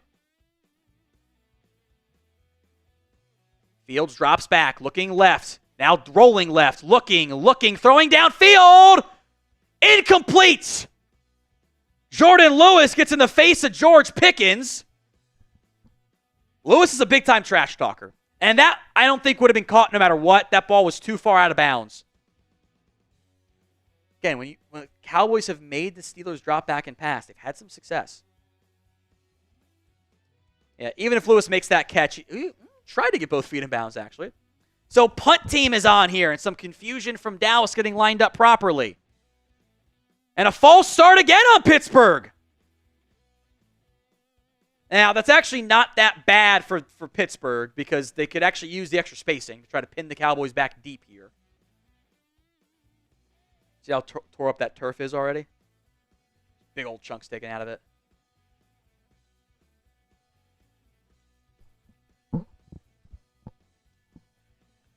Fourth and 10. Cowboys showed a blitz and dropped it. Bones getting creative tonight. Punt is away. Turpin, fair catch at his own 15-yard line. That's fine. That's fine. Bones has done some unique stuff on punt teams. He brought a gunner blitz from CJ going almost got home, and they're like moving around and dancing. They're kind of faking that little blitz stuff there. Interesting. Daniel says boring game. Yeah, it was always going to be a boring game. Like everyone expected that one. The over/under was like 40. Maybe 41 at kickoff. Always going to be a slow game. Always going to be an ugly game. Would love to get another points here. Points would be nice. Update, by the way, Steelers Talk is gaining ground on us in our Super Chat battle. 947 to 921. We will not be including their cheating BS with counting their Venmos. Clearly states Super Chat battle. That is what the battle of is over. So let's extend our lead here. $10 gets you into our signed Drew Pearson mini helmet raffle at the end of the game. $50 is a shot. The next 50 would actually get us to 1,000 pretty much. So we'll count it. We'd be 3 away. We'll count it. $100, the beer bong of honor. Chug a beer bong or chug a beer out of it, and you go in the beer of honor. Most hundreds in the month of October gets you the MVP jersey. And the Super Chat leader today will get the Week 4 football. It is, Week 5 football. Duh. That is Anthony McMillan, who I think is trying to go undefeated this year. He won Week 1 and Week 2 and Week 3 and Week 4. So I'm curious to see if he can win Week 5. He has a $100 lead over James Yabarvo right now. We will also do our Venmo 50-50 raffle. What Going Downey to get in on that. Take home right now is 111 or 110. I don't know why I threw in the extra dollar. It makes no sense. 110 is the take home right now. At What Going Downey to get in on that. Just my headset. At What Going Downey, that at halftime plus post game as well. Justin Most is into the signed Drew Pearson mini helmet raffle. He wants another one. I think he won one last year, if my memory serves correctly.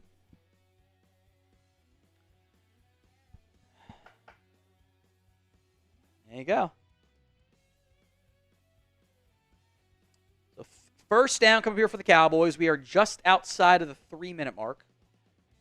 3:05 to go here in the first half. We were delayed by an hour and 40 minutes from lightning. Dak going to roll right. Check down to Ferguson, makes a one-handed grab and gets spun forward to the 21-yard line. Kind of a different variation of waggle there as TJ Watt makes tackle. He's so explosive. You're hoping Watt was going to crash in on the run, and then he just goes, oh, I see it's a pass play. I'm going to get out there and make the tackle. So 2nd and 4, Dowdle with 3 tight ends in the game, plus CeeDee Lamb as the lone receiver left. 2 tight ends right. Play action. Prescott under pressure, going to roll right. Throws, incompletes. Basically threw it away. Schoonmaker in the area. 3rd and 4. That is the 4th incompletion all game from Prescott. On 15 throws. They had pressure on that one from Cam Hayward, just bull rushed the center into Dak's lap. Good job to avoid the sack there. Cam Hayward against Beebe went the way you thought it might go there with no help. That was rough. So 3rd and 4, Lipke in the game at fullback. Almost a free play. Pittsburgh jumped, got back. Dak just went kill, kill, kill. 4-man pressure. Prescott takes a shot play to Tolbert. 50, 45, 40. It's loose and out of bounds inside the 40. Tolbert, a huge play. Dak layered one in perfectly to an open Tolbert. Type in those ones for Tolbert and the first down. Looked like cover 2, and they found that soft spot behind the corner before the safety can get over there. It's a massive chunk gain. And that brings us to the 2-minute warning. It's a 48-yard pickup for Jalen Tolbert. It's going on my Twitter. Cowboys again are marching thanks to the aerial attack.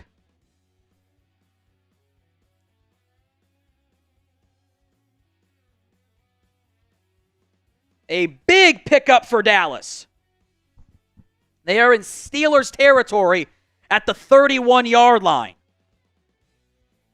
We're going to add K into the Venmo 50-50 raffle. K smiles. Take home is now 120.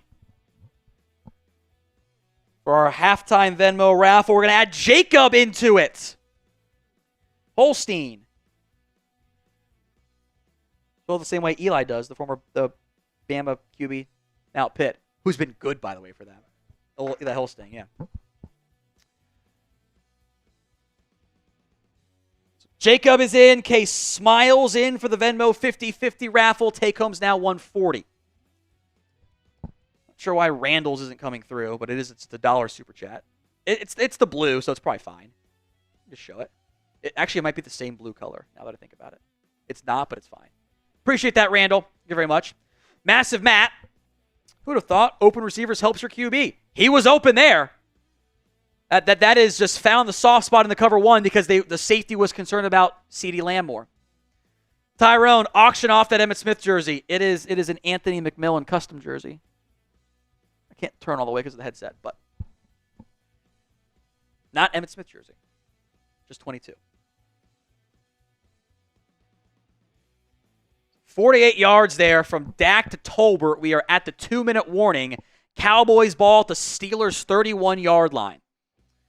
$10 gets you into our signed Drew Pearson mini helmet raffle. $50 gets you a shot. That'll get us past 1K, so we'll do a shot. $100, the beer bong of honor.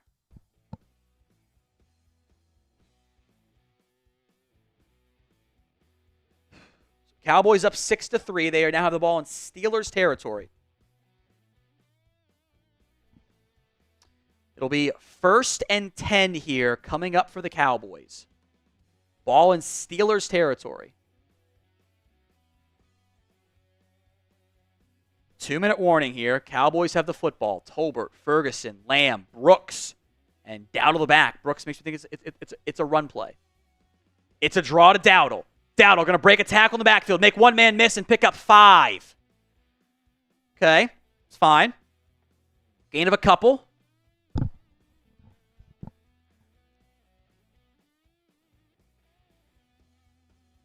Dak screen to Dowdle. Dowdle gets the first down inside to the 20-yard line. Clock will bad spot, actually. They marked him a half yard shy of where he actually was, but it was enough for a first down. So 1st and 10. I'm actually kind of like okay bleeding some clock here to not let the Steelers get a bunch of time back on the clock for them. Prescott on the shotgun, especially against the 6-man box they keep showing. Prescott, slant flat to Ferguson, makes a man miss, and gets inside the 15. Another bad spot, but I'll take it. It's a gain of several. 2nd and 5.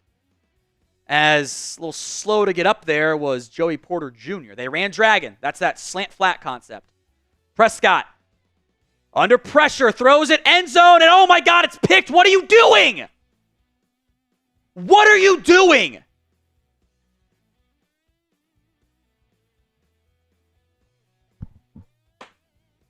You cannot throw that pick. That's not open. Trying to go to Lamb, and it's right to the DB.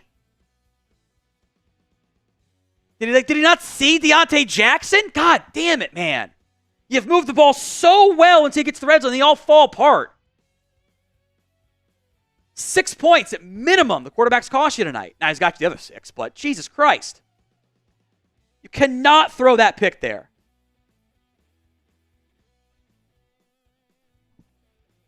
What are you doing?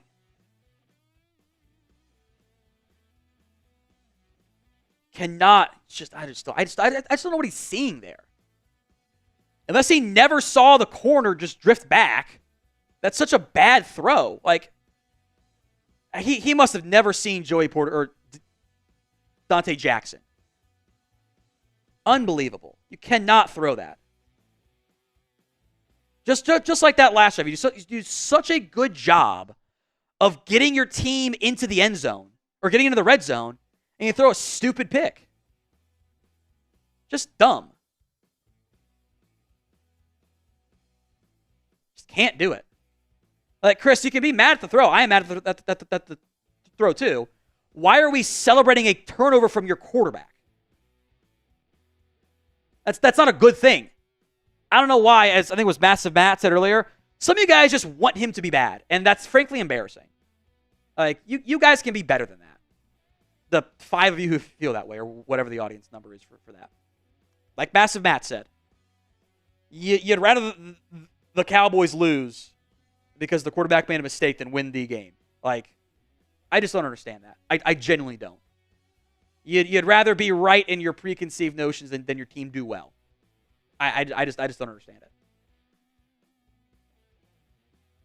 Someone said that Dak Lamb was supposed to run a comeback route. Like, yeah, he did, I thought, from what I could tell on the live. But, like, you can't throw that with the corner sitting right there. I just don't think you saw the corner. It's bad.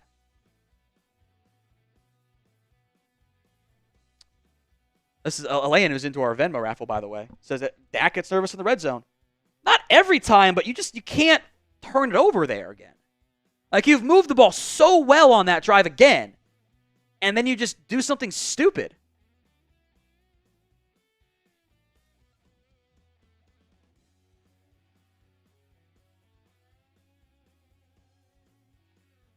Yeah, so Collinsworth is saying that maybe Lamb ran the wrong route. Maybe, because you're right. Lamb did not do a comeback route. But someone made a mistake there. So 6-3, handoff in the backfield to Shamplin, who, while being held, Chauncey Golston makes the tackle for no gain. And somebody's called a timeout here. Andrea Davis is in there. Those 2 turnovers are killing you right now because you could be up a lot more right now. You should be up by at least a touchdown right now. You're not. Caden wasn't a big fan of Dak, but we saw him. I'm not going to badmouth him. Okay, that's fine. I have no complaints about that at all.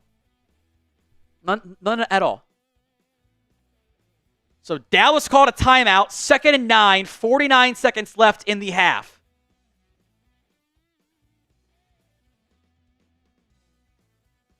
Stretch right, and it's a gain of a couple. Dallas will call another timeout. There's going to be like 5 seconds left here.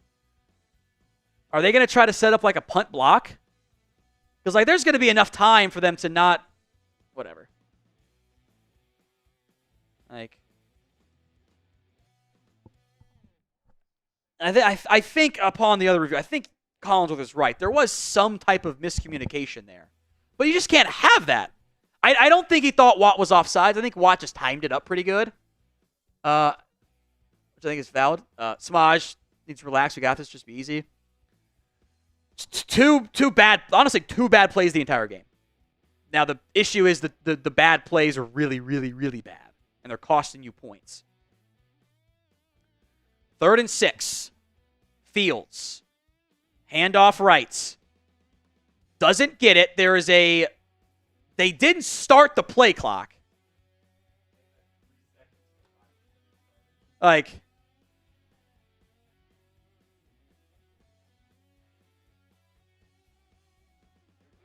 that was some home cooking there.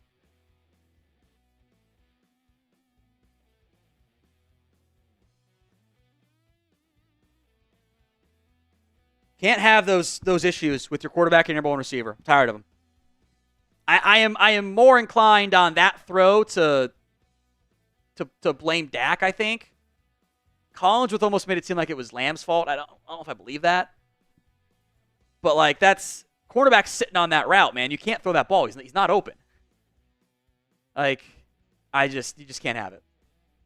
Just can't have it. Just can't have it. Joe Vecchi, Dak is an average QB, and average QB's throwing interceptions. But he's not average, guys. Like, I'm sorry, he's just not. Like, I am pissed as fuck over the 2 turnovers. Don't get me wrong. But to say he's average is just not true.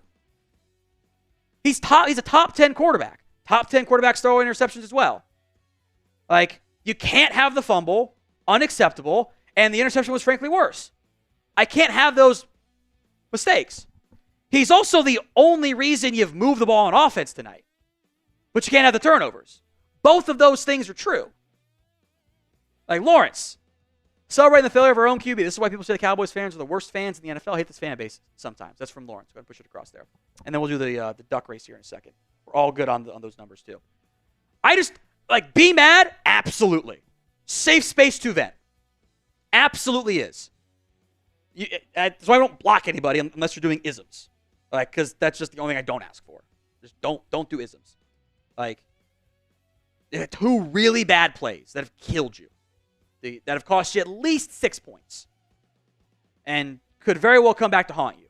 And if that's the case, we know where the blame lies. But your defense has played well against the not great offense. You've moved the ball well because of your passing game. Sure, shit ain't your ground game. I can't move the ball at all. You just can't have those 2 mistakes. You know, it only amounts to what? Of the plays you've had tonight so far, not including like the run plays, whatever. What, 10% of your plays? That's still too many. Got to be 5. Just can't have those mistakes there. They're horrible. Doesn't negate the totality of everything else. You can't let whatever 5% ends up being erase the 95%. It can count more than 5%. Absolutely does. It's going to matter a lot more against like the Niners than Pittsburgh. But he's not average. He's just not. Like, you're just wrong if you think that. I'm sorry. He's consistently been a top 10 quarterback. The turnovers, that can't happen there. That pick cannot happen. It's horrible. The 3rd and 14 throw that got you on the first drive, awesome. Incredible throw. The shot to Tolbert, perfect placement. Just can't have the stupid red zone mistakes. Can't have it. All right, let's do the duck race. Then we'll get to some more super chats here. This is for the 140 Venmo take home. So I'll Venmo the winner as soon as it is done. Let's race some ducks in 3, 2, 1. I don't see the request because we don't control the ducks. I don't see Andres Ubarvo's Cheney duck, unfortunately. I do see Panda duck and a Batman duck in the race tonight. It's already 11:15. We're only at halftime. Jesus. Case Smiles has the early lead here. Kenneth King's in second. Hawkeye's in third. Andres Yabarvo's in fourth. John Williams in there. Case Smiles. Kenneth King kind of slowing down a little bit here. John Williams, not the orchestra director, whatever the proper terminology is there. We got some pulled hammies here. Hawkeyes holding to a lead with Panda Duck over Kenneth King in seconds. 10 seconds left. Here comes a late charge from Andres Yabarvo. And another late charge from Anthony Green over John Williams and Justin Most. Anthony Green wins. 140 on the take home. Venmoing you right now, Anthony.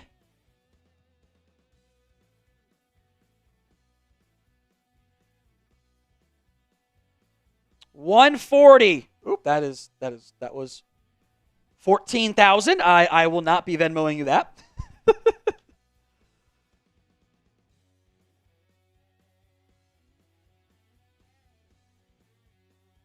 $140 to Anthony, sending your way. We will do a second half race as well.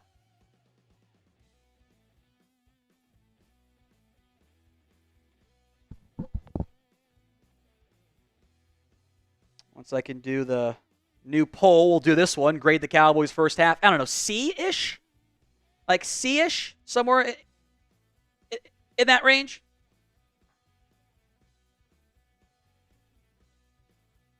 Well, YouTube crashed on me. No wonder. Christmas is preconceived. How about proven time and again? Calling an ace an ace, not more I see on the fan base. I don't think you're being honest, though, Christopher. I really don't. Like, I think it's very concerning that pick happens and you're celebrating that you paid him $60 million and mocking it. Like, if it comes from a place of hurt, okay, I get that. But, like, I just think you were sitting on that until you had a pick in the game type of deal. And I think that's weird fandom, frankly. Like, I think you're trying to celebrate bad plays. I just don't get that. Like, I don't do it when Zeke gets 1 yard. Like, instead I bitch that Mike McCarthy's not calling a good play. Like, be mad at the pick. Absolutely. It's a terrible throw. You cannot make it. But I just, like, you should be up 12-3, 15-3. But a huge reason why you should be up is that he's moved you into the red zone tonight. I don't think it's fair to ignore the other 20 plays, 18 plays that happen. I am pissed about the interception. Please don't get me wrong. But we also, like, the first fumble happened because you moved the ball on an unreal throw on 3rd and 14 that, like, 5 quarterbacks are going to make on a regular basis. Like, you didn't score because of him. Absolutely. He's the only reason why you have a chance to score, too. That's what makes it frustrating, is they do all the good stuff to get you there and then you screw up. That's what pisses me off. So, somebody said interception's like minus 10 points. That's not how math works at all, though. That's not the math of it. It's minus at least 3. And it felt like it was going to be 7 on that drive. That's what bothers me. Because you were marching that damn football down the field. You were looking great. And then you threw a stupid pick. That pisses me off. You can't have that. Daniel. Fun fact, Dak has a no-trade clause till 2032 with void years. Congratulations, this Emma for Jones family. This $10 means you buy a toaster, Tom. We need an outlet for Tom. It's funny, Daniel. Yeah, you did the no-trade clause again because you did it the first time. You paid him so much because you screwed up the contract the first time around. Like, if you hadn't dragged your feet the first time he was due for a contract, you wouldn't be paying him what you were paying now. You would have saved probably at least $10 million per year on this particular deal. And they fucked that up. Of course he has a no-trade clause. He got it last time. I'm going to take it away. Now, the void year stuff kind of doesn't actually matter because it is still just a 4-year deal. But you fucked up that contract the first time. It's also like 11/15. I'm just going to swear. Like, it's late. You messed up that deal. And you dragged your feet every time he was due to be paid. Like, if you had paid him the first time early, we wouldn't be having these conversations. There'd be no trade clause, or no trade clause. There'd be no tag clause. It'd be way cheaper, but you just kept dragging your feet. And you realized, shit, someone's going to pay him more than what we're going to pay him. Delta 704, $1 super chat. Thank you very much, Delta. Andrew Edwards. It's an easy read and catch. If CD comes back, he would undercut Jackson and be wide open. Unfair to blame Dak for that. That was a dime. No excuse for it. That's why he come to camp. I do think there was a miscommunication, but I still want Dak because I think again I do think there was a miscommunication there on what Lamb's supposed to do. I think it's still going to be a tough throw to make because Jackson is staring at Dak too. I kind of just don't think it is open. I think I think he forced it. But what I am tired of, this happens too much with Dak and Lamb, where they are not on the same page. And I think Lamb to an extent kind of ran a bit of a lazy route too. I also just wouldn't have thrown it. I would have thrown it out of bounds, over his head. Carlos, I need Fergie 4 more targets, CD for 2 more receptions. I think he got a little parlay going there. Michael, I feel like Dak is trying to force for them because he doesn't trust his other receivers. For some reason, they didn't give Lamb a target on that play, by the way, which makes no sense. I'll have to make sure to do that properly. He's got 5 targets the most of the night. But, do you blame him? In the red zone. Now, bad throw, blame him for that, obviously. But, the process of, okay, red zone, tight throw. Am I going to go to CeeDee Lamb or Jalen Brooks? I'm going to go to CeeDee Lamb pretty consistently. Roman Wolf Gaming, since Guyton is out, no penalties and better blocks. He had some pressure on that one, on the one play. But a couple plays, survive in advance, and we'll have that conversation on Monday and Tuesday this week. How about that? Because I think it's a valid conversation to have. But Manny Boy 86, $2. Thank you, Manny. I appreciate that. Did we miss one? No, we missed one from Bakesta. 21-0, that one. Head of the game is point shaving. Well, no, again, he is the only reason why you have any points on the board right now. Well, I guess Brandon Aubrey too, but on offense specifically. You can't run the ball again. You can't do it. He is still on pace for 376 yards. What's annoying, and what pisses me off right now, is he should be on pace for 400, and he should have you up by at least a touchdown right now. But 2 bad penalties. And again, or 2 bad mistakes. Again, with anything, it's not just, I think this is a good point from Chris B too. It's not just one thing. Dak can't fumble on the strip sack. Terrence Steele and Tyler Guyton can't get smoked like that either. They got to protect it a little bit better. Can't force one to Lamb, and maybe Lamb ran the wrong route. But the quarterback is the most impactful thing. So I don't want to make it sound like it's not, because it is. And I think those turnovers are just brutal. But yes, it's right. It is more to a team than one guy. Your defense played great tonight. Now, I think Pittsburgh's offense is pretty bad.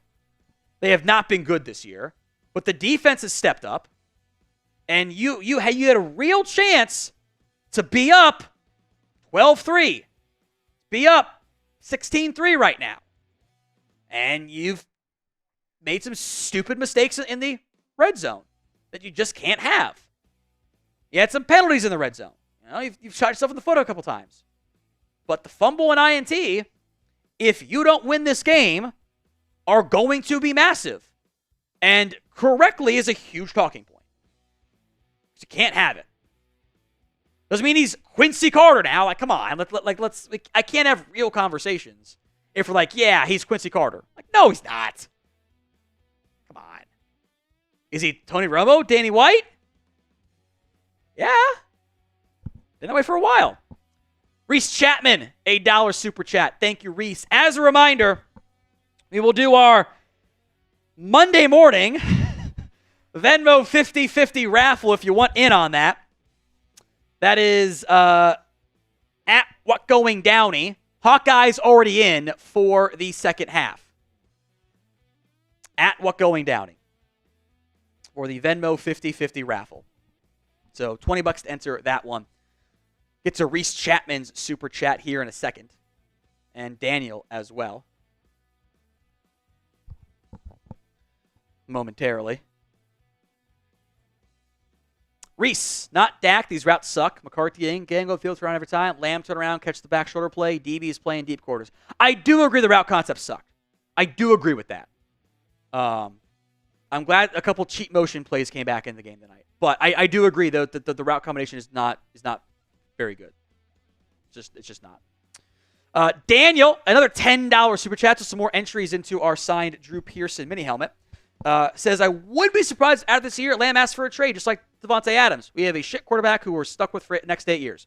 It's not 8 years. The void years mean they don't exist. You're not stuck with them for 8 years, for the next 8 years. It's just not true. By the way, CeeDee Lamb really wanted to play with Dak Prescott and vice versa. I know that for a fact. He's not a shit quarterback. Come on, guys. I'm just asking us. Let's be accurate with our language. One quarterback tonight is 4 of 9 for 35 yards. Bad turnovers. Shit mistakes. How about that? I'll meet you guys halfway. He's not a shit quarterback. He's not. And your receiver really, really, really wanted to be with him. And he would have been mad if they did not get a deal done. Did not get a deal done. It's an issue. We'll get to Christopher Lowe super chat here in a second, but we should be getting closer to kickoff. So we will go to it.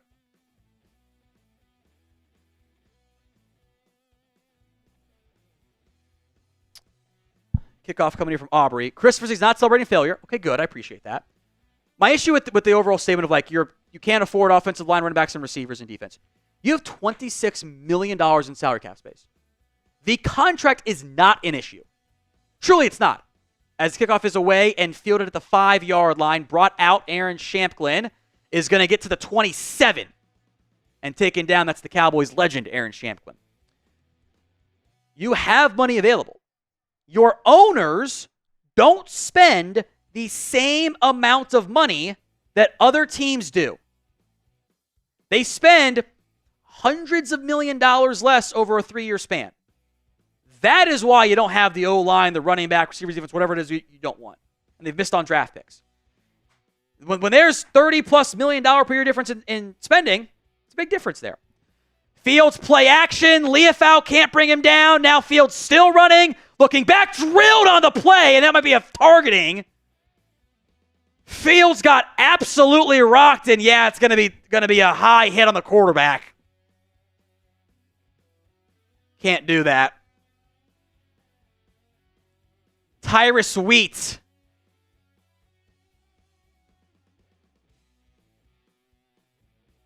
He just leveled Fields and got him with the crown of his helmet underneath the face mask. Having a long conversation on this. Actually, I don't know if he did. I think that looked worse than it actually was. I want to see that back angle again.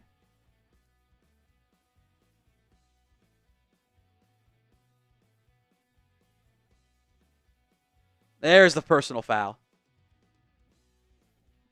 I want to see that other angle again, because like live, I'm like, oh my God, he got him high. I want to see it slow down again. And that one backside angle that showed the rear of his helmet. Like, again, you can't launch yourself like that. That's part of the issue.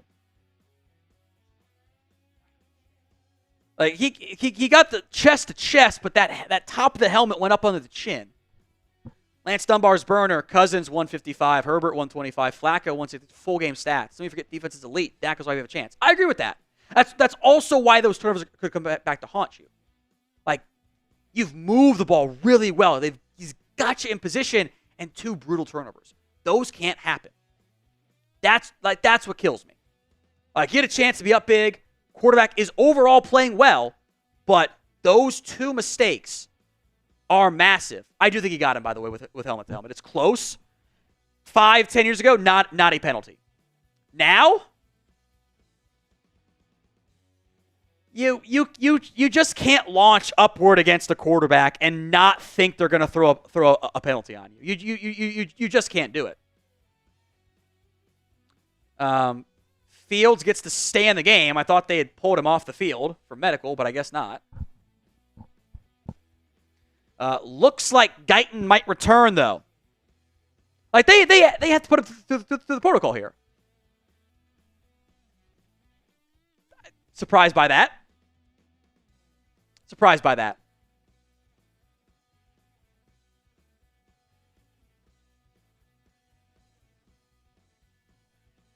Okay, now they're pulling him. Jesus Christ. Like, I don't know why they let him stay out there for so long. That should have taken. We've had enough delays tonight. I don't need more delays, okay? Good Lord. Didn't need more of those.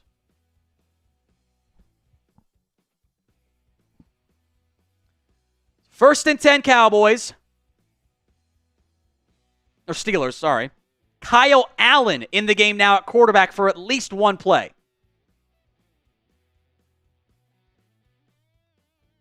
I would assume run. By the way, Wanye Thomas is in the game at safety.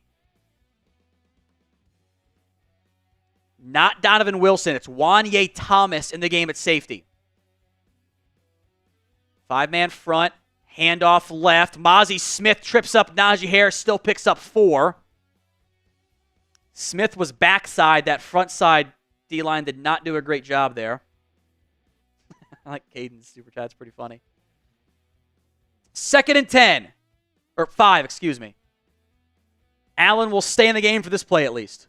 Haven't seen Fields on the sideline yet. Still in that medical tent.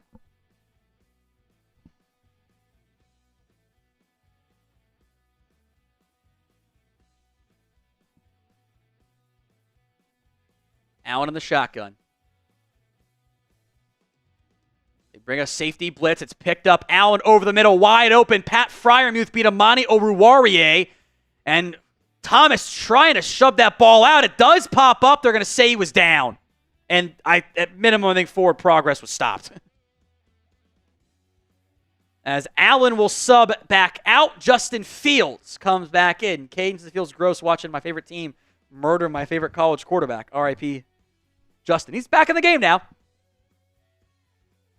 Oruwariye beat one-on-one against Pat Freiermuth. Ball now in Cowboys territory. 1st and 10 at the 33-yard line. Fields in the shotgun.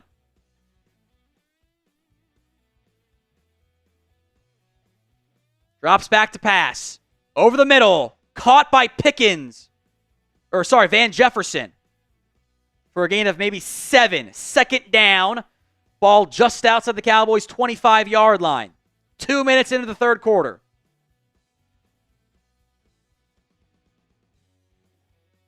Fields drops back to pass. Has time. Over the middle. Caught. Oruwariye tried to break it up, but Van Jefferson pulls it down. They're already in the game time red zone. A good opening drive here for Pittsburgh.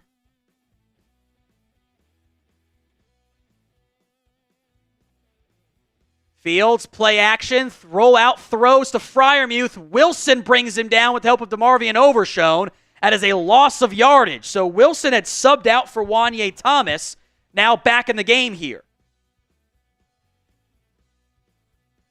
2nd down. And 11. Promo code Chat Sports over at GameTime.co.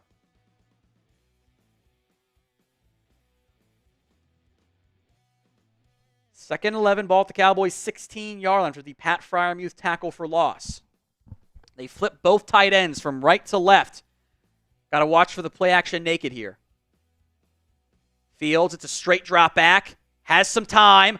Downfield, wide open, man. It's in the end zone for a touchdown. Boy, you wish you didn't have 2 red zone turnovers.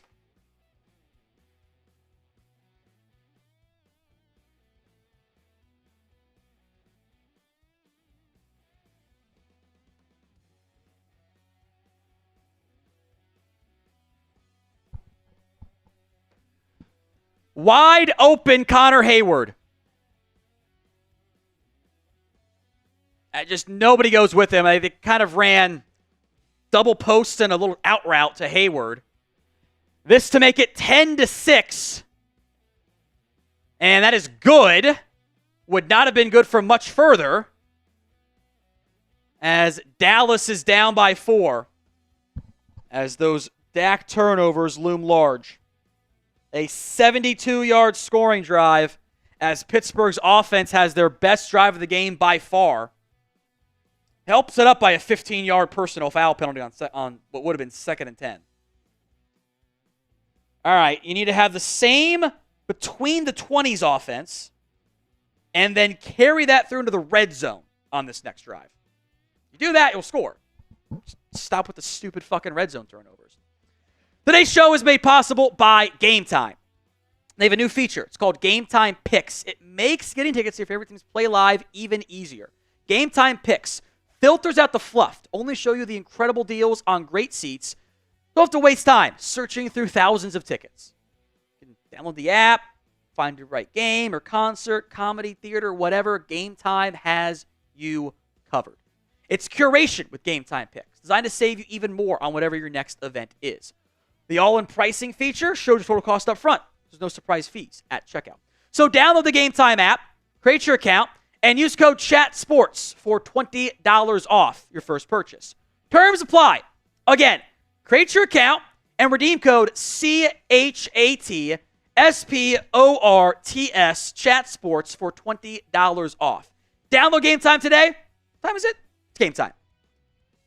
We will still have a live show tomorrow for you guys, which, yeah, I think we'll still do. Just going to be a weird day for it overall. We will also do our Venmo 50-50 post-game race if we get at least 2 more entries. Hawkeye's already in at What Going Downey for that. Anthony Green won 140 at the halftime. Could be big numbers again.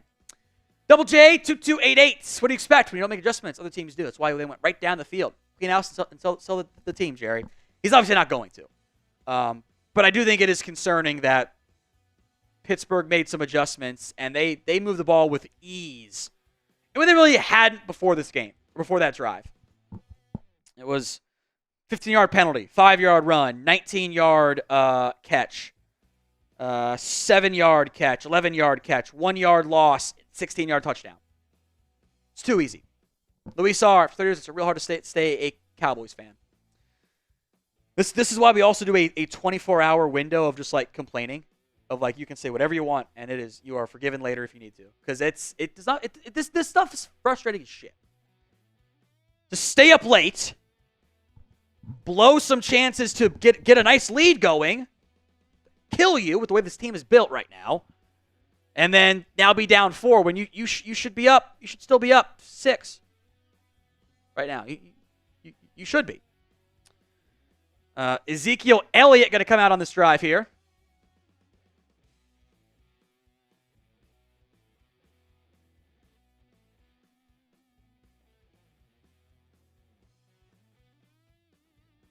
I can't read lips with what Lamb said.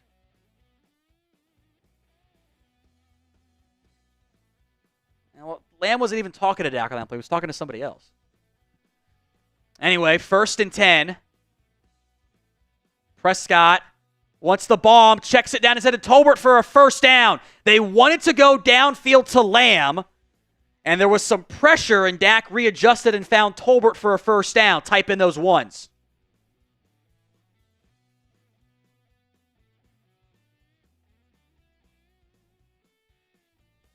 11.5 to go in the third quarter. 1st and 10, Dallas ball at the 40.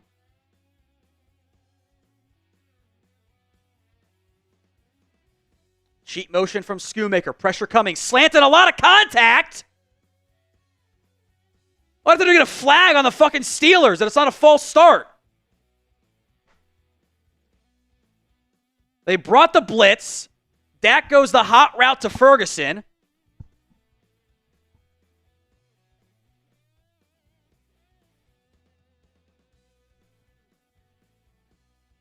I don't know what you have to do to get a flag there. I truly don't. Oh, 2nd and 10 run. Elliott does a nice job to get 5 at least. Take that. Ron Bates, injury bug to this team. Also, why are we so bad in the red zone? Well, that doesn't help when you throw the ball right to the DB, for starters. But you don't have a great ground game. You don't. And it gets tougher in tight spaces. And that's been an issue for this team when you got one good playmaker at receiver who gets open. That's Lamb. Ferguson motions from left to right. Lipke in the backfield. Prescott in the shotgun. 3rd and 5. A long 5. Takes a shot play to Turpin. Caught inside the red zone to the 20. A big pickup. Dak from Turpin. Or Dak to Turpin. The seam shot. A massive pickup of 34 yards down to the 21, they say.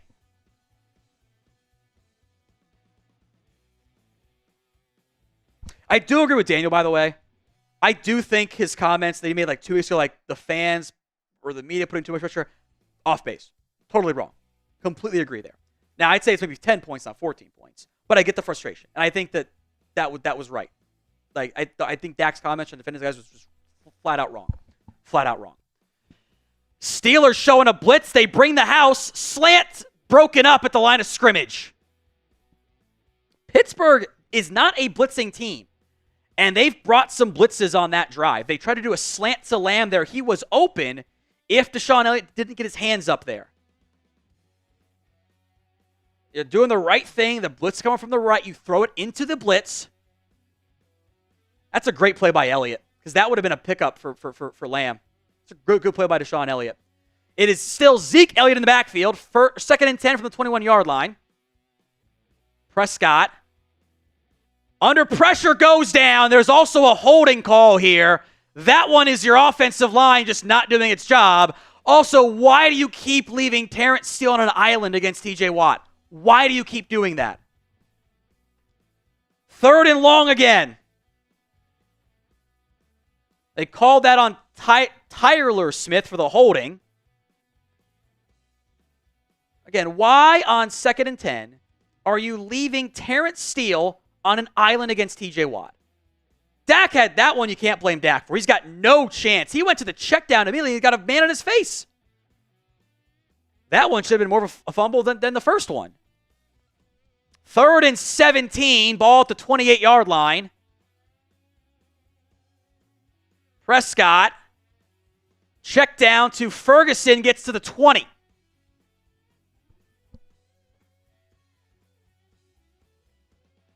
So it's a field goal try. The sack killed that drive again.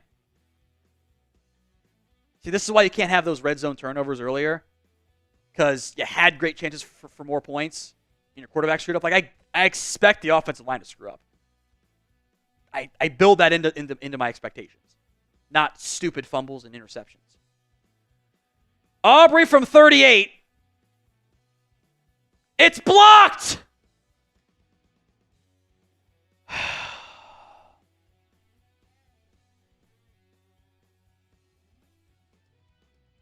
Unfucking believable.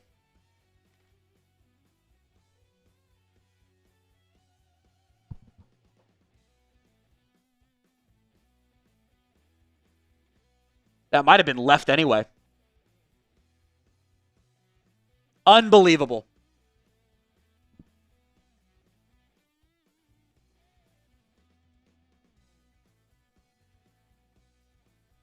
Blocked field goal.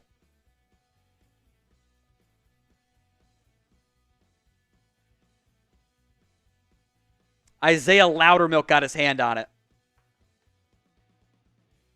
It's 9 points you've just left on the table at minimum through self-inflicted wounds. Bad sack on 2nd and 10 given up by both tackles. Tyler Smith and Terrence Steele both got smoked on that play. And then a blocked field goal, a 38-yarder from Aubrey's no good. Unbelievable.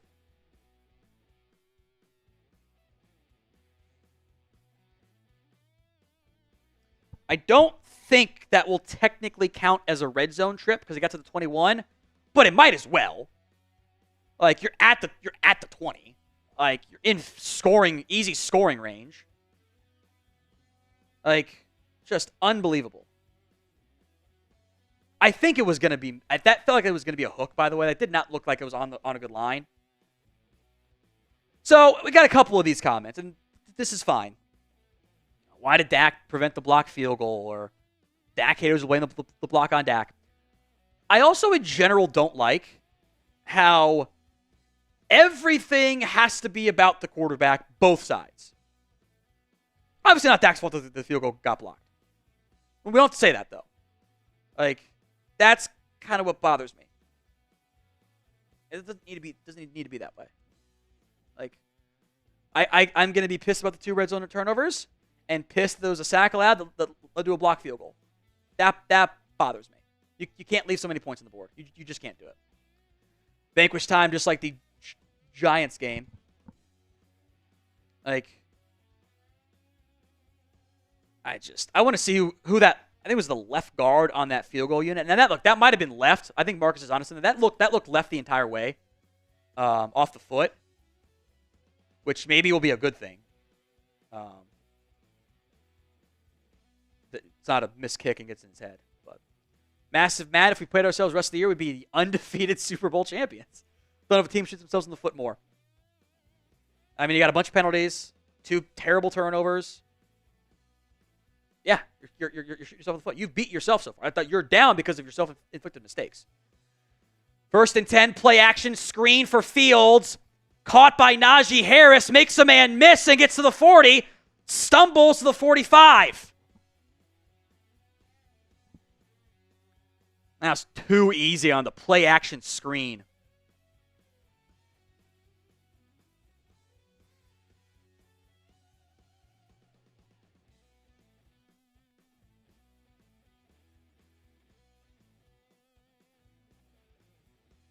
Nobody else over there. They did a blitz against the screen. That's going to work out really well for you. King, Magnum, bro. When everything goes wrong, you know what it is. Coaching. Grom Bates, trouble in the red zone. I'm counting it as red zone, even though it technically wasn't. It's just, I can't have it. Fields under duress, throws it away, out of bounds, and completes. 2nd and 10 coming up here. Defense needs to get a stop here. They have played well enough to be winning. The defense has. It is self-inflicted mistakes. Penalties. The quarterback turned the ball over twice stupidly. It's just frustrating as hell. I didn't think it was ever going to be a pretty game, but it's still frustrating. That's weird. My connection just cut out. Okay, that's fine. Total reset there. Got it. It'll boot back up. The TV feed cut out for me. It's fine. I got the backup here. This stuff wants to load. Should be 3rd down, I believe, coming up here for the Cowboys. Got the backup. We're good. 3rd down coming up here for Pittsburgh. 3rd and 4. Ball at the 47-yard line. Incomplete pass, so 4th and 4. They get off the field. Okay, good. Punt team on. Waitman is the punter. Turpin back deep. And fair caught, and lets it bounce into the end zone for a touchback. Good job by Turpin. Yeah, the TV decided to just reset itself. Maybe it does that every night at 11:45. I don't know. Well, no, we've been up for this before. It's weird. There is a flag, and it's holding on the Cowboys special teams unit. Because of course there's a special teams holding now. Of course there is.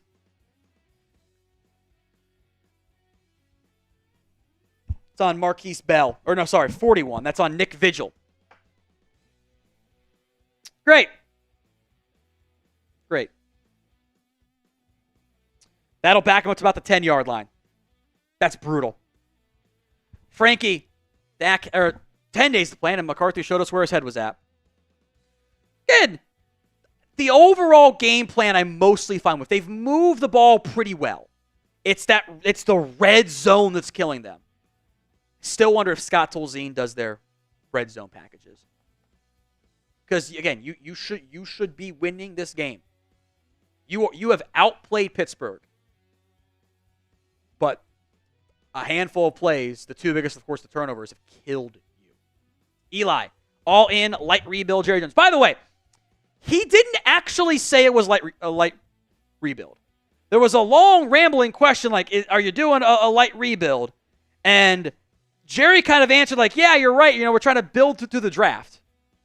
Like, he kind of, this is a little reset year, to be clear. But he didn't actually say it was a light rebuild. People kind of, I think, heard what they wanted to hear to an extent.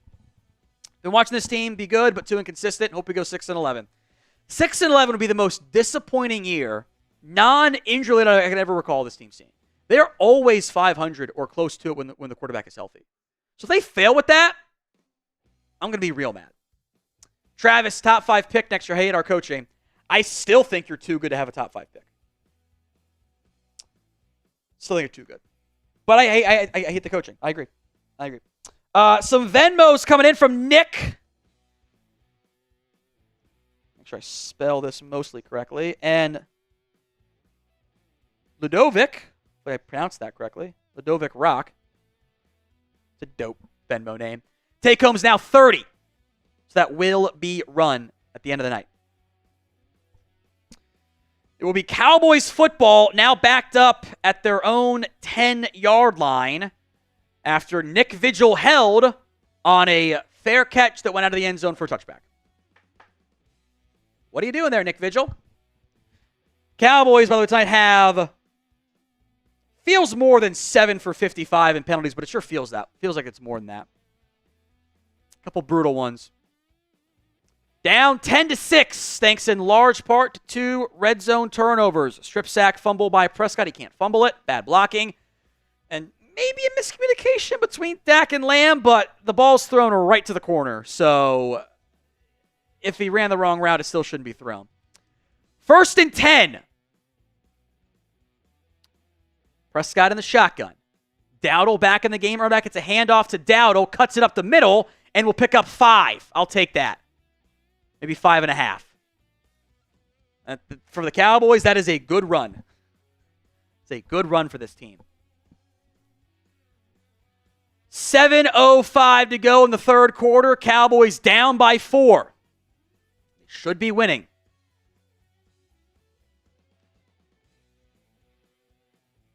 Prescott under center.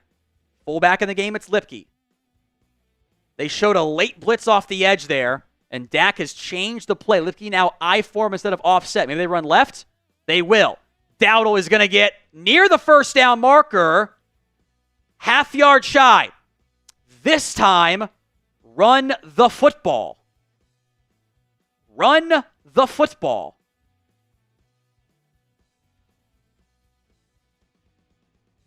They got Lipke as the lone back, by the way.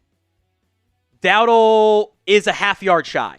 Like, I'm talking like that much. 3rd and 1, they're going to go shotgun. Tolbert in motion. Orbit motion now from Tolbert. Handoff to Lipke, got the first down. That's a lot of bells and whistles to get 2 yards, but it's a first down for Lipke. But also, again, isn't that exactly why you signed Ezekiel Elliott? Like, why isn't he in the game there? Like, he was in the game for the last drive. Like, what? I just don't understand the usage of the players. Like, he's great in short yardage. Just don't get it. 1st and 10. Still no Guyton. Prescott under arrest immediately. Throws to Lamb. Bobbled, incomplete. I think we'll blame the pressure mostly for that one. That's, again, a guy right in his face. I would love to see the offensive line play, but we're doing Tom Landry, Chuck Noll photos. Come on. 2nd and 10. The ball probably should have been caught by Lamb. It was low throw because of the pressure. But the ball should be caught for a gain of 3. Ferguson left to right. They like to run it off or like to throw it off this package. Prescott, pressure coming, throws, caught by Ferguson. First down. Boy, that play was basically a one-read throw from Prescott. Tyler Smith got smoked by Nick Herbig. That was nearly a strip sack. But Ferguson makes a big play to get the first down, type in those ones. And Dak took a shot too, by the way. Look at this. Smith just gets blown right by. Jesus, that was almost a strip sack. He was going for it too. 1st and 10 at the 34-yard line. 2 tight ends right. Handoff to Dowdle. Dowdle is going to cut it up and break a tackle and get the first down and more. The 3rd explosive run this year by a back. It's Rico Dowdle again. Type in those ones. Gain of 13. That was a clip, by the way, on Luke Skimmer that he did not call. I did see Ryan Flournoy in the game on that play too, by the way. They gave him 11. Ball at the 47-yard line. 2 tight ends, 2 receivers, and whistle blows.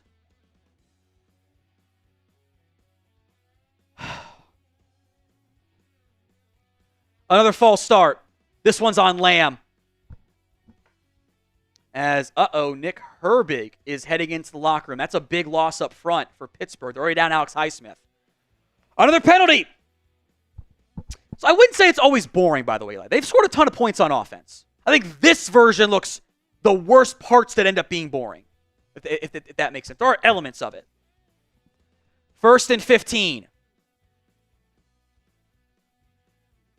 Prescott against the blitz. A flag comes out. It's another fucking false start. Oh, my God. Jesus Christ. What are they doing?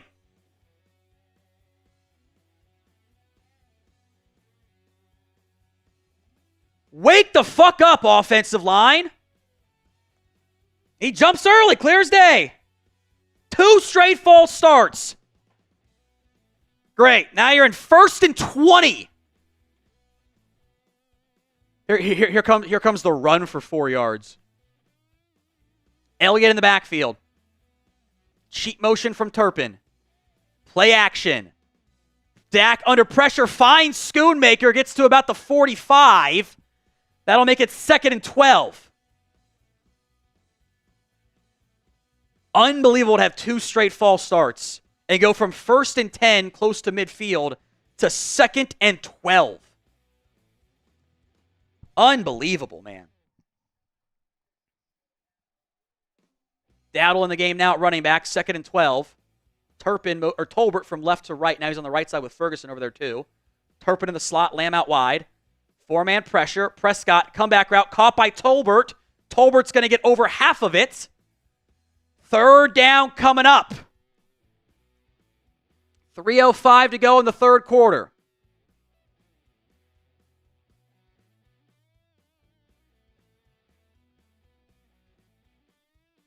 Ball at the Steelers' 48-yard line. 3rd and 5. 2:50 to play now. Type in those threes. Ball at the 48-yard line. Lipke the lone back. Trips left. Steelers bring 4, drop 1. Dak, come back to Tolbert. Caught. First down. Type in those ones. Man, I'll be honest. I thought they were in real trouble after a 1st and 20. To pick that up is pretty big. Couple nice pass plays there. Another hitch route that worked. It's fine. Rojan Mims into our Venmo 50-50 raffle.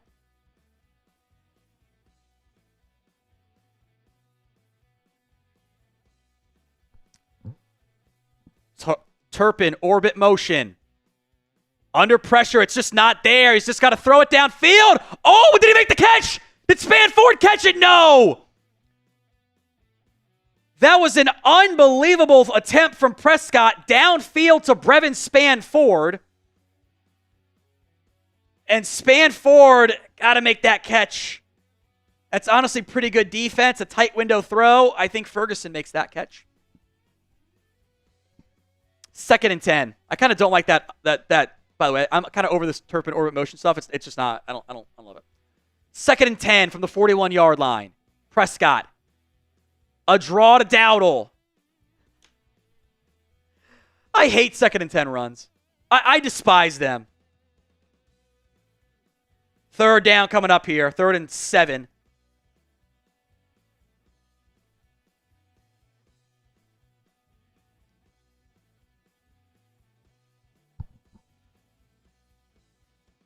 Stupid 2nd and 10 runs got you in 3rd and really 7.5 here. Got to get to the 31-yard line. Trips right. Land the lone receiver left. Bring in a blitz. Prescott steps up. Falls down. I think he got tripped up, or did the turf monster get him? It's a loss of 1. There is a flag. I think Dak's helmet stopped working.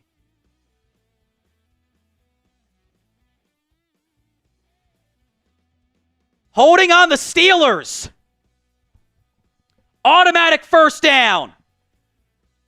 Beanie Bishop got flagged for it. He looks confused. Let's see what happened here.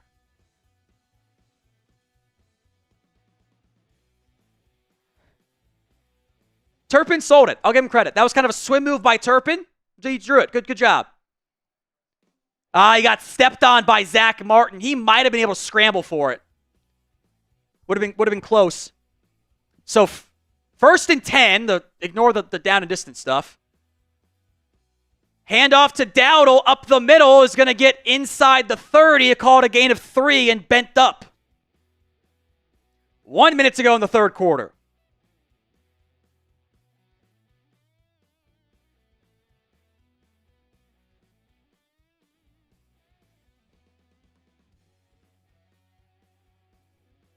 So 2nd and 7.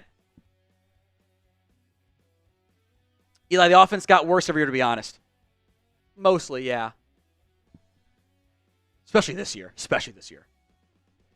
Dak barks out some signals. They put Brooks now in line. Turpin out wide. Play clock at a 5, 4. Handoff to Dowdle. Cuts it back and gets all but 2 yards of it. A lot more runs on this drive. That could take us down to the 4th quarter. It is the 3rd down coming up here. 3rd and 1.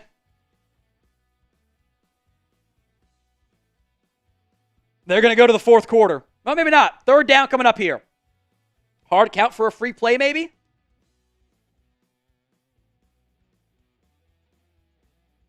They will not snap it. So 4th quarter coming up. It is 3rd and 1 3/4 coming up here. Super chat from Massive Matt I want to get to, by the way. It's a good question there. Good comment. Dallas down by 4 as the 4th quarter set to get going. Massive Matt. Why do you have such a hard time getting Lamb the ball in the second? I've been like that all year so far. Yeah, I don't know. I feel like to an extent there are probably some adjustments being made by the other team. But they just they just haven't done that stuff this drive. Like they had the incompletion on the pressure play to Lamb, where it was the pressure got home. What are you going to do there? And then there was another incompletion on, I think they're actually both pressure plays or a throwaway. Like it's weird to me. I think again it's probably a coaching issue. All right, the most comments in the next 60 seconds. It's Nick, so I don't even try to pronounce your last name anymore because I'm going to say it wrong. Just Nick D at this point. Most comments in the next 60 seconds is a free entry into our signed Drew Pearson mini helmet raffle. If we break the chat rate high, which is $5.91, I think we can do that. It will be it'll be 2 entries, I should say. Shout out to Anthony Green, also in to our Venmo 50-50 raffle. So he's gonna put down the 20 again. Took out his winnings, put the 20 right back in. I like the mindset, Anthony. Take home right now is 60, I believe. So most comments gets that free raffle entry. And if we break the chat, it's 2 raffle entries. I think Danny is also into our Venmo 50-50 raffle here. Danny Dimes at DC for Life 2024. That Marshall Green's burner account? They did win today, and I think Marshall will sleep better tonight.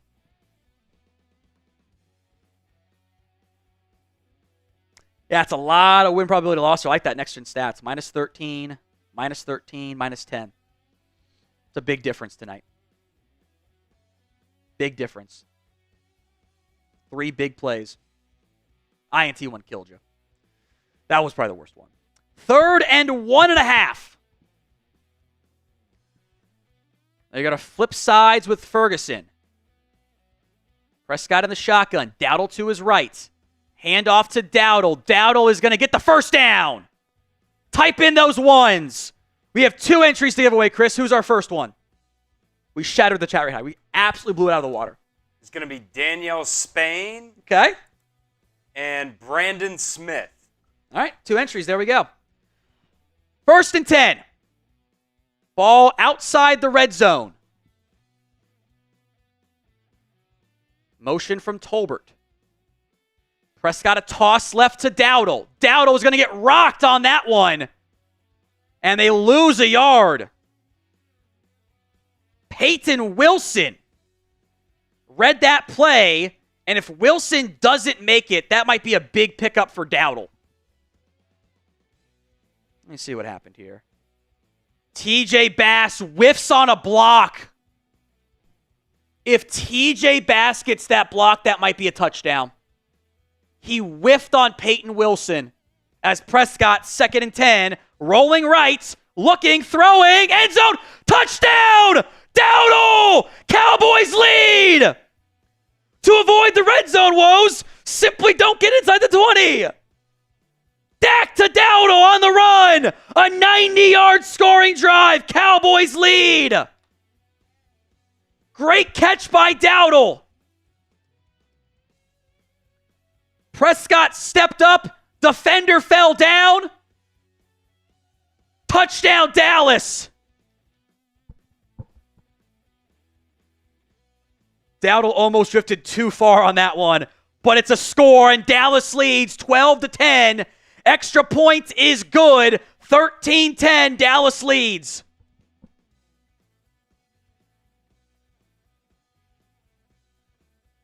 They finally get a touchdown. Dallas is on top. A 90-yard drive from the Cowboys.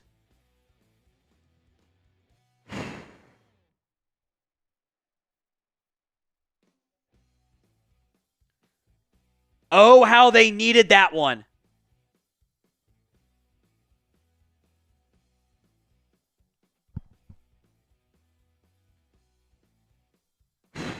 That's a big one. That's huge.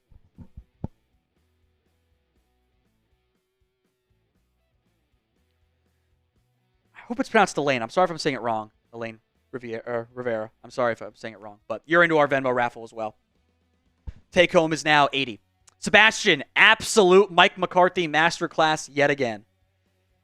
Is it a disaster class or a master class from McCarthy?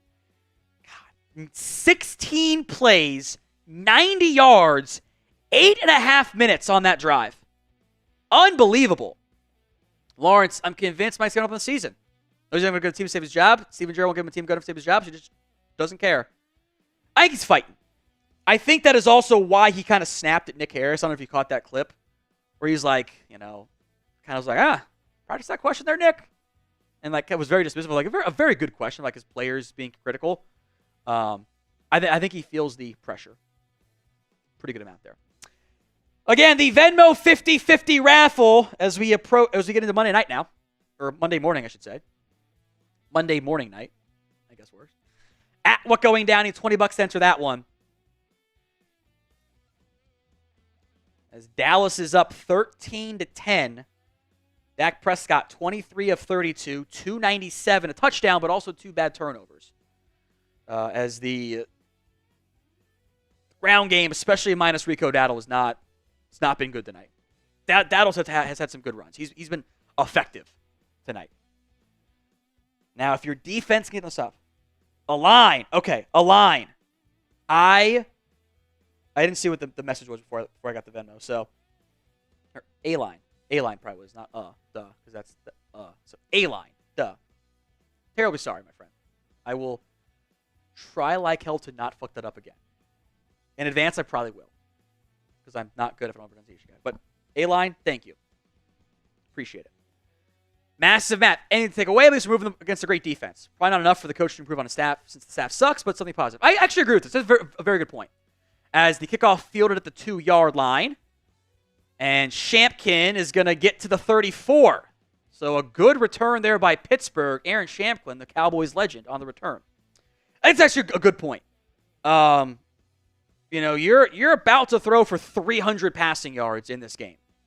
And you have a lot more yards than Pittsburgh's does, but the 2 turnovers have killed you.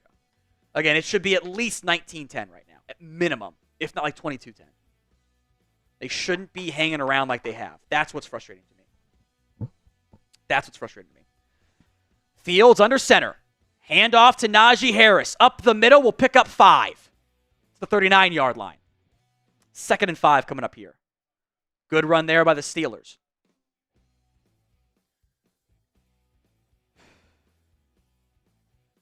In the 4th quarter, folks.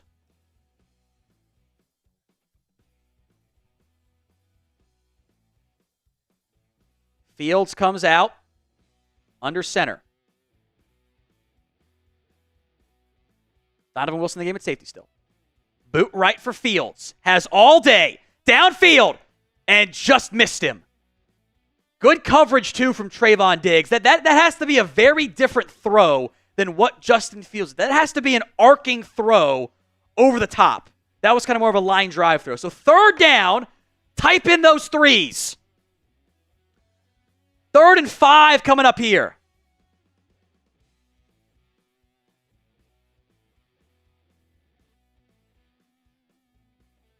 Third and 5. 13:05 to go in the football game.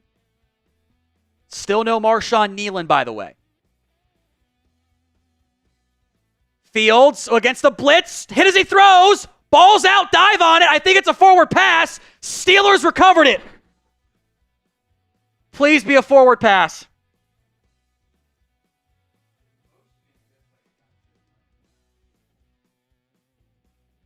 They ruled it a fumble.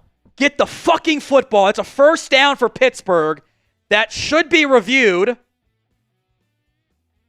This is one I'm challenging, by the way. That's a forward pass, and I think New York just overturned it. I'm pretty sure New York, who's still awake, buzzed in. Eric Kendricks hit Justin Fields' arm as it was going forward. That is an incomplete pass. They have to punt. I don't think I could have mentally handled the Steelers getting a fumble Ruski 1st down on a strip sack. I don't think I mentally could have handled that. Good. That's a good call. I thought that was a forward pass live. Glad they fixed it. So Waitman on the punt now again for Pittsburgh. Kevontae Turpin back deep.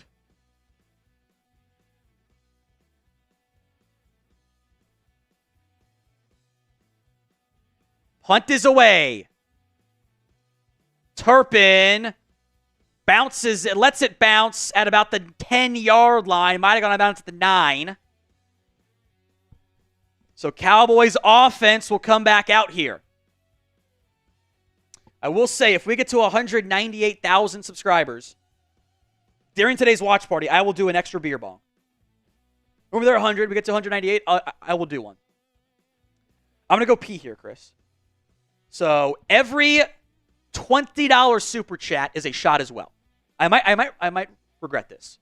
But I'm going to take a quick pee break. I should have enough time, I think. $20 super chat, I'll do a shot. 198K subs, I'll do a beer bong. Chris, take it away. All right, Cowboys up 13-10, getting the ball back here in the fourth quarter. Got a chance to go down and extend this lead. Let's see if they can finish the drive, though, man. They've been moving it up and down the field, but once they get to the red zone, that's been the biggest key.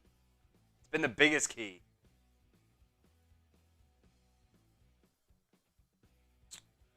Let's see. If you guys want to shout out while Tom is gone, go ahead and type me in the comments. I'll get some shout outs here.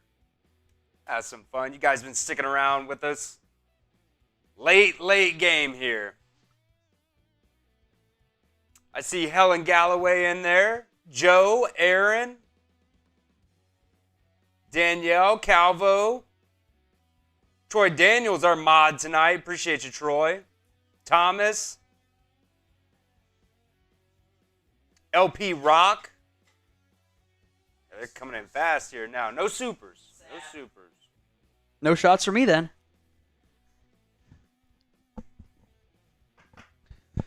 All right. Fourth quarter. It is Cowboys football. 300 subs away from a beer bong. I mean, do it, Chris. I mean, do it. There's a chance. I mean, we got 5,500 people watching right now. A lot of people. A lot of you guys aren't subbed. I know that.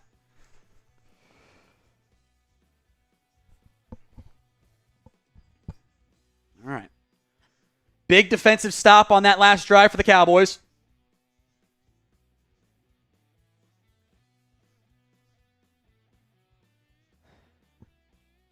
Some water here, too. That was a longer break than I thought I was going to have, by the way. I was like sprinting. I'm like, oh, I gotta go. Fourth quarter. Those ugly towels are out. Ball deep in the Cowboys' own territory here.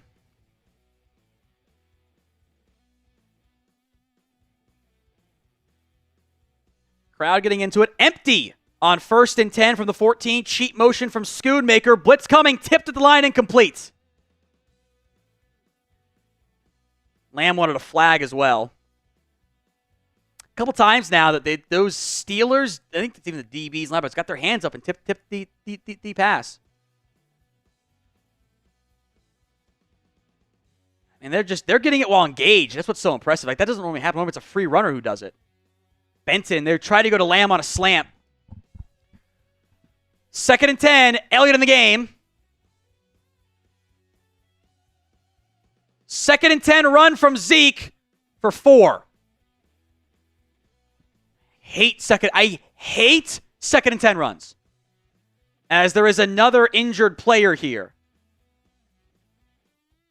Like oh great, Zach Martin is now down. Looks like he's cramping a little bit because they're stretching out that hamstring.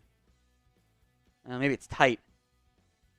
If Martin can't go, you're gonna have to either put Brock Hoffman at right guard, or you're gonna have to put TJ Bass at left guard, put Austin Richards in there at left tackle, and then put Smith back at left guard.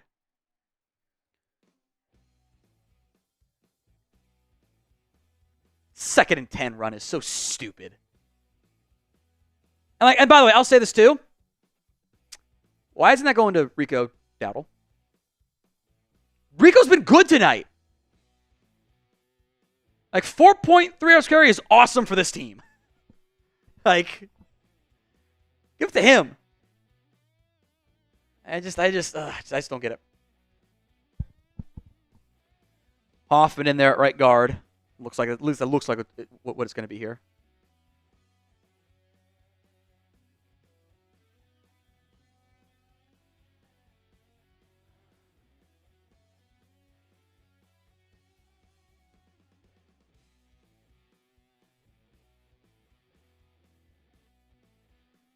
So it's going to be 3rd and 6 here because he ran it on 2nd and 10 again, which is frustrating.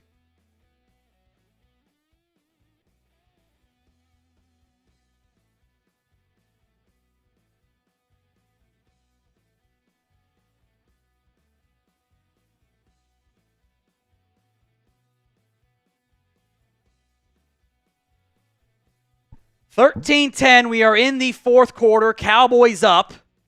It is going to be 3rd and 6 coming up here. We are doing our Venmo 50-50 raffle.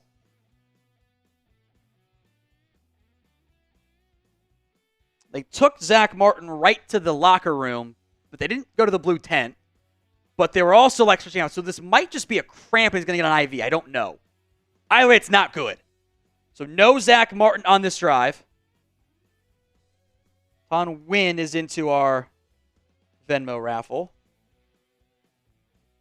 Hope I pronounced it correctly. If not, I'm sorry.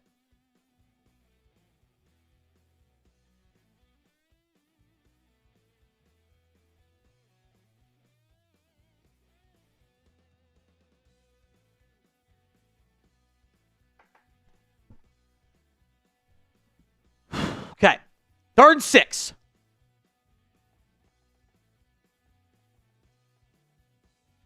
They're going to motion Dowdle from out wide to the backfield. Steelers again showing a pressure look. They also flashed a safety blitz. Or maybe he's going to be some robber zone looks. Lamb cheat motion. Shovel to Dowdle. Dowdle cuts it up. 1st down and more. Dowdle 30. Gets to the 32-yard line. See, outside runs work for this team.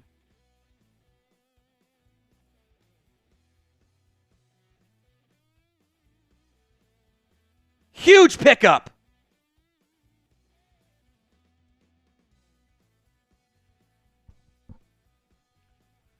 First and 10. Dowdle gets a breather. He's got 69 yards. Everyone type in nice. Elliott, the single back. 2 tight ends right. Ball to 31-yard line. Turpin in motion. Play action. Waggle. Got a man. It's Spanford. Spanford picks up 6-ish.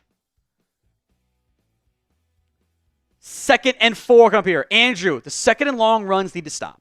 I don't want to impress his friends and family at home. Say, Mom and Dad, I suck at my job. I agree. Like Eli, quote of the day from Tom. 2nd and 10 runs are stupid. They are. They're a dumb play call. Especially right up the middle.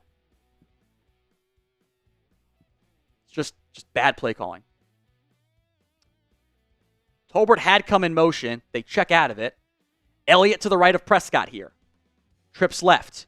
Dak a draw to Elliott. Elliott right up the middle. Gets the 1st down.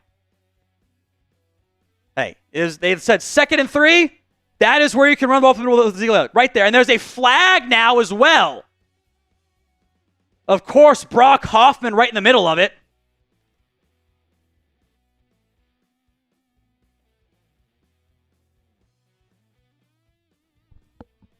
As DeMarvin Leal is down now too. Kind of doing this with his hand. Hopefully he's okay.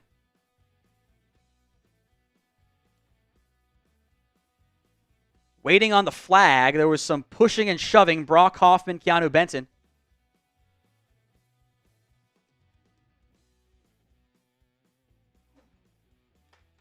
Fucking 15-yard personal foul penalty on Brock Hoffman.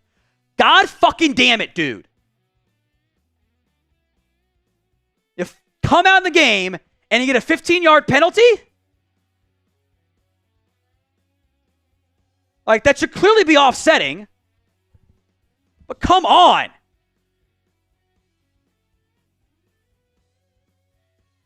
That should be offsetting, but Jesus.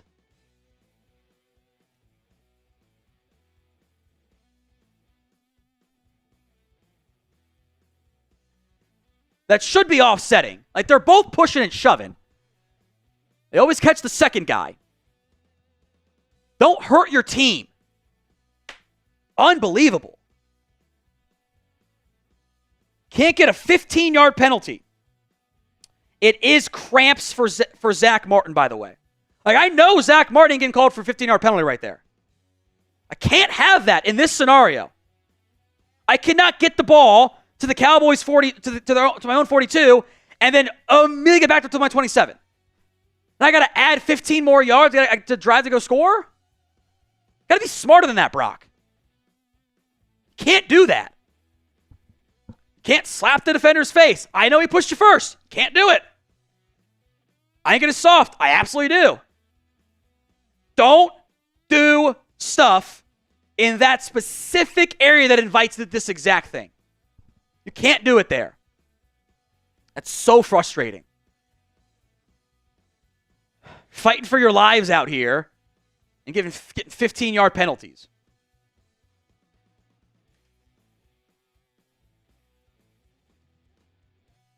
What are you up to in penalty yardage today? 10 for 80. Guys, it's really hard to win games like that. It's really hard to win games with double the amount of penalties. Can't do it there. Can't do it. Got to find a way to just not have that moment of weakness. It should have been offsetting at best. I agree with that. Should have been offsetting at best. Can't have it there.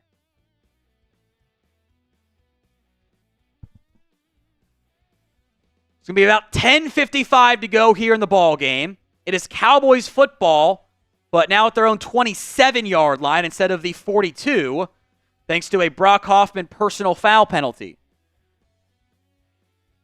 I really wish that had been offsetting. That's what it should have been. Can't have it. If we get to 198,000 subscribers, though, I'll do a beer bong. That's for 180 during the live show.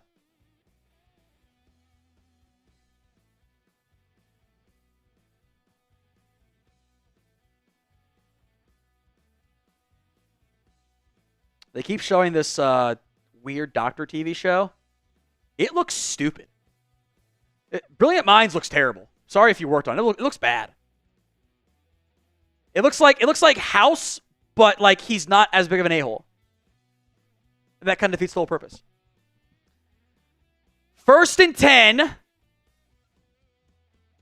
Now back at their own 27-yard line following the 15-yard penalty. Ezekiel Elliott still on the game. Lamb in motion. It's a pass. Prescott taking a shot. Downfield. Turpin. It's picked off again. Why are we throwing it there? And going the other way, the Steelers. I just don't understand this. Why is this the decision?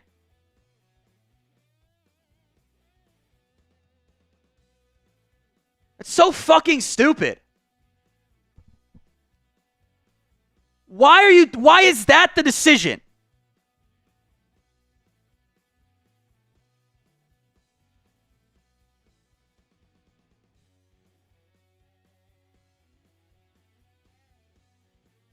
Why is that what you're doing there? It's another stupid turnover. Can't have it.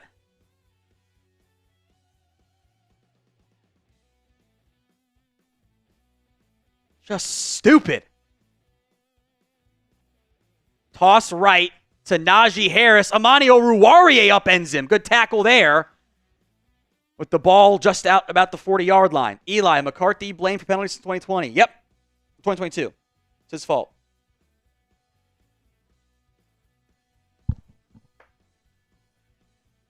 That deep shot shit never works like that. God. Stupid. Let him hang around.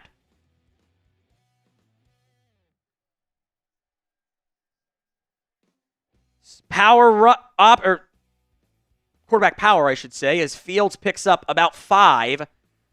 3rd and short in what's probably 4-down territory for Pittsburgh here. Stupid giveaways by our quarterback. Just a silly throw to make there. It's not open. It's a forced deep shot. I just don't like it.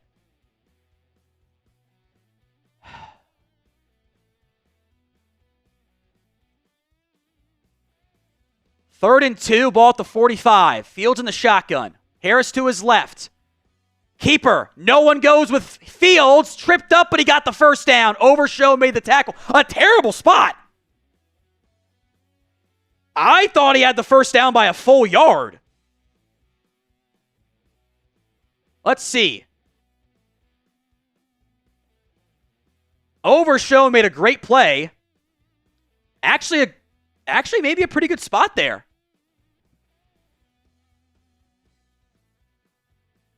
I think he is short. I can't tell what the first down marker is, though. That's close. I think he still got it, actually. They're going to measure it. That was pretty close.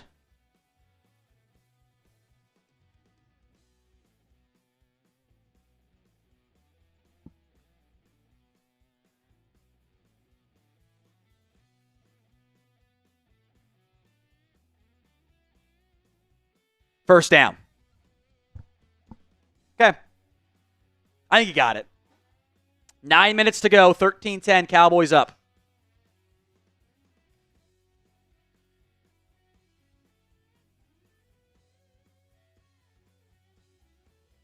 So 1st and 10 Steelers. Ball right around midfield.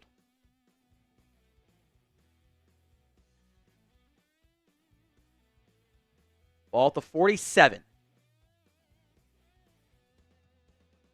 Field's going to go empty. You got to watch for the quarterback draw here.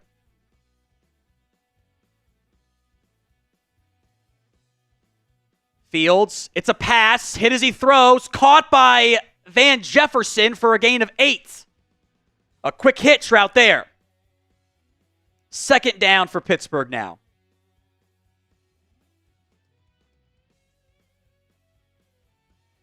Tyrus Wheat got home on the hit, but not in time.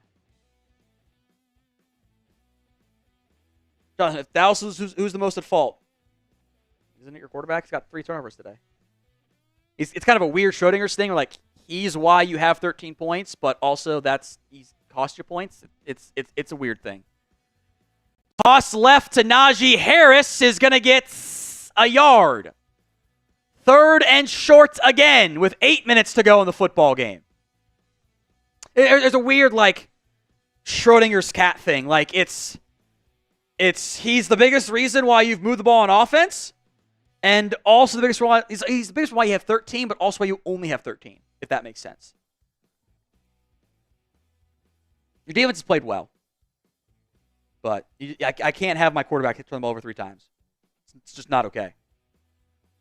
Under center field, it's a play action. Looking, throwing across his body, caught, dropped, incomplete.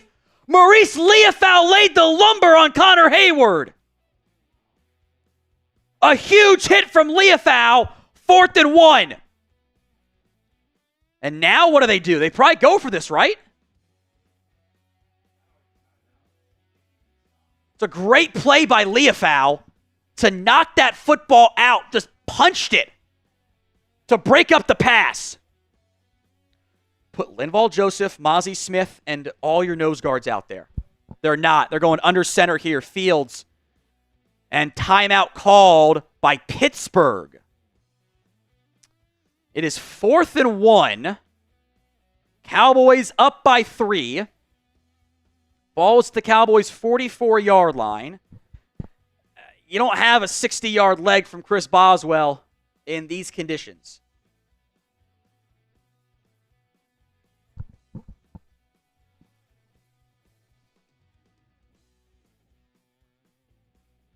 (13-10).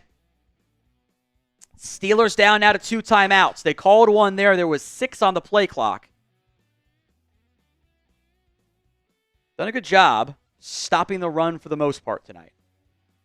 24 carries, just 91 yards. But the 3 turnovers by your quarterback have killed you.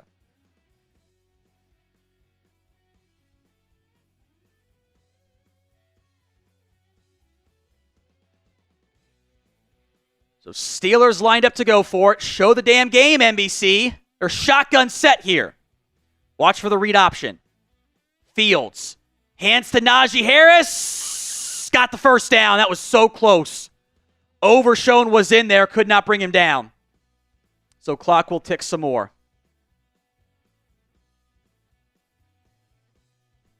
He didn't get the first down. Mike, he clearly got the first down, Mike. Maybe they can't tell from his sideline. This is the Cowboys sideline. He got it. The Cowboys line a little bit tougher to see, I guess. 1st and 10. You need a play. Fields in the shotgun. Drops back to pass. Downfield. Incomplete. Tried to go to Van Jefferson against Amani Oruwariye. They've really not thrown at Trayvon Diggs tonight. 2nd and 10. And they're going to keep testing that guy. I see Zach Martin back on the bench. Hopefully he can go back in the game here.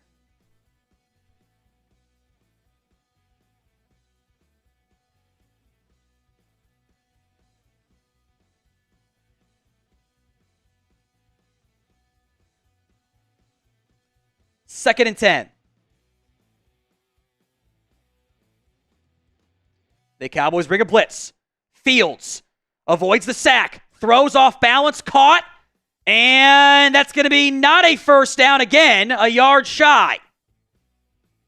Another 3rd and short. That was Brandon Johnson, the backup receiver, making a pickup. 3rd and short.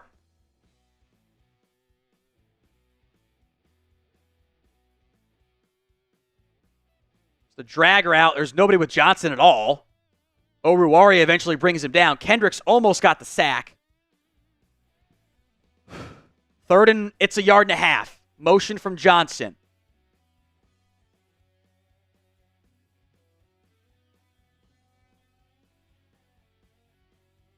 Fields has time. Flag comes out. First down pickup and more for George Pickens. Breaks a tackle from Malik Hooker. Wilson hits him late. And it's a late hit. God damn it, Donovan Wilson.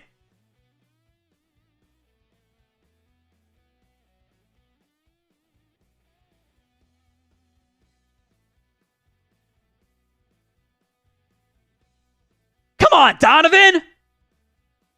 Why are you doing a late hit there? Unbelievable. Just stupid play.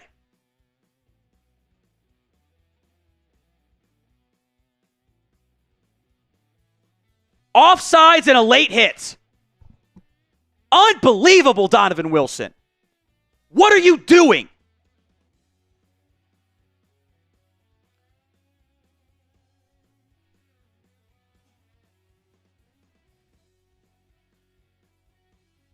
One.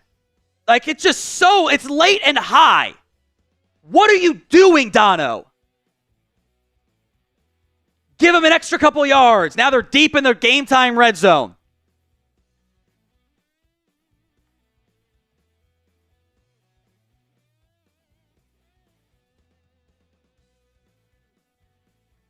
Handoff, Najee Harris stumbling and is going to get 2 yards on that one. And more pushing and shoving after the play.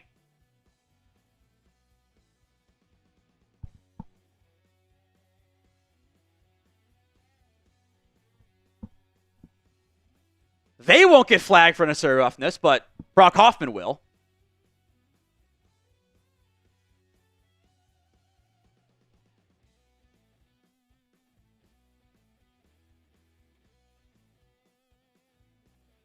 Second and goal from the 6. Harris in motion. It's a little shovel pass to Freiermuth, who's into the end zone for a touchdown. 4:56 to go. Pittsburgh's retaken the lead. All right. I need the quarterback to overcome the stupid fucking turnovers to go win the damn game now. You should be up 20-17 at worst right now. 21-17 maybe? 22, whatever it is. Like 19-16?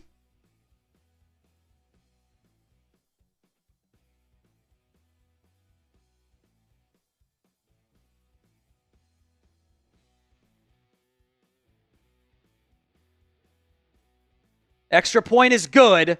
17-13. Steelers lead the Cowboys. 4:56 to go. 3 bad turnovers from the quarterback have killed you. They've moved the ball great beyond that, but that doesn't matter if you have the 3 turnovers tonight. A shovel pass to Freiermuth. I need Malik Hooker to be more physical here. He's just taking himself out of the play.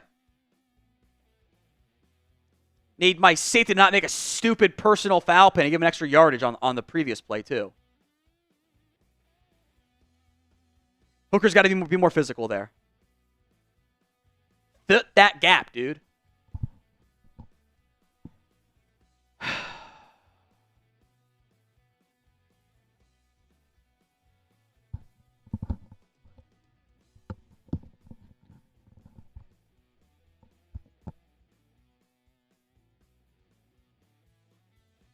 Good point made by the NBC broadcast. That's an eligible man downfield. Dan Moore's 3 yards downfield. He gets 1. That's never going to be called on a shovel pass. So, well, why not? A Packers fan. Have to say, watching this game, the refs have it out for y'all because Steelers are not this good to have more calls against. Yeah, it's when you got double the penalty yardage, you're in a bad spot, but not like they weren't penalties. Maybe the Hoffman one was the softest, but can't have it. Jose's into our Venmo 50-50 raffle as well. Touchback off the upright from Chris Boswell.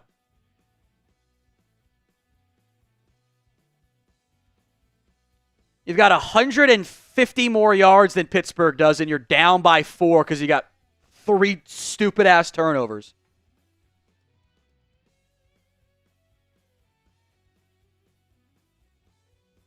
Bad fumble. Bad decision on the red zone interception. And then the stupid forced shot play that never works for this team.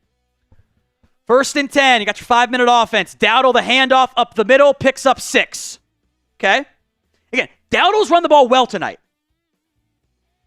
I am fine doing that.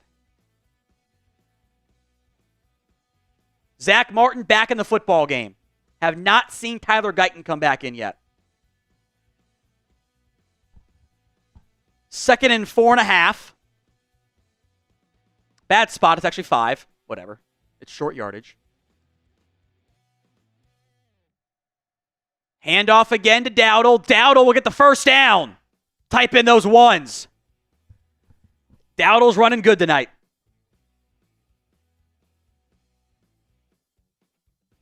He's got 16 carries for 82 yards.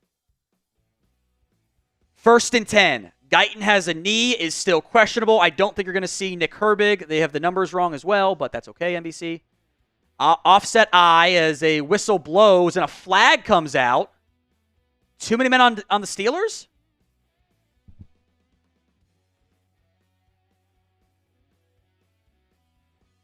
Timeout, Pittsburgh. They were gifted a timeout. They had too many men on the field there.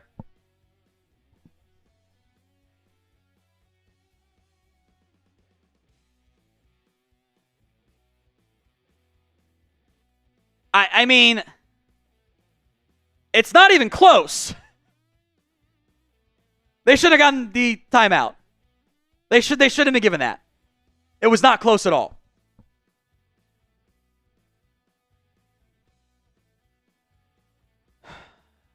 Inside of 4 to go. Dowdle, the offset eye back. Lipke, the fullback. 5-man front for Pittsburgh. Dak barks out some signals. There's 8 in the box.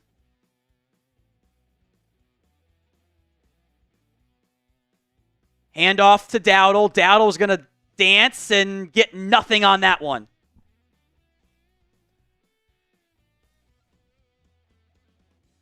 So 2nd and long as Dowdle will sub out. Elliott will sub in.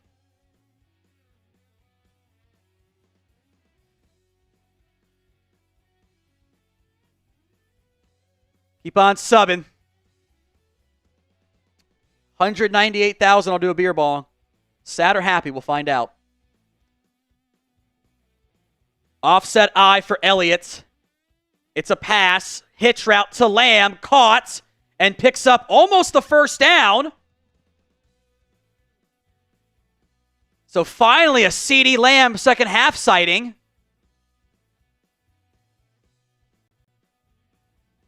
Looks like it's 3rd and short.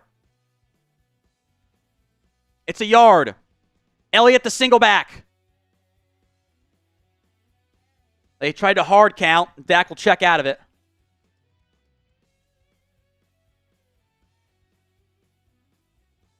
Toss right to Elliott. Elliott right at the marker. They're going to give him the spot for a first down. I don't know if they got it. I would go quick here. I don't know if they got it. First down, Dallas, though. I don't know if a toss on short yardage really is the best play I do, but hey, it's first down. Jonathan Taylor. Wants to tell me anything? Can't count us out till the clock is 0. He got it, actually. It's first down. It's a good spot by the official. Elliott's still in the game. 1st and 10, ball at the 47.5-yard line. Schoonmaker, cheat motion. Steelers bringing pressure. Prescott, downfield. Caught by Tolbert at the 40. A gain of 7. 2.5 to go in the football game. Andrew's a good point on his super chat. Why are there so many cramps for this team? I don't know. Like, there was a storm, so it's a bit more humid, but still. 2nd and 3. The Cowboys do not have to run a play here, but they are about to beat the 2-minute warning. Prescott, handoff to Dowdle. Dowdle first down and gets inside the 35 to the 32, 33-yard line. 2-minute warning. Change our pin pull to who you got.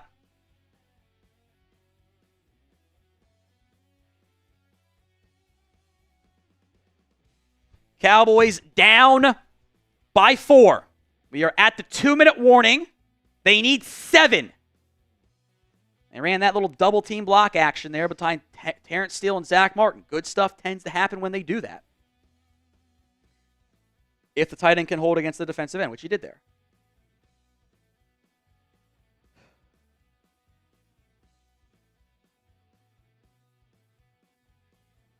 I think that was duo, by the way. I think they've dialed back some of that zone running stuff. 116 total yards for Rico Dowdle tonight. He's been awesome. 89 on the ground. Steelers have 1 timeout. Cowboys have 3.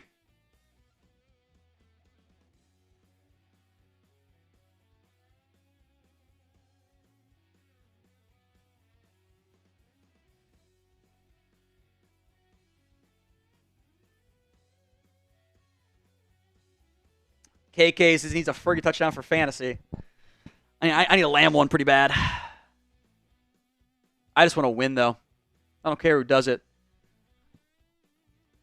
2-minute warning. Cowboys down by 4 in Steelers territory.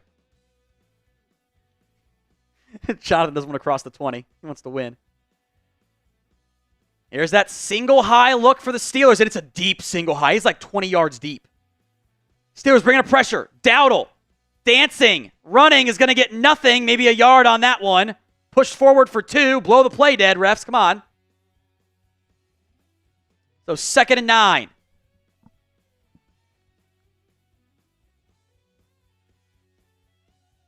Dowdle's jersey is green. Elliott subs in. Minute 35 to play. Dak tells Zeke the play. Lamb in the slot. Prescott looking. Check down. And I think that was tipped at the line of scrimmage, or he was hit as he threw it. That ball fluttered out. They were trying to go to Lamb on a little drag route. So 3rd and 9, minute 25 to go.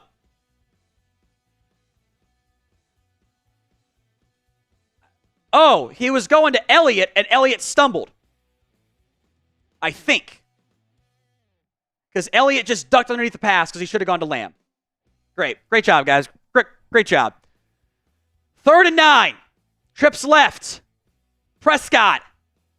Some time. Throws. Ferguson caught. Ferguson first down to the 21-yard line. Minute 20 left.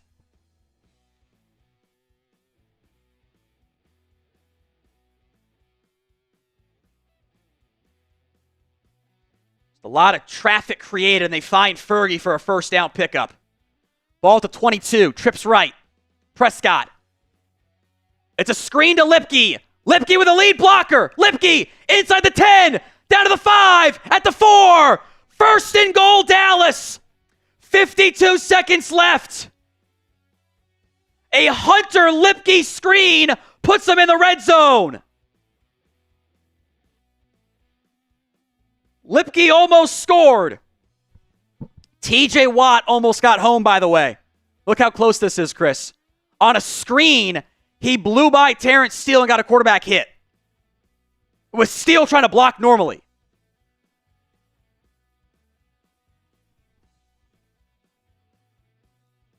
He had to guess that Lipke was open. He couldn't even look over there on that play. Dak couldn't.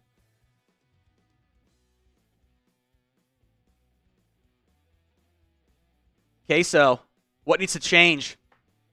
all kinds of stuff.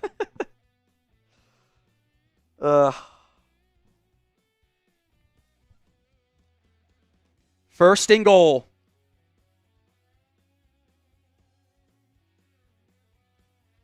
Putting the Lipke play on my timeline.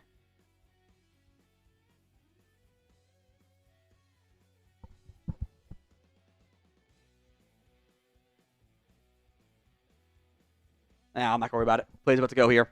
First and goal from the 3.5-yard line. Dowdle the single back. You can run the ball here. You have all 3 timeouts. You have 2 timeouts. I don't know why they else called one there.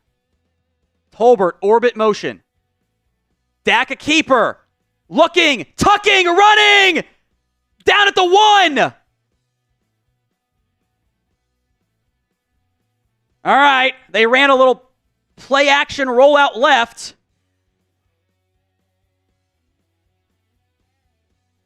God, he almost fumbled that ball.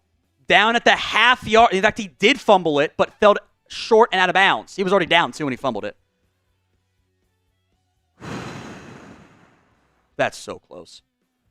It's almost a disaster. It is now first and goal from the half-yard line.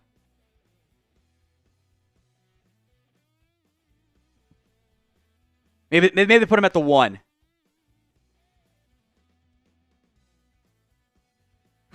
Very close.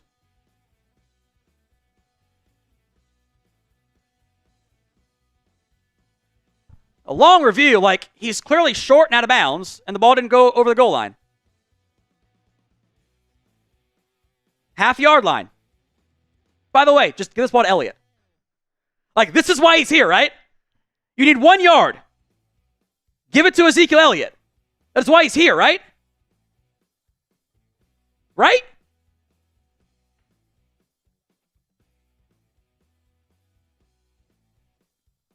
They're under review here.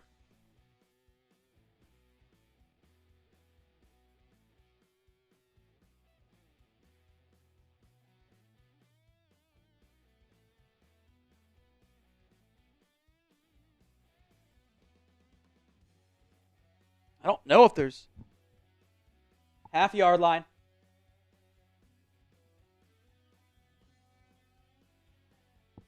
So they're going to reset the game clock to 47 seconds, ball at the half-yard line, and they'll see if either team wants to call a timeout.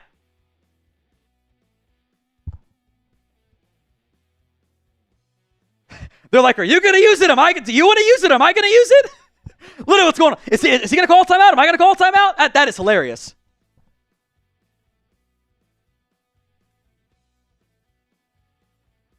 They're going to take off the 10-second runoff, 37 seconds left. They will start the game clock on the official signal. Second and goal from the half-yard line. Cowboys down by 4. 37 seconds left. The clock will run in just a moment. Rico Dowdle is the I-form back, Lipke at fullback. Extra tackle is awesome. Richards off the left side. Prescott to Dowdle. Fumbled it. Dak dove on it.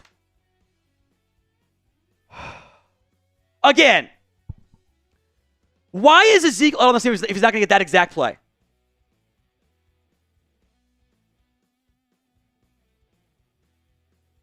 They dove on it back at the 4.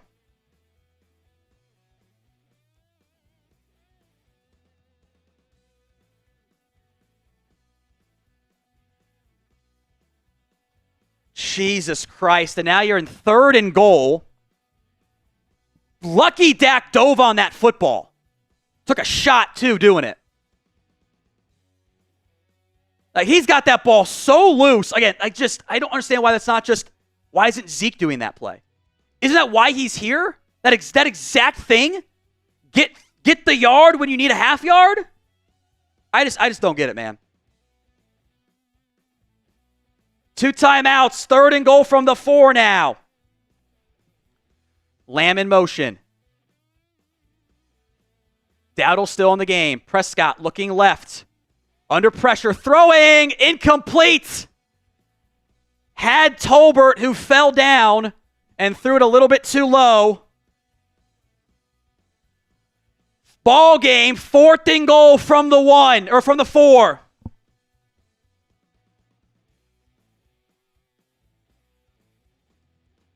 I think they have to sub Tolbert. I think the ball hit him in the nuts.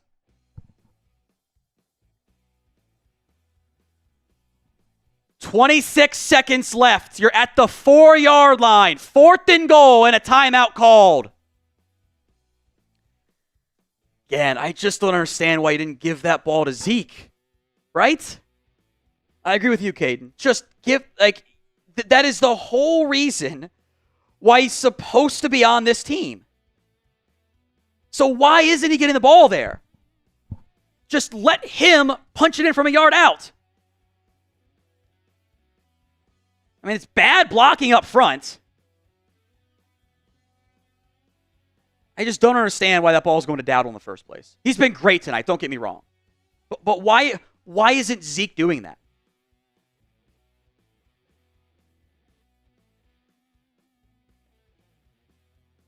I mean, you're lucky Dak saw that ball in time, because Miles Kilber almost got it. All right, ball game here.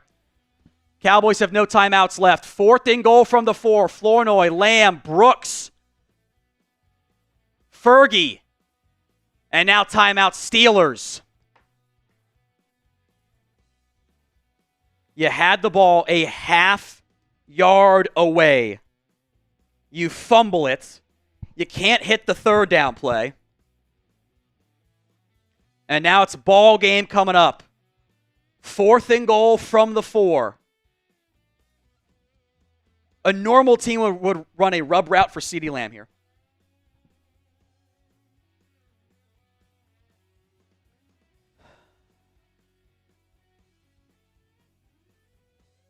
Hit that sub button, folks.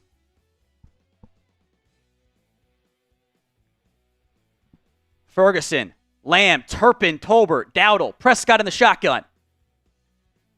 Drops back. Has some time. Throws. Tolbert. Touchdown. Jalen Tolbert. It's a score. 20 seconds left. The Cowboys deliver. Jalen motherfucking Tolbert. A score. Dallas leads by 2. Dak to Tolbert. Let's go.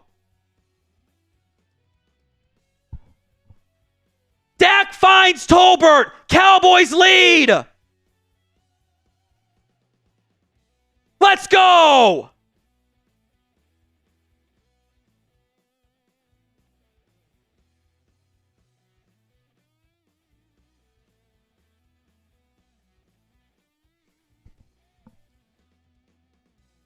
Offsides on the Steelers. They're trying to block it to tie it up.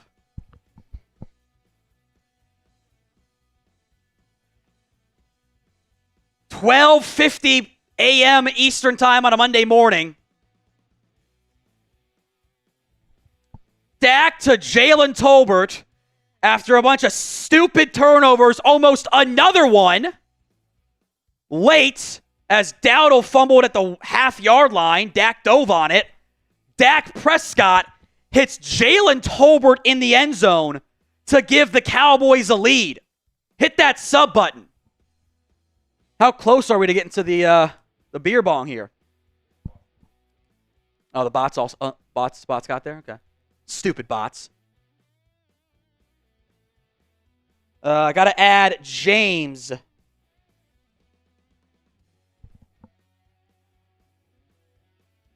Miller into our Venmo 50-50 raffle. So a shorter field goal try here, extra point try, I should say, from Aubrey. This is a chip shot. And offsides again. I get it from Pittsburgh. You're trying to block it.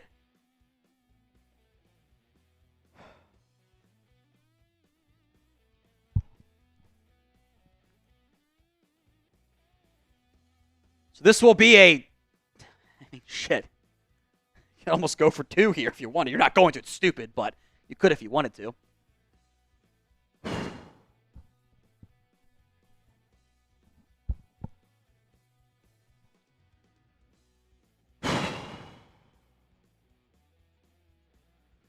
Cardiac Cowboys, man.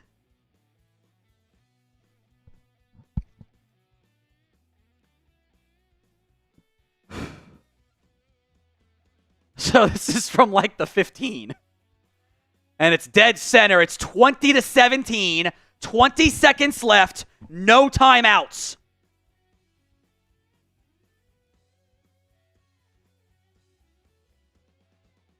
They fucking ran mesh, man. I mean, they ran mesh. They fucking ran mesh. And it worked. Oh, my God. That's all it is. It's mesh. They two guys go with Lamb on the mesh, and Tolbert's wide open. And a great throw. That's actually some tight coverage, frankly.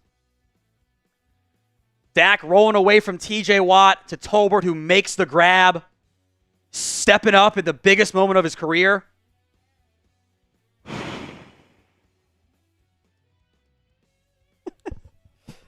Justin says he wasn't going to do another entry into the Venmo if they didn't score there, because he was going to lock off and go to bed, I'm sure.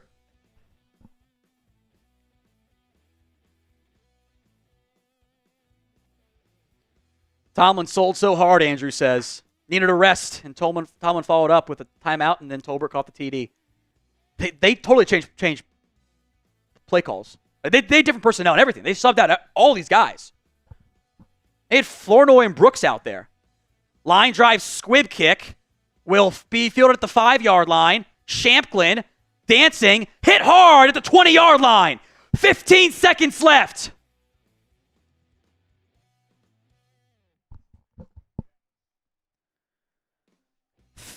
Cowboys 20, Steelers 17, 15 seconds left. Remember to subscribe.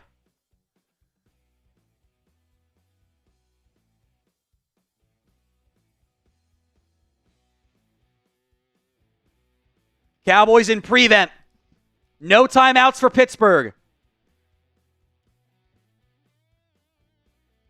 Fields. Time. Flushed. Pumping, throwing. Was he past the line of scrimmage? It's dropped on the pick.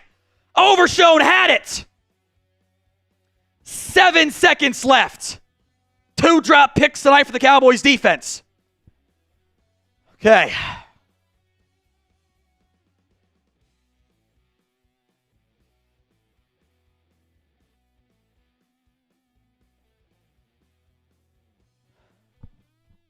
I have no idea how I'm going to go to sleep tonight. 2nd and 10. Well, they can't get the clock spiked. So they have 79 yards to go to win it on a walk-off.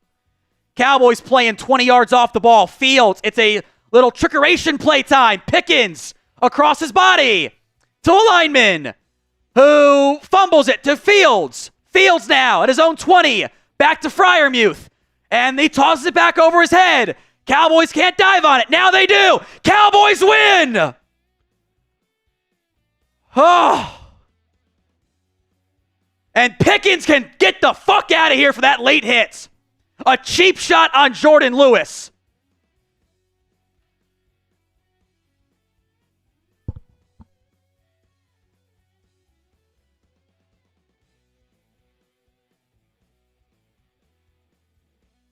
Cowboys.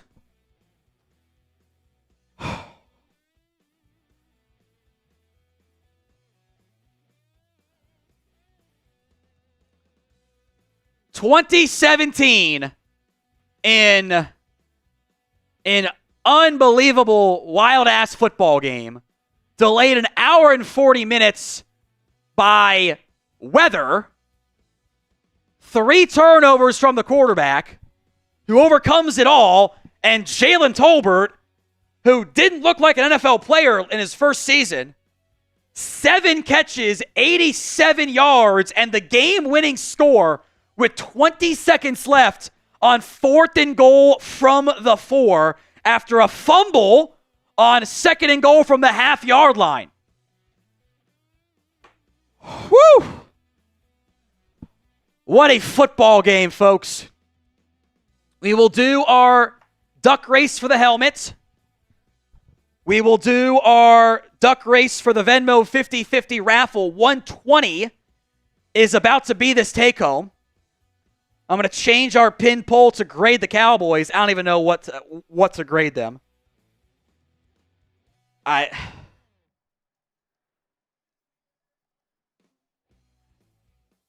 R for redemption? I don't know. I'm giving the game ball to Tolbert. Right? Caught the game-winning score. I kind of can't give it to the quarterback who had 3 turnovers. I can't. I can't do it. Whew.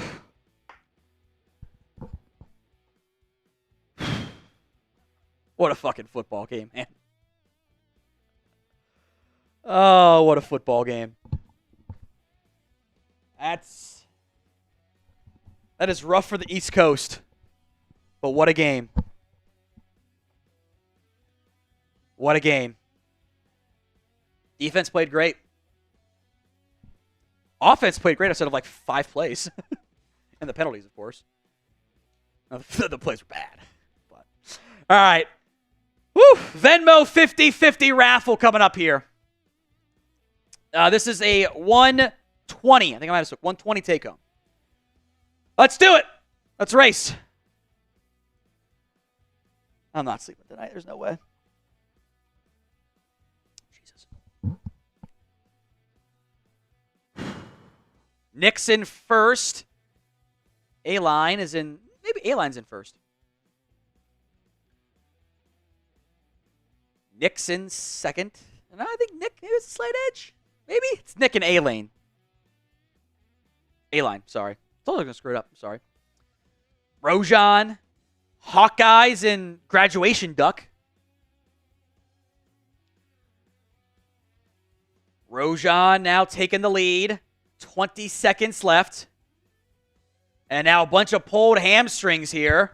They're cramping up just like the Cowboys were tonight. Nandor Bank, Spider-Man duck in the lead. Wait a minute. Here comes Nick. Strawberry duck. Justin Most, King duck. It might be a photo finish. It's Nick by a duck beak. Whatever the fuck it is, I'm too tired for this shit. Nick wins. 120 to Nick.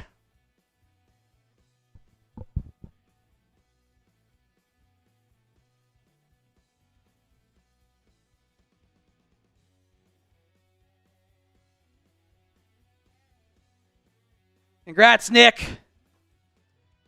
Cowboys win a long-ass football game.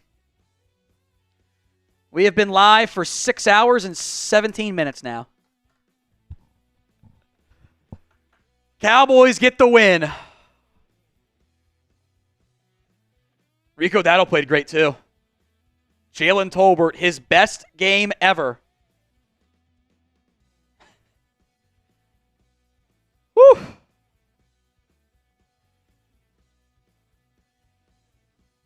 They ran mesh, thank God. All right, this next race is going to be for the signed Drew Pearson mini helmet. There's 154 entries for this one. Italian sausage, $100. Put him in the raffle. Oh, my goodness. Woo! Now, one more beer left. It's going to be a little bit warm.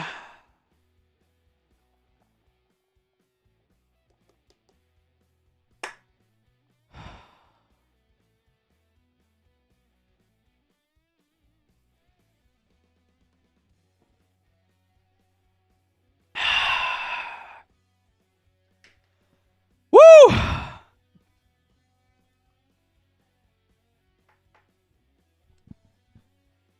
What a finish. Cowboys beat the Steelers on a game-winning Dak to Tolbert touchdown with 20 seconds left. Thought Mike called a better game, by the way. I really do. I'll give him credit for that one. All right.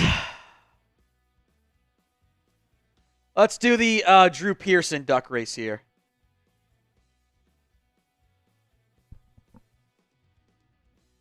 Let's ride. I agree. I'm just going to shout out Cowboys 2010 Super Chat here. Fucking cardiac Cowboys in prime time. Yeah, I agree.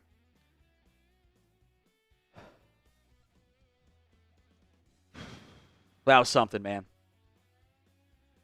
He had almost 370 in yards of offense. Pretty good. Almost 370 or 470. All right, Marcus Arnold's in first. Man, you needed that win. Marcus is in the lead. Andres Yabarvo gaining ground and looks like a Viking duck. Oh, it's Duck Cheney pulling a hamstring and Marcus. Dwayne Jackson, striped duck, in first. Massive Matt pulling up. Anthony McMillan, grandma duck. Here comes Robert Brooks. Here comes Dwayne Jackson. Well, I guess we misspelled.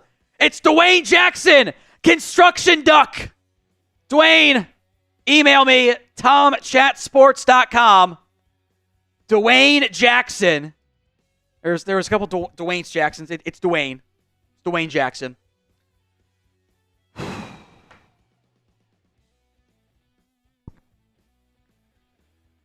Unbelievable football game in Dallas. Grade the Cowboys for me. A, B, C, D, or F. I'm going to push that across there too, Chris. You're good. I know you're building post game, which was that's not a quick post game one to build. I'll tell you that much. That. Do we do the listicles real quick? Sweet. A, B, C, D, or F. B might be right there. 20% A, 39% B, 34% C. I would never go lower than a C in a win. Cardiac Cowboys found a way to win. They found a way. There's a lot to improve on. You had a couple just stupid turnovers by the quarterback. Delivered in the end after they almost fucking fumbled it away twice on that final drive, really, because Dak almost fumbled it too. They rolled him down. Jesus.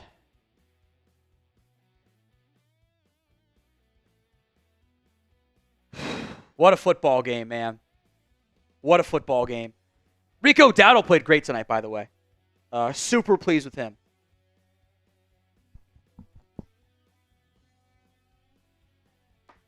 Very pleased with him.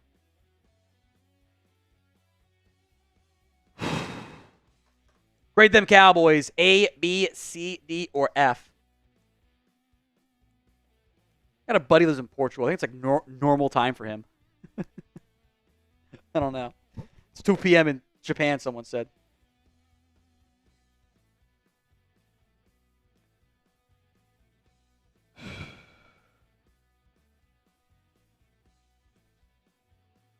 Grade the Cowboys. A, B, C, D, or F.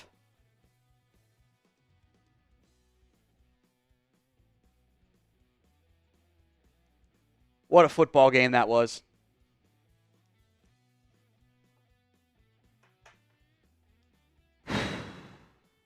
That was something. Some stats I'll shout out in this one as we get ready for our post-game show. I'm going to need like 8 throat lozenges tomorrow. I can already feel it. It's sore. Rico Dowdle, 20 carries, 87 yards. Cowboys ground game had 31 for 109. That includes a loss of 6 from Turpin, which I don't even remember that play. I don't even remember it. I think it was one of the orbit motion plays. Tolbert is your leading receiver, 7 for 87 and a touchdown. Jake Ferguson, 6 for 70. CeeDee Lamb, only 5 for 62.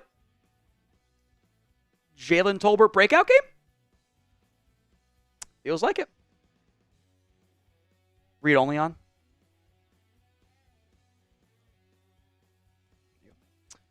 Turpin, 4 for 50. Dowdle, 2 for 27 and a score, too. Dowdle played great, man. Look, he is your number one back. Full stop. Full stop. He is your guy. Took you a little bit to figure it out. At least acknowledge it. He is your guy. Hopefully Marshawn Nealon is okay. And Guyton, too. Both guys did not return. But we'll see. What a game. There has been 15 and a half straight hours of football today.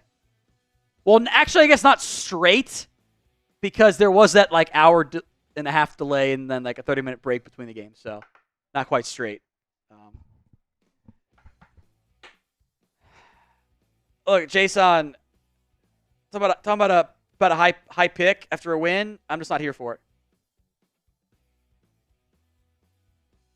Just not here for it.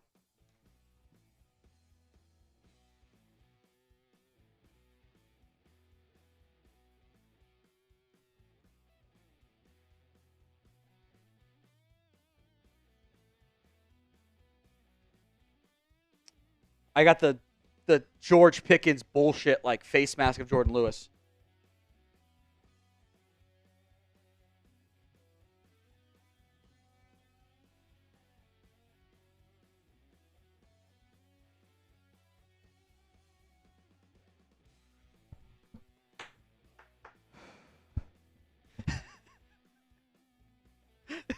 GameStop's your sponsor. I'm just going to shout out Caden Super Chat. I love this. Dak is the first person to throw 2 interceptions in 2 days and win in regulation. I think you're right on that. Hilarious stat. Hilarious stat.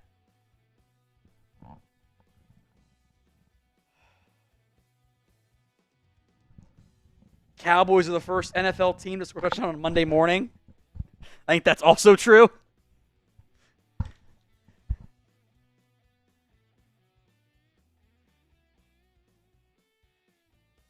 They've never lost a Monday morning game. 1 a.m., baby. All right, you ready for the post-game show? Let's ride. Cowboys. What a freaking game that was, man. Let's break it down here on the Cowboys Report. It was not pretty.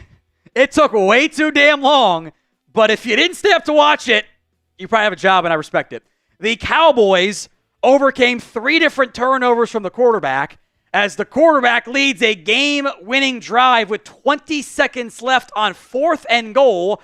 After Rico Dowdle fumbled on the half-yard line, Dak dove on it and found Tolbert for the game winner with 20 seconds left. An unbelievable football game as the Dallas Cowboys come out on top 20-17 in a critical win over the Pittsburgh Steelers. We'll break it all down for you, the good, the bad, and the ugly. First, injury news. Marshawn Kneeland, already down Micah Parsons. Already down Sam Williams, Tank Lawrence. The number 4 edge, Marshawn, left the game early with a knee injury as Dallas played a bunch of Chauncey Golston and Tyrus. They each had a half sack. They gave a lot of Carl Lawson run in there as well. Kneeland left the game early. Did not return, was carted off. No updates as of film. We probably won't know till pretty late Monday, frankly, because they're going to have a long travel time back. Not going to get back to like 6 a.m. or something, even Central Time. But concerning there for Marshawn Kneeland would be a big loss. The second-round pick goes down, and the first-round pick goes down. Tyler Guyton left with, I think was a knee, was back on the sidelines but did not return. He didn't have a great game early. He's had some issues. The Tyler Smith was also not that great either. They've got issues overall there. But concerning on that front for Guyton and for the rest of the crew. Now, we'll keep you guys updated on that injury news stuff.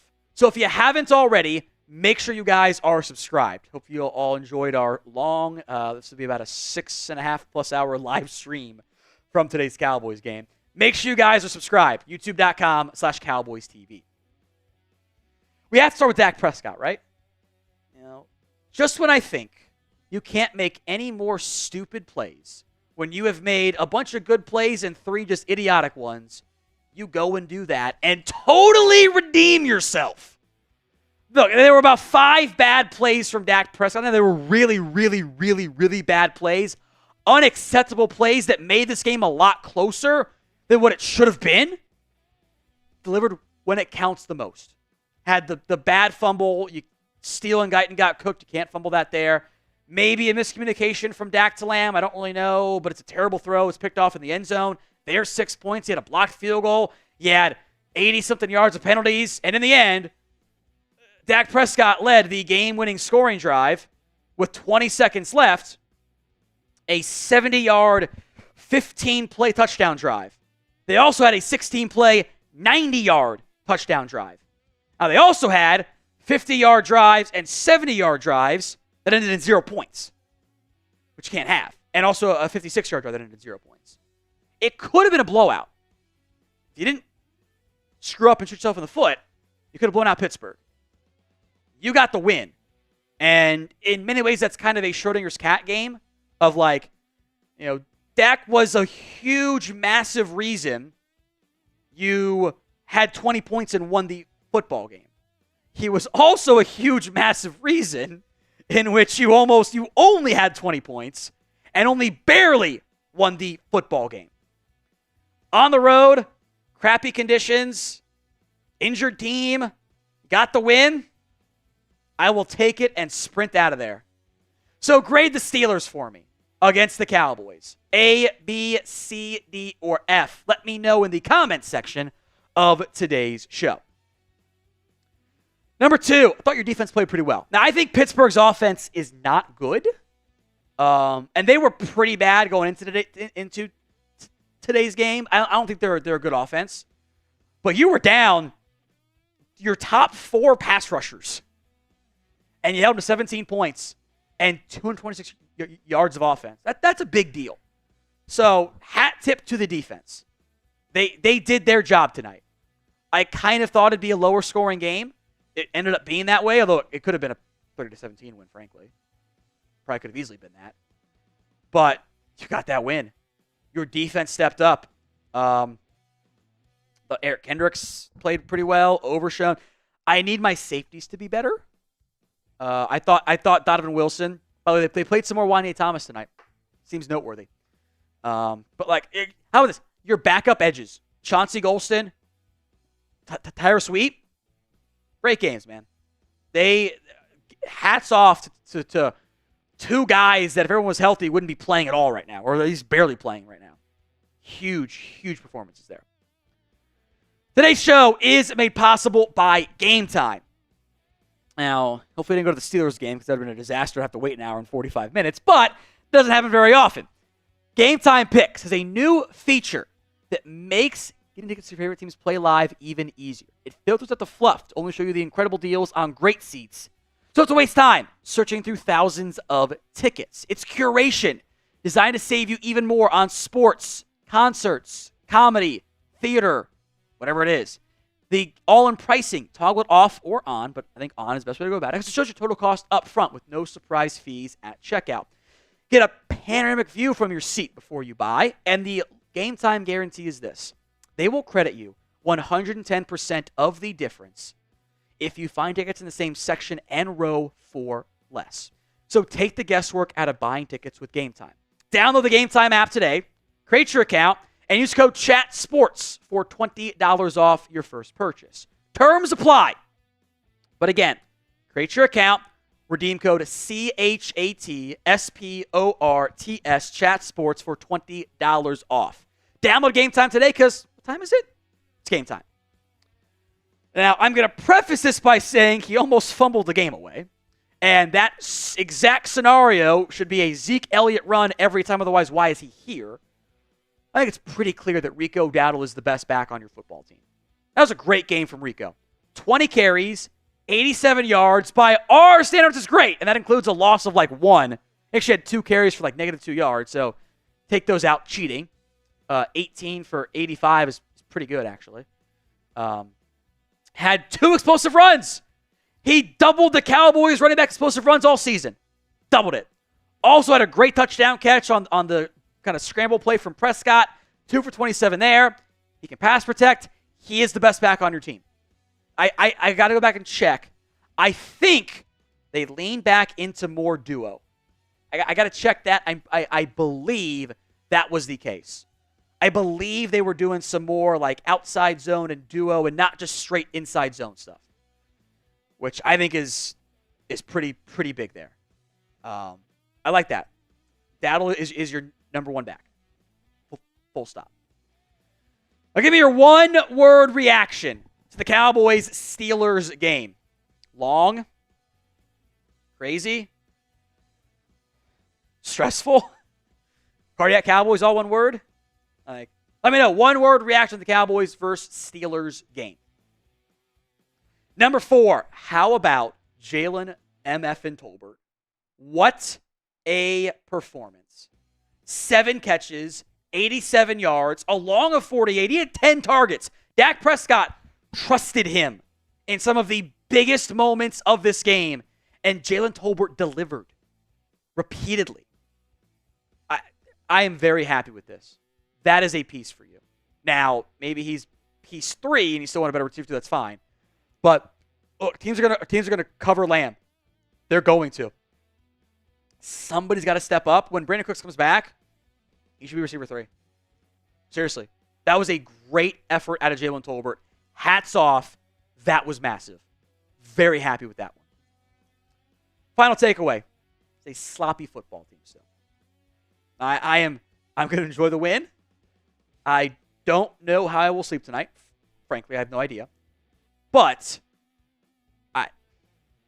you got issues still, man. 87 penalty yards on 11 penalties, nearly double what the Steelers had. 3 turnovers. You constantly shoot yourself in the foot. You have a block kick in this one. Like, you cost yourself so many points and chances in this game.